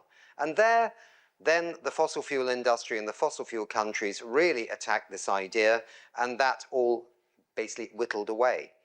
Belém, Brazil, last year, everyone tries to get it back on the agenda. Let's get the word phasing out fossil fuels, phasing down fossil fuels, exiting fossil fuels, whatever, on the final text. No, it doesn't succeed again because the petrostates say no, and of course in the UN everything is consensus. The Brazilians were quite smart, so were the Colombians, and so were the Dutch. They'd already pre-prepared the idea that, okay, you can't decide at the climate conference, but let's have another process where those who want to do it, those who want to get off fossil fuels, can meet. And they met in Santa Marta in Colombia, and next year they will meet in the wonderful Pacific island of Tuvalu.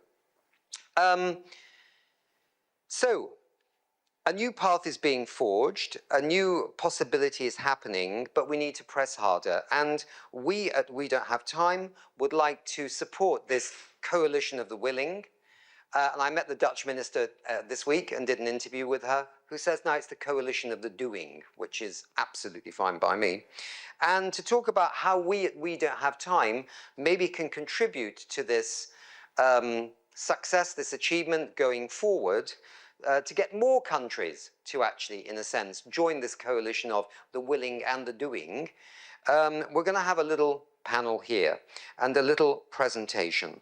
So I would like to call Annika Billing, Secretary General of the We Don't Have Time Foundation, to join the stage. Come on down, come on up, whatever the phrase is. And you have the floor, and you are going to present a tracker. I will, and an initiative, and talk a little bit about the foundation. So, just like Nick said, we have created an initiative called Growing Coalition of the Willing, based on what happened in Santa Marta and that force that comes from there.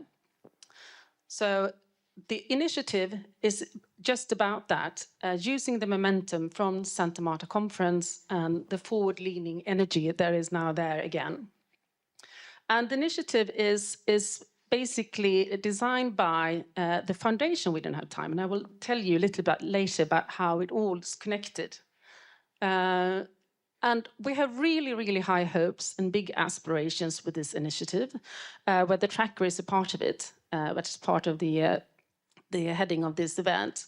But what we aim to do, and we cannot do it alone, of course, we are seeking partners and funders for us to be able to do this. And at this stage, it's a concept. We have all the bits and pieces of this program, but today it's a concept, and why it's the launch. And just to tell you a little about how we are all connected here, we listen to W, We Don't Have Time, and what is then the foundation. So this is just a very simple structure. So We Don't Have Time Foundation is actually the majority shareholder of We Don't Have Time, the company, which Ingmar has talked about, and I think many of you know already. And it's the world's largest media platform for climate action, and also produces a lot of really high quality content regarding to climate change. And we also have corporate partnerships working for a positive climate change. And of course, we have the W. We Don't Have Time is the shareholder of W. So what is then the foundation? Well, the foundation is actually the majority shareholder, but the purpose of the foundation is to work for positive climate change. But being a foundation enables us to create initiatives and co-create with partners other types of initiatives. So our main focus is transitioning away from fossil fuels, and this is what this initiative is about, where the tracker is the central part of it. So just like Nick said, where are we now? Where are we in this transitioning phase? And who is doing what? And it was born, as you know, in Dubai, where it was first mentioned, but it took such a long time and so many, many years of COPs, and also was blocked after COP30, and the energy kind of went down, and then it went up again because Santa Marta and all the coalition of the willing from all types of stakeholders and nations joined together. So what we want to do now is use this energy and move forward with this initiative for a real change. So We Don't Have Time was the official media partner at Santa Marta. So we'll just have a short summary of what happened there.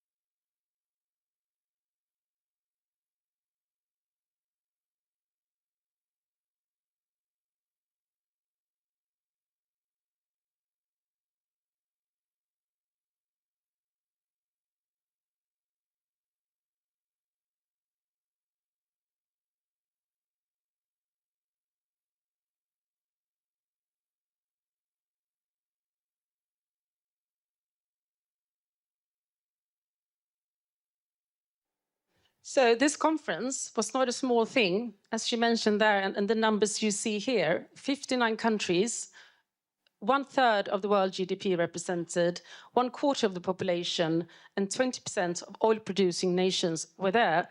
But we here, we live in a little bit of a climate bubble. We know this, we're interested, we follow it.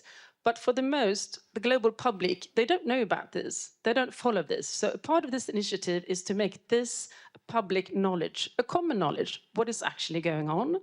What is the transitioning looking like? Where are the countries positioned?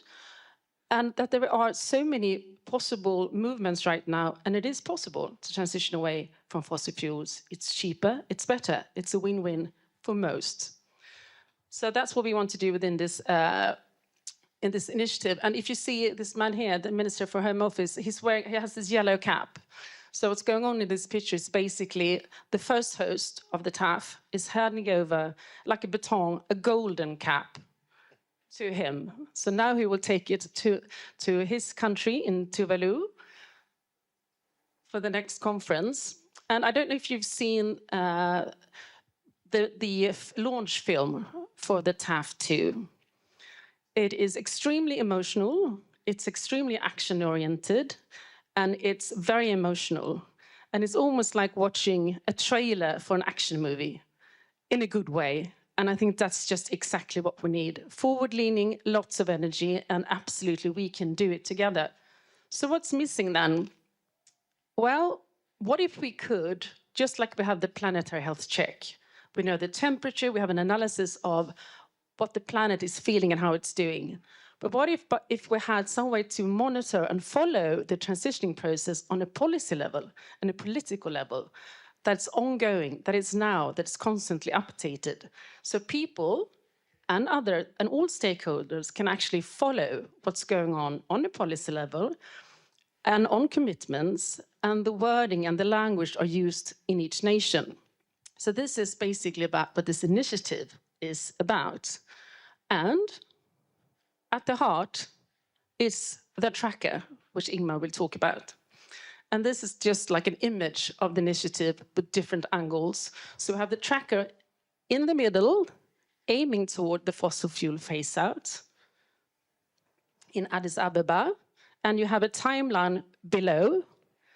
And this is how we intend to, with public pressure, diplomatic influence, with our broadcast and the tracker, and of course, with many more partners and funders, we really aim high, but we believe this can be made. But this is still a concept stage, so please come and talk to me if you're interested, and we are certain that we can actually make this happen. And now Ingmar will tell you more about the technical details. Yes, I love to do demos today. This time I will show you something that is not even a beta. It's just an ID that we're going to build and make much, much better. But I think you will understand what we want to achieve when I show you this. And before I show you, or maybe I can try to multitask, we'll see. So this is the Transition Away Tracker version 0.1. Many people outside this bubble, they don't know about the collision of the Willing, the Santa Marta process. They maybe have heard about the COP process, and they probably heard about that it's not working. So we need to show more people what's actually happening. And this is the good thing working on climate and science. We don't need to make things up.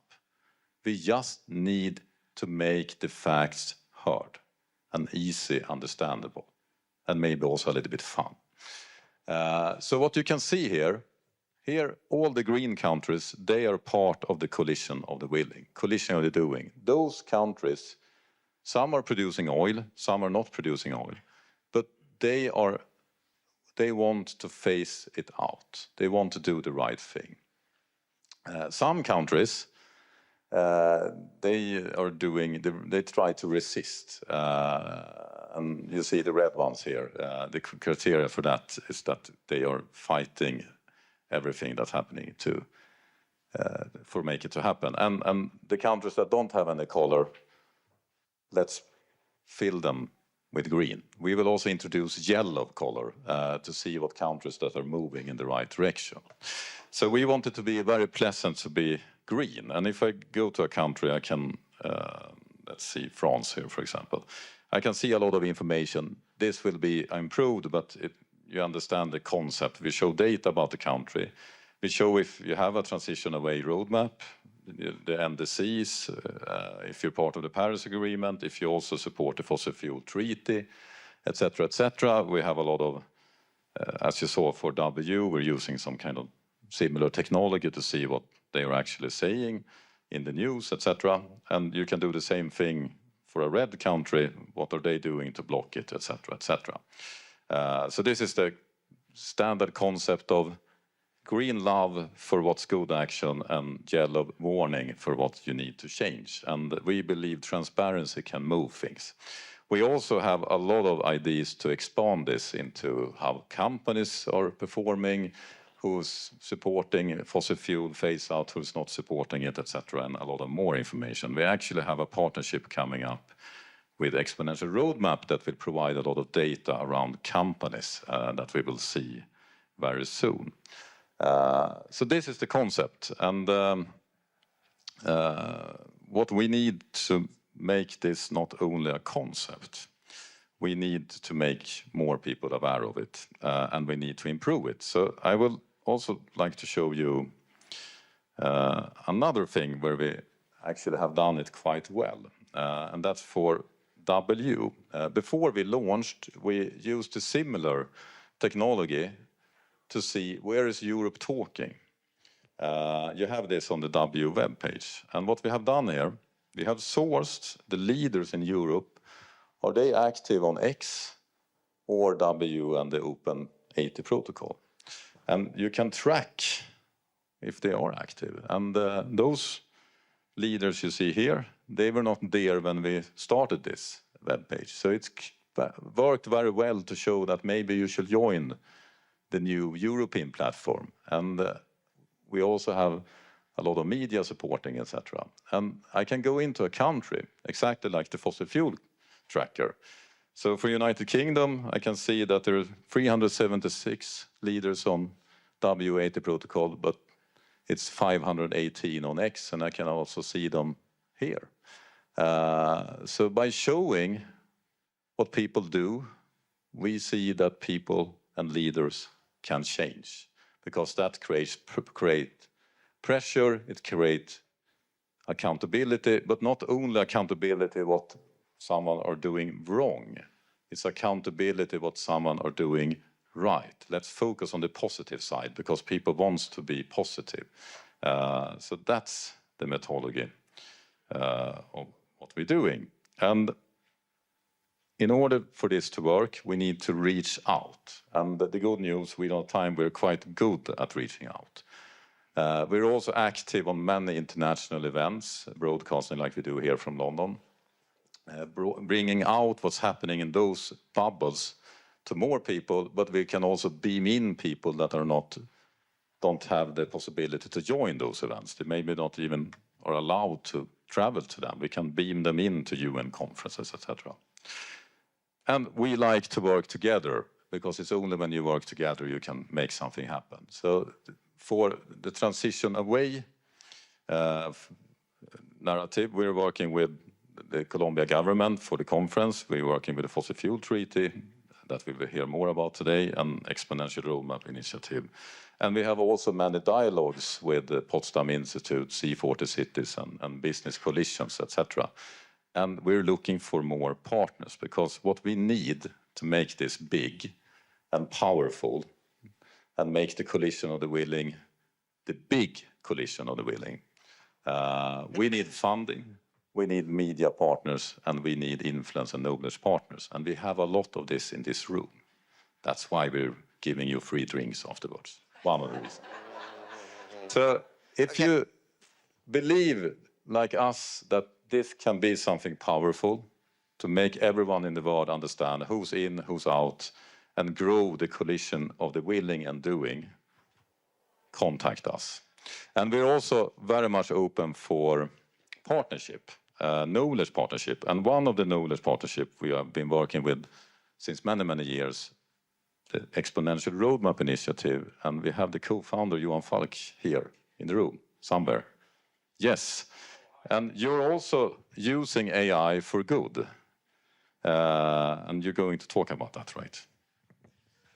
Yeah, it's great to be here, Ingmar, and we've been partners since day one, I think. And just related to the tracker you are developing, we also realized that we took a decision to develop tracker, and then we decided together that we will join forces and also integrate our work in your tracker. So what we did last, well, first a word who we are. We are the Exponential Roadmap Initiative, so we bring together leading companies with a common mission to have emissions close to 2030. We not make that as close to as possible through exponential climate action and solutions. So that's companies representing about $1 trillion and some of the leading companies in the world. And we are absolutely science aligned as an initiative. Last year, I'll talk about what we call the crocodile economics very briefly. What we decided last year was basically we were publishing a paper about the crocodile economics. And what is a crocodile economics? Well, it's basically when prosperity, revenue, and the economy is moving upwards, it's an upward curve, and emission is moving downwards, like the jaws of the crocodile. So everyone will understand that type of picture. And we'd like to open the jaws as much as possible because we don't just want to take down emissions and take down prosperity. So the key point is actually to widening the jaws. So we did the first paper last year, and then we came to the conclusion with around 25 countries and 25 companies that there are very strong, significant examples that this is possible, even if not going sufficiently fast. And then we concluded, let's do this on a broader scale. So we now developed a site, basically, a tracker, which is in a beta stage. So it's not really launched yet. And I'll just show you 2 quick examples here. So we're looking at both companies and countries. And of course, we describe which type of methodology we're using. I won't go into that. But as you can see, we now have 940 companies and 192 countries. Of course, we're applying AI in a smart way for this, but it also comes down to quality and integrity, of course. So this was basically the first white paper showing the companies as well as the countries. We have firm criteria, of course. It has to go downwards, upwards, it has to be over a period of time and so on. So that is essential for countries. We're doing this together with some different data sources, which will be added, as you can see, CDP and Klimatkollen and others, which is essential to have as reliable data as possible. So let's take up the company analysis. Turn my glasses. So we divide them into leaderboard in the front line. So these are example of companies. And I guess you can see the basic idea. I'll just show one example here. Okay, so Apple, for example. Apple quite successful and how this is actually over scope 1, 2, 3, who's familiar on that. So not only scope 1 and 2, and this is based on their work in renewable energy, in circularity, material transformation. So they've been reasonably well on the forefront. So that's just an example. And we can do the same thing on a country. Okay, so you all know UK quite successful, at least from this perspective, and it's of course based on phasing out coal and a number of other actions. So I think you get the idea of what could be done with this type of tracker. And the purpose is, of course, to be able to show this lens on countries and on companies, and also to try to understand what does it require to open up the jaws more significantly. And also we're pushing companies and countries to drive this into their targets and transition plans. Thank you. Okay. Thanks very much, Johan. I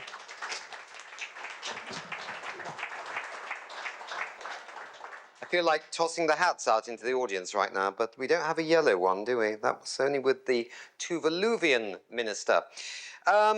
We are hoping, through the magic of Zoom, and I don't know where my colleague Maureen is, but Bernardo is over there. Do we have the the United Nations office or the Tuvaluvian office in the United Nations with us? Do we have that connection? Ah, there we go. Well, thank you. Thank you. I know you're a busy chap and you're in New York at the moment. Is that correct? That's correct. I am based in the Tuvalu mission to the United Nations. Right. And you are very much a climate change expert as well with the Tuvaluvian government, yeah? That's what they say. You're an honest man. I like that. So we're going to make it quite brief and quite quick, but we just wanted to first say, you know, part of the Santa Marta coalition of the willing, and now we're told the coalition of the doing, is the success of the small islands in the Pacific, working with the Fossil Fuel Treaty Initiative for so many years. So congratulations on what you have done to move big countries like the UK and Germany and others into this coalition of people that want to exit fossil fuels. And how do you feel about hosting this big conference next year in Tuvalu as a follow-up to the Santa Marta conference?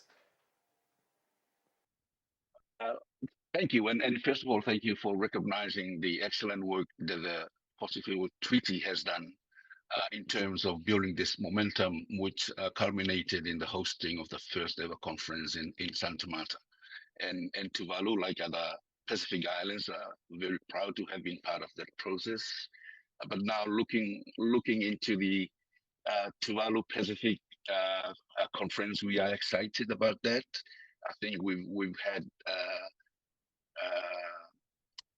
an example of oil-producing country in Colombia hosting that and showed their willingness to transition in a way.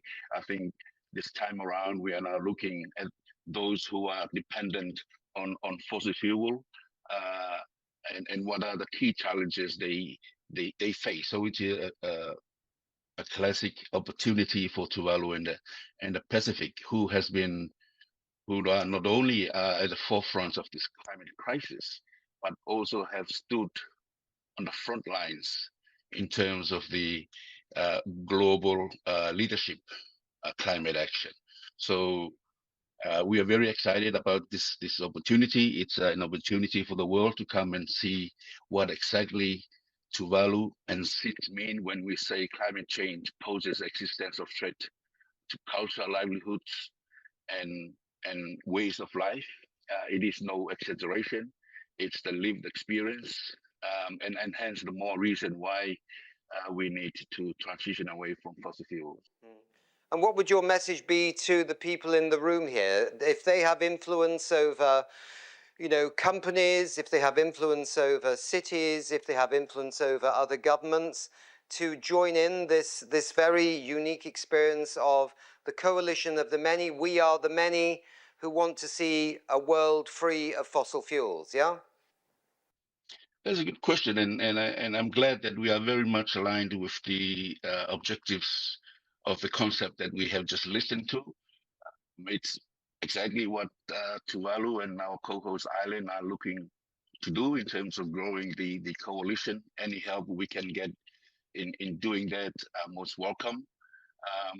But we are also mindful that, you know, success is not just in the numbers, but also in the demonstration of practical solutions in terms of taking the conversations from here towards implementation. Yeah.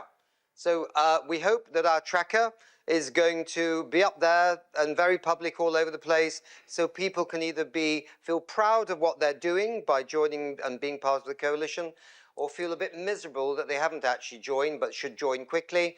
And those few countries, we can name them, they're almost on less than a handful, that seem to want to block action. Hopefully they'll feel fully ashamed of that and come back with a better answer to the ones they've been giving for so many years. And I think that's the whole point on building this coalition.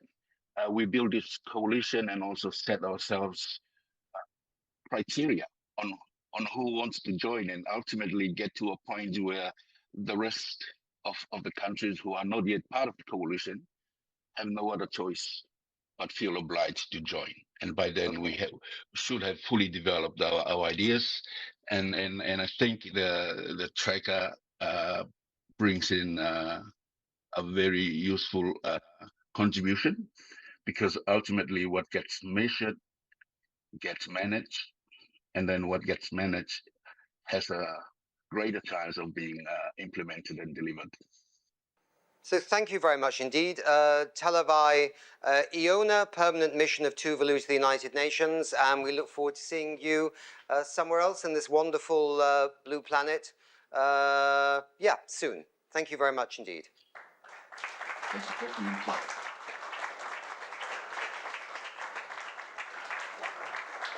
Okay, we're coming. We're not. I know I'm keeping you between a good drink, but there are a few other people that I have to bring up to the stage first before that happens. And it's Angela Hultberg, Global Head of Sustainability at Kearney.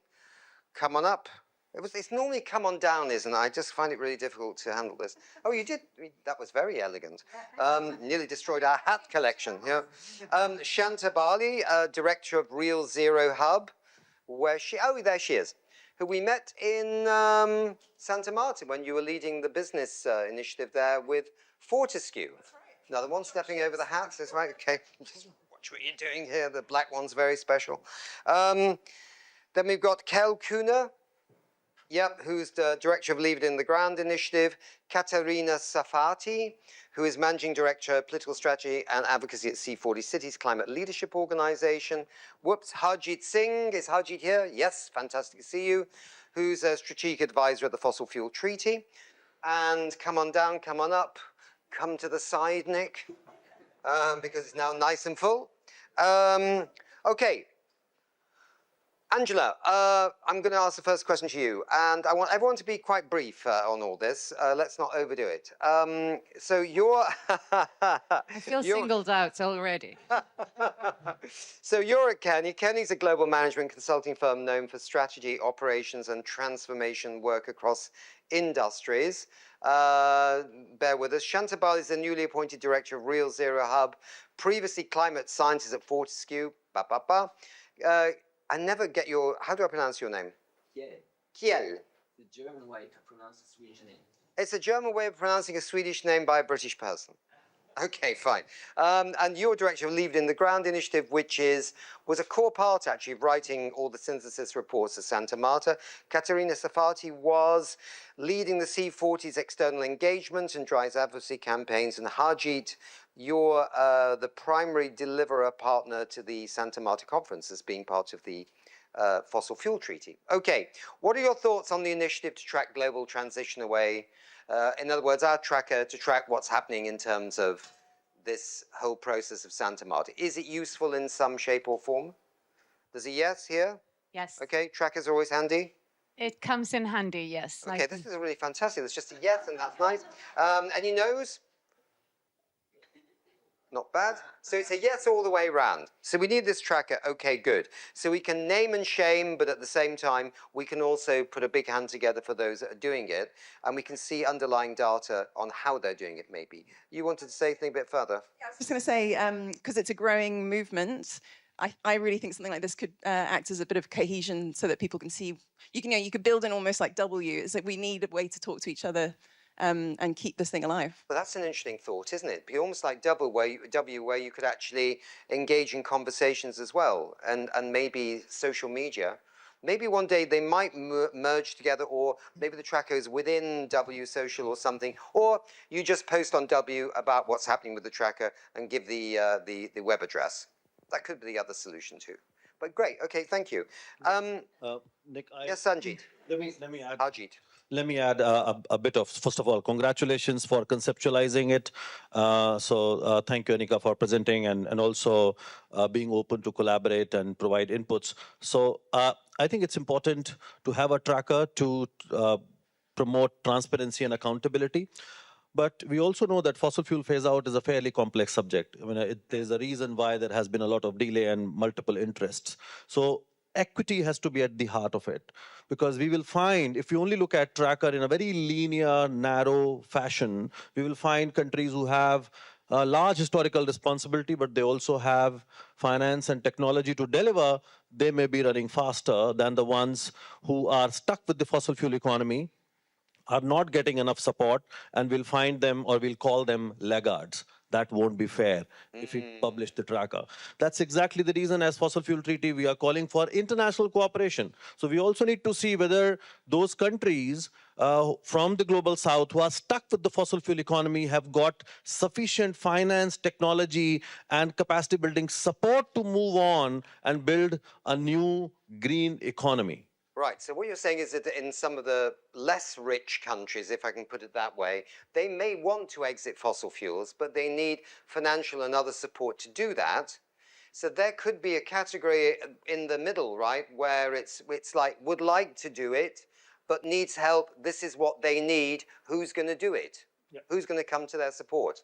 That might be quite nice, actually, as a concept, yeah? And maybe how will they do it? Now. I think. I really liked Annika's coalition of the doing, right? Because it's how they will do it. Because we know even the countries that have the resources, have the technology, name and shame doesn't work when people have no shame. That's the problem.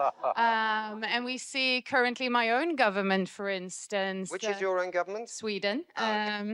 But really increasing emissions, where we've been decreasing. We were a crocodile at one point, and now we're increasing. Big jaw. So I think equally to the well, maybe more than the shaming, I think is the doing, right? Because we've had coalitions, we've had treaties, we've had a gazillion organizations over time, but it's really in how are we doing it? What are the good examples and what's the collaboration needed? How do I find my partners? How do we build the green corridors?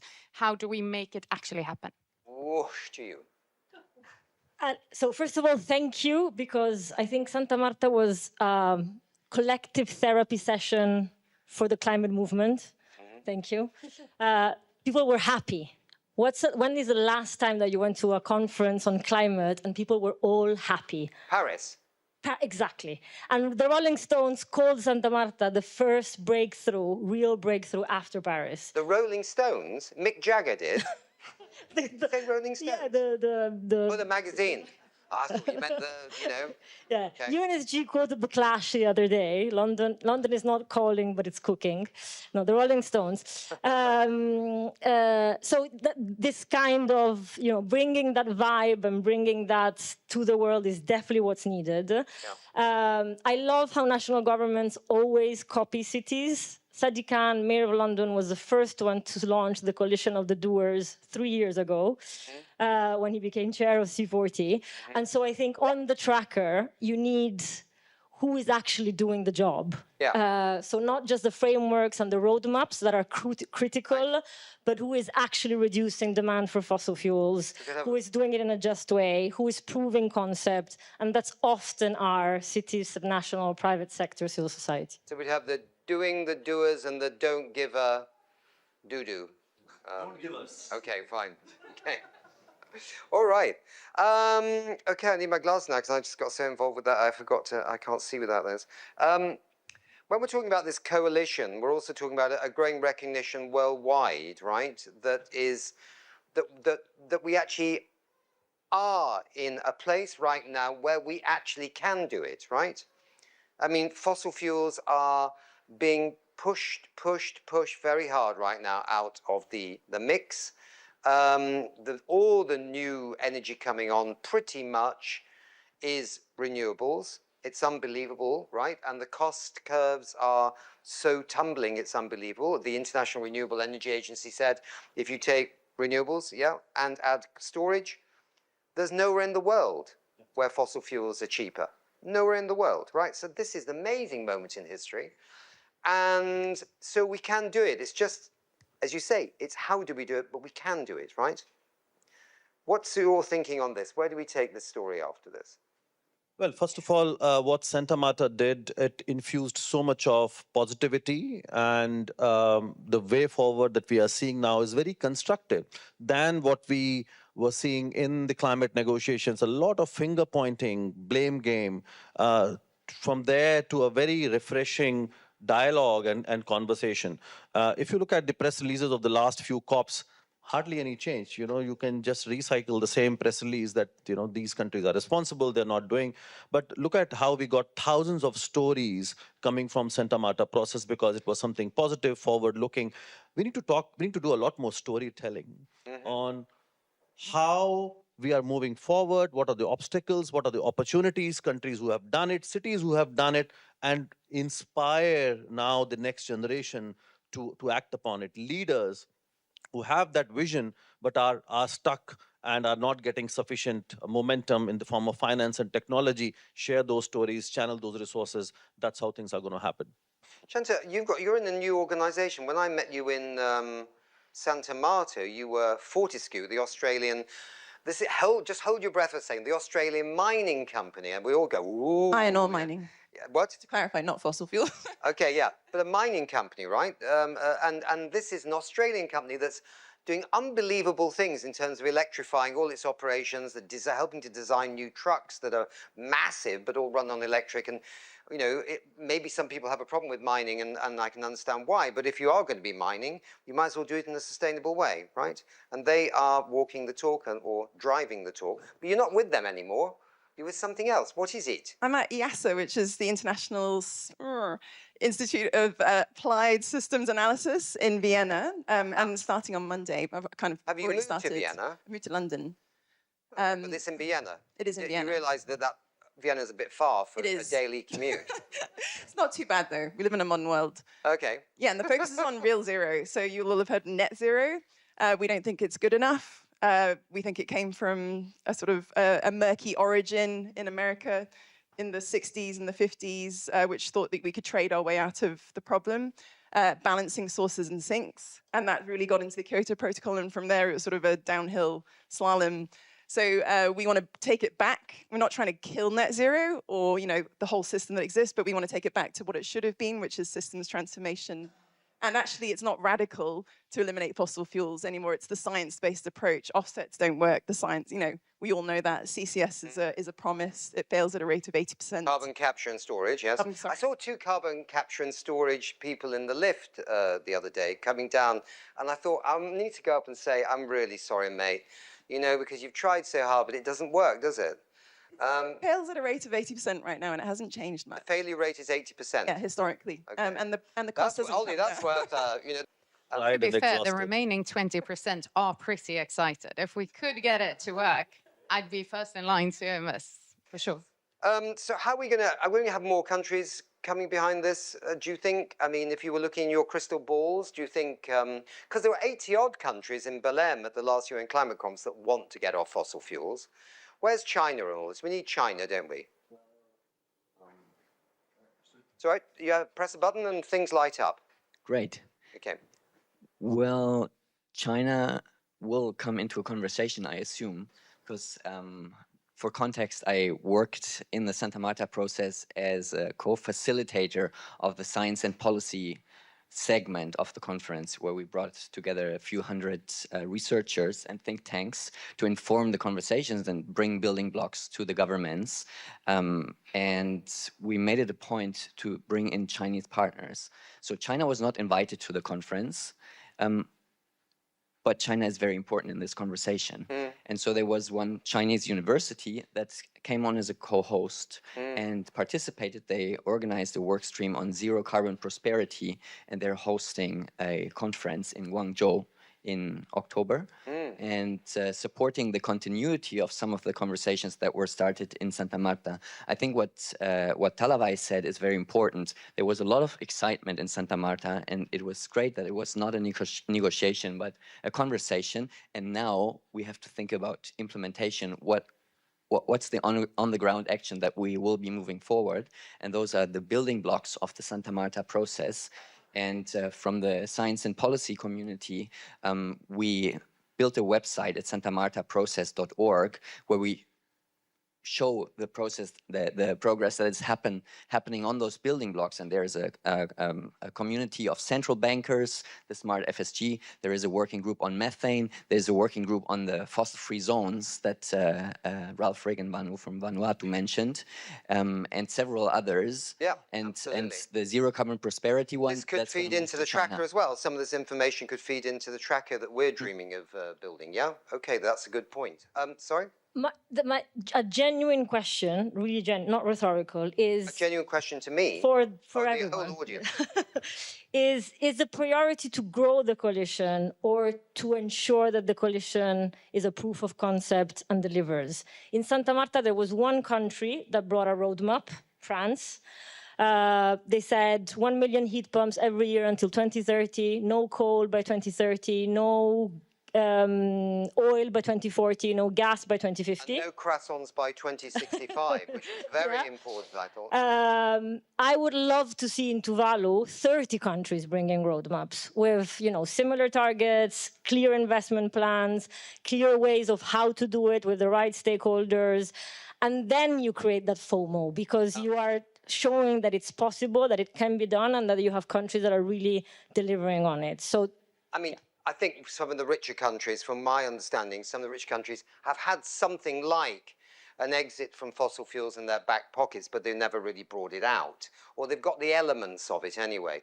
But I think the big challenge is for those smaller countries, as you were saying, who is going to assist them? It needs to be bilateral, probably. It needs to be Sweden suddenly saying sorry, and then saying, look, we'll do that. Or the UK saying, we'll support, I don't know, Kenya. Maybe it works in that way, that it has to be two countries working together, rich and poor?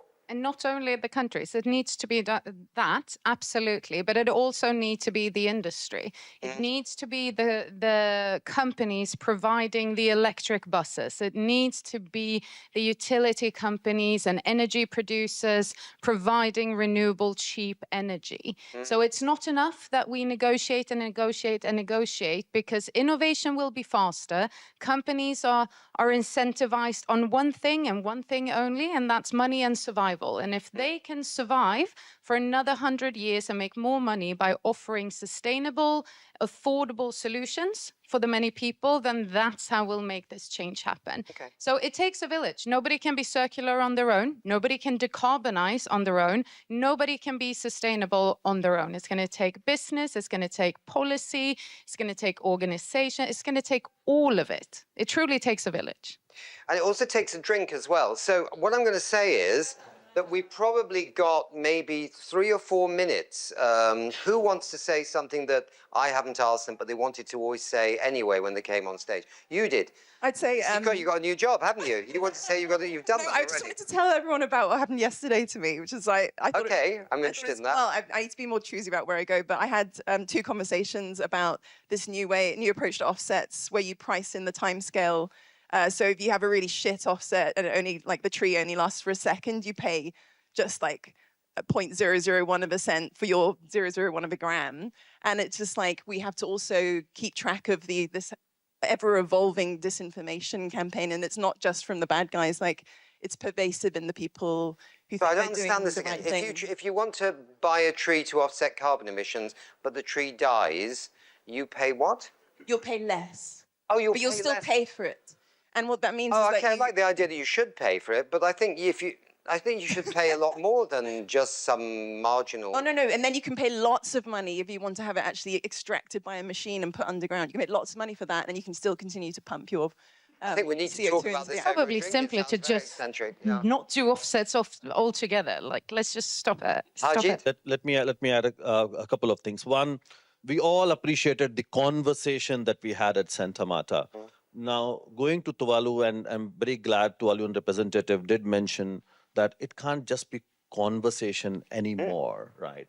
We need to go way beyond. We need to set up mechanisms. We need to make sure that we are dealing with the issue of debt crisis. We are dealing with the issue of ISDS, investor-state dispute settlement. We also need to talk about finance and technology really flowing. We need to talk about the matchmaking that you were mentioning. We need to make sure that we have a full mechanism that is doing the kind of coordination that is required. We are talking about developing a plan, a managed decline.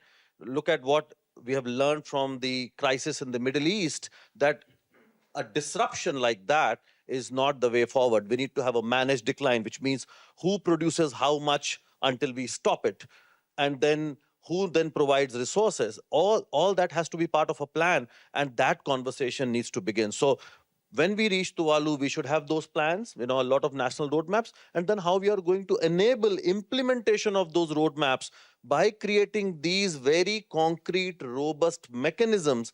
If we don't do that, then it will also get the same bad will of being a talk shop. And also, we can't replicate the failures of UNFCCC. It's a complementary process. It's a companion treaty that we are calling for. We need to make sure that we are not getting displaced with countries who are not really committed, or fossil fuel lobbyists, because of whom we did not see any progress in the UNFCCC space. So guardrails, safeguards are going to be extremely important as we expand and open it to more countries. But we also have to make sure that this Santa Marta thing of governments who want to get off fossil fuels isn't also so overloaded with issues that it's like a snail trying to carry the fourth road bridge on its back. I mean, because something about the UN climate framework, the UN Framework Convention on Climate Change, is that every hope and dream of the world has been put into that treaty. And also, when it couldn't actually deliver at the end of any conference, huge work programs were created by governments to keep it busy. And it's really been emasculated by some of that. So we need all the values, and what we need is a nimble process where the exiting from fossil fuels is direct, structured, orderly, everyone knows where they're going in each country, and also brings the people along. And I'm using that as shorthand for all the other issues. Yeah. Didn't realize the UNFCCC was a male. Was it what? Got emasculated. Oh, well,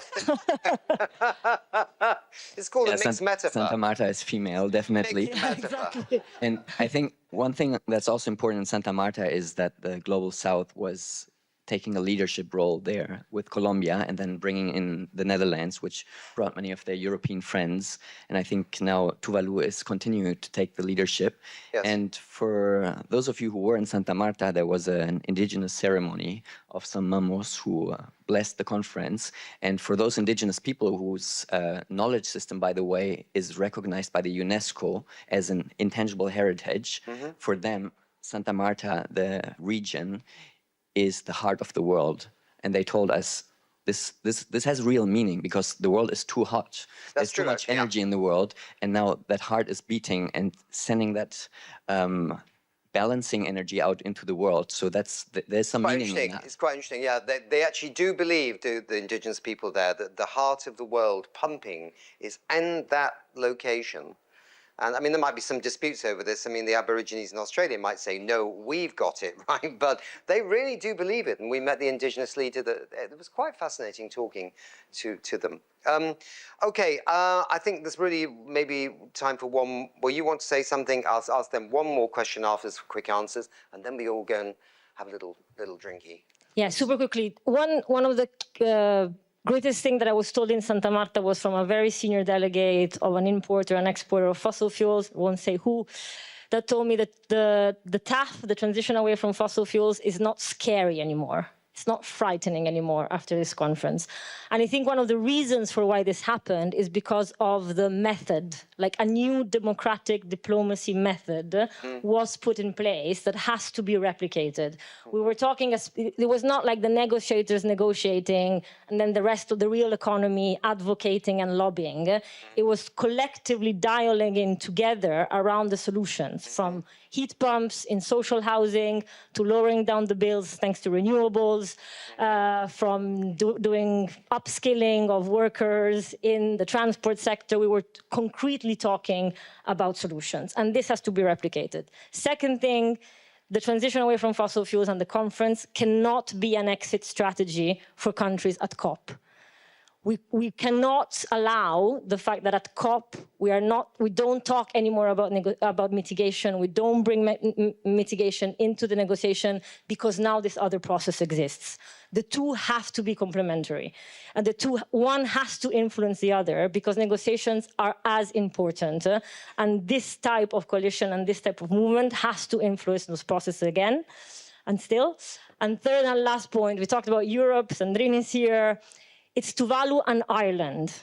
It's Colombia and the Netherlands. Yes. Like the European Union has to become, it was a leader, is now a battlefield, has to go back and be a leader.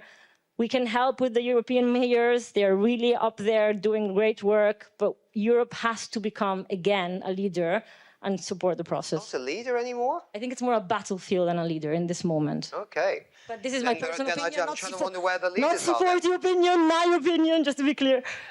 Okay, we could discuss that over a drink, I think. So anyway, all good points. I suppose we circle back on the point that actually everything has a moment in time, yes? And everything has a reason to be happening. The reason is the scary temperature rises, but the other reason it's happening is I think people and nations think we can do it, and there's lots of good evidence to back that up. So it's not dreaming, it's not, these countries have not smoked something very strong when they went to Colombia. They actually believe that they can exit fossil fuels, and others I think will join because they know that to be the truth. Good. No, you don't have the last word. I have the last word because it's called drink time. Let's all go and celebrate these fascinating dialogues we've had. Thank you.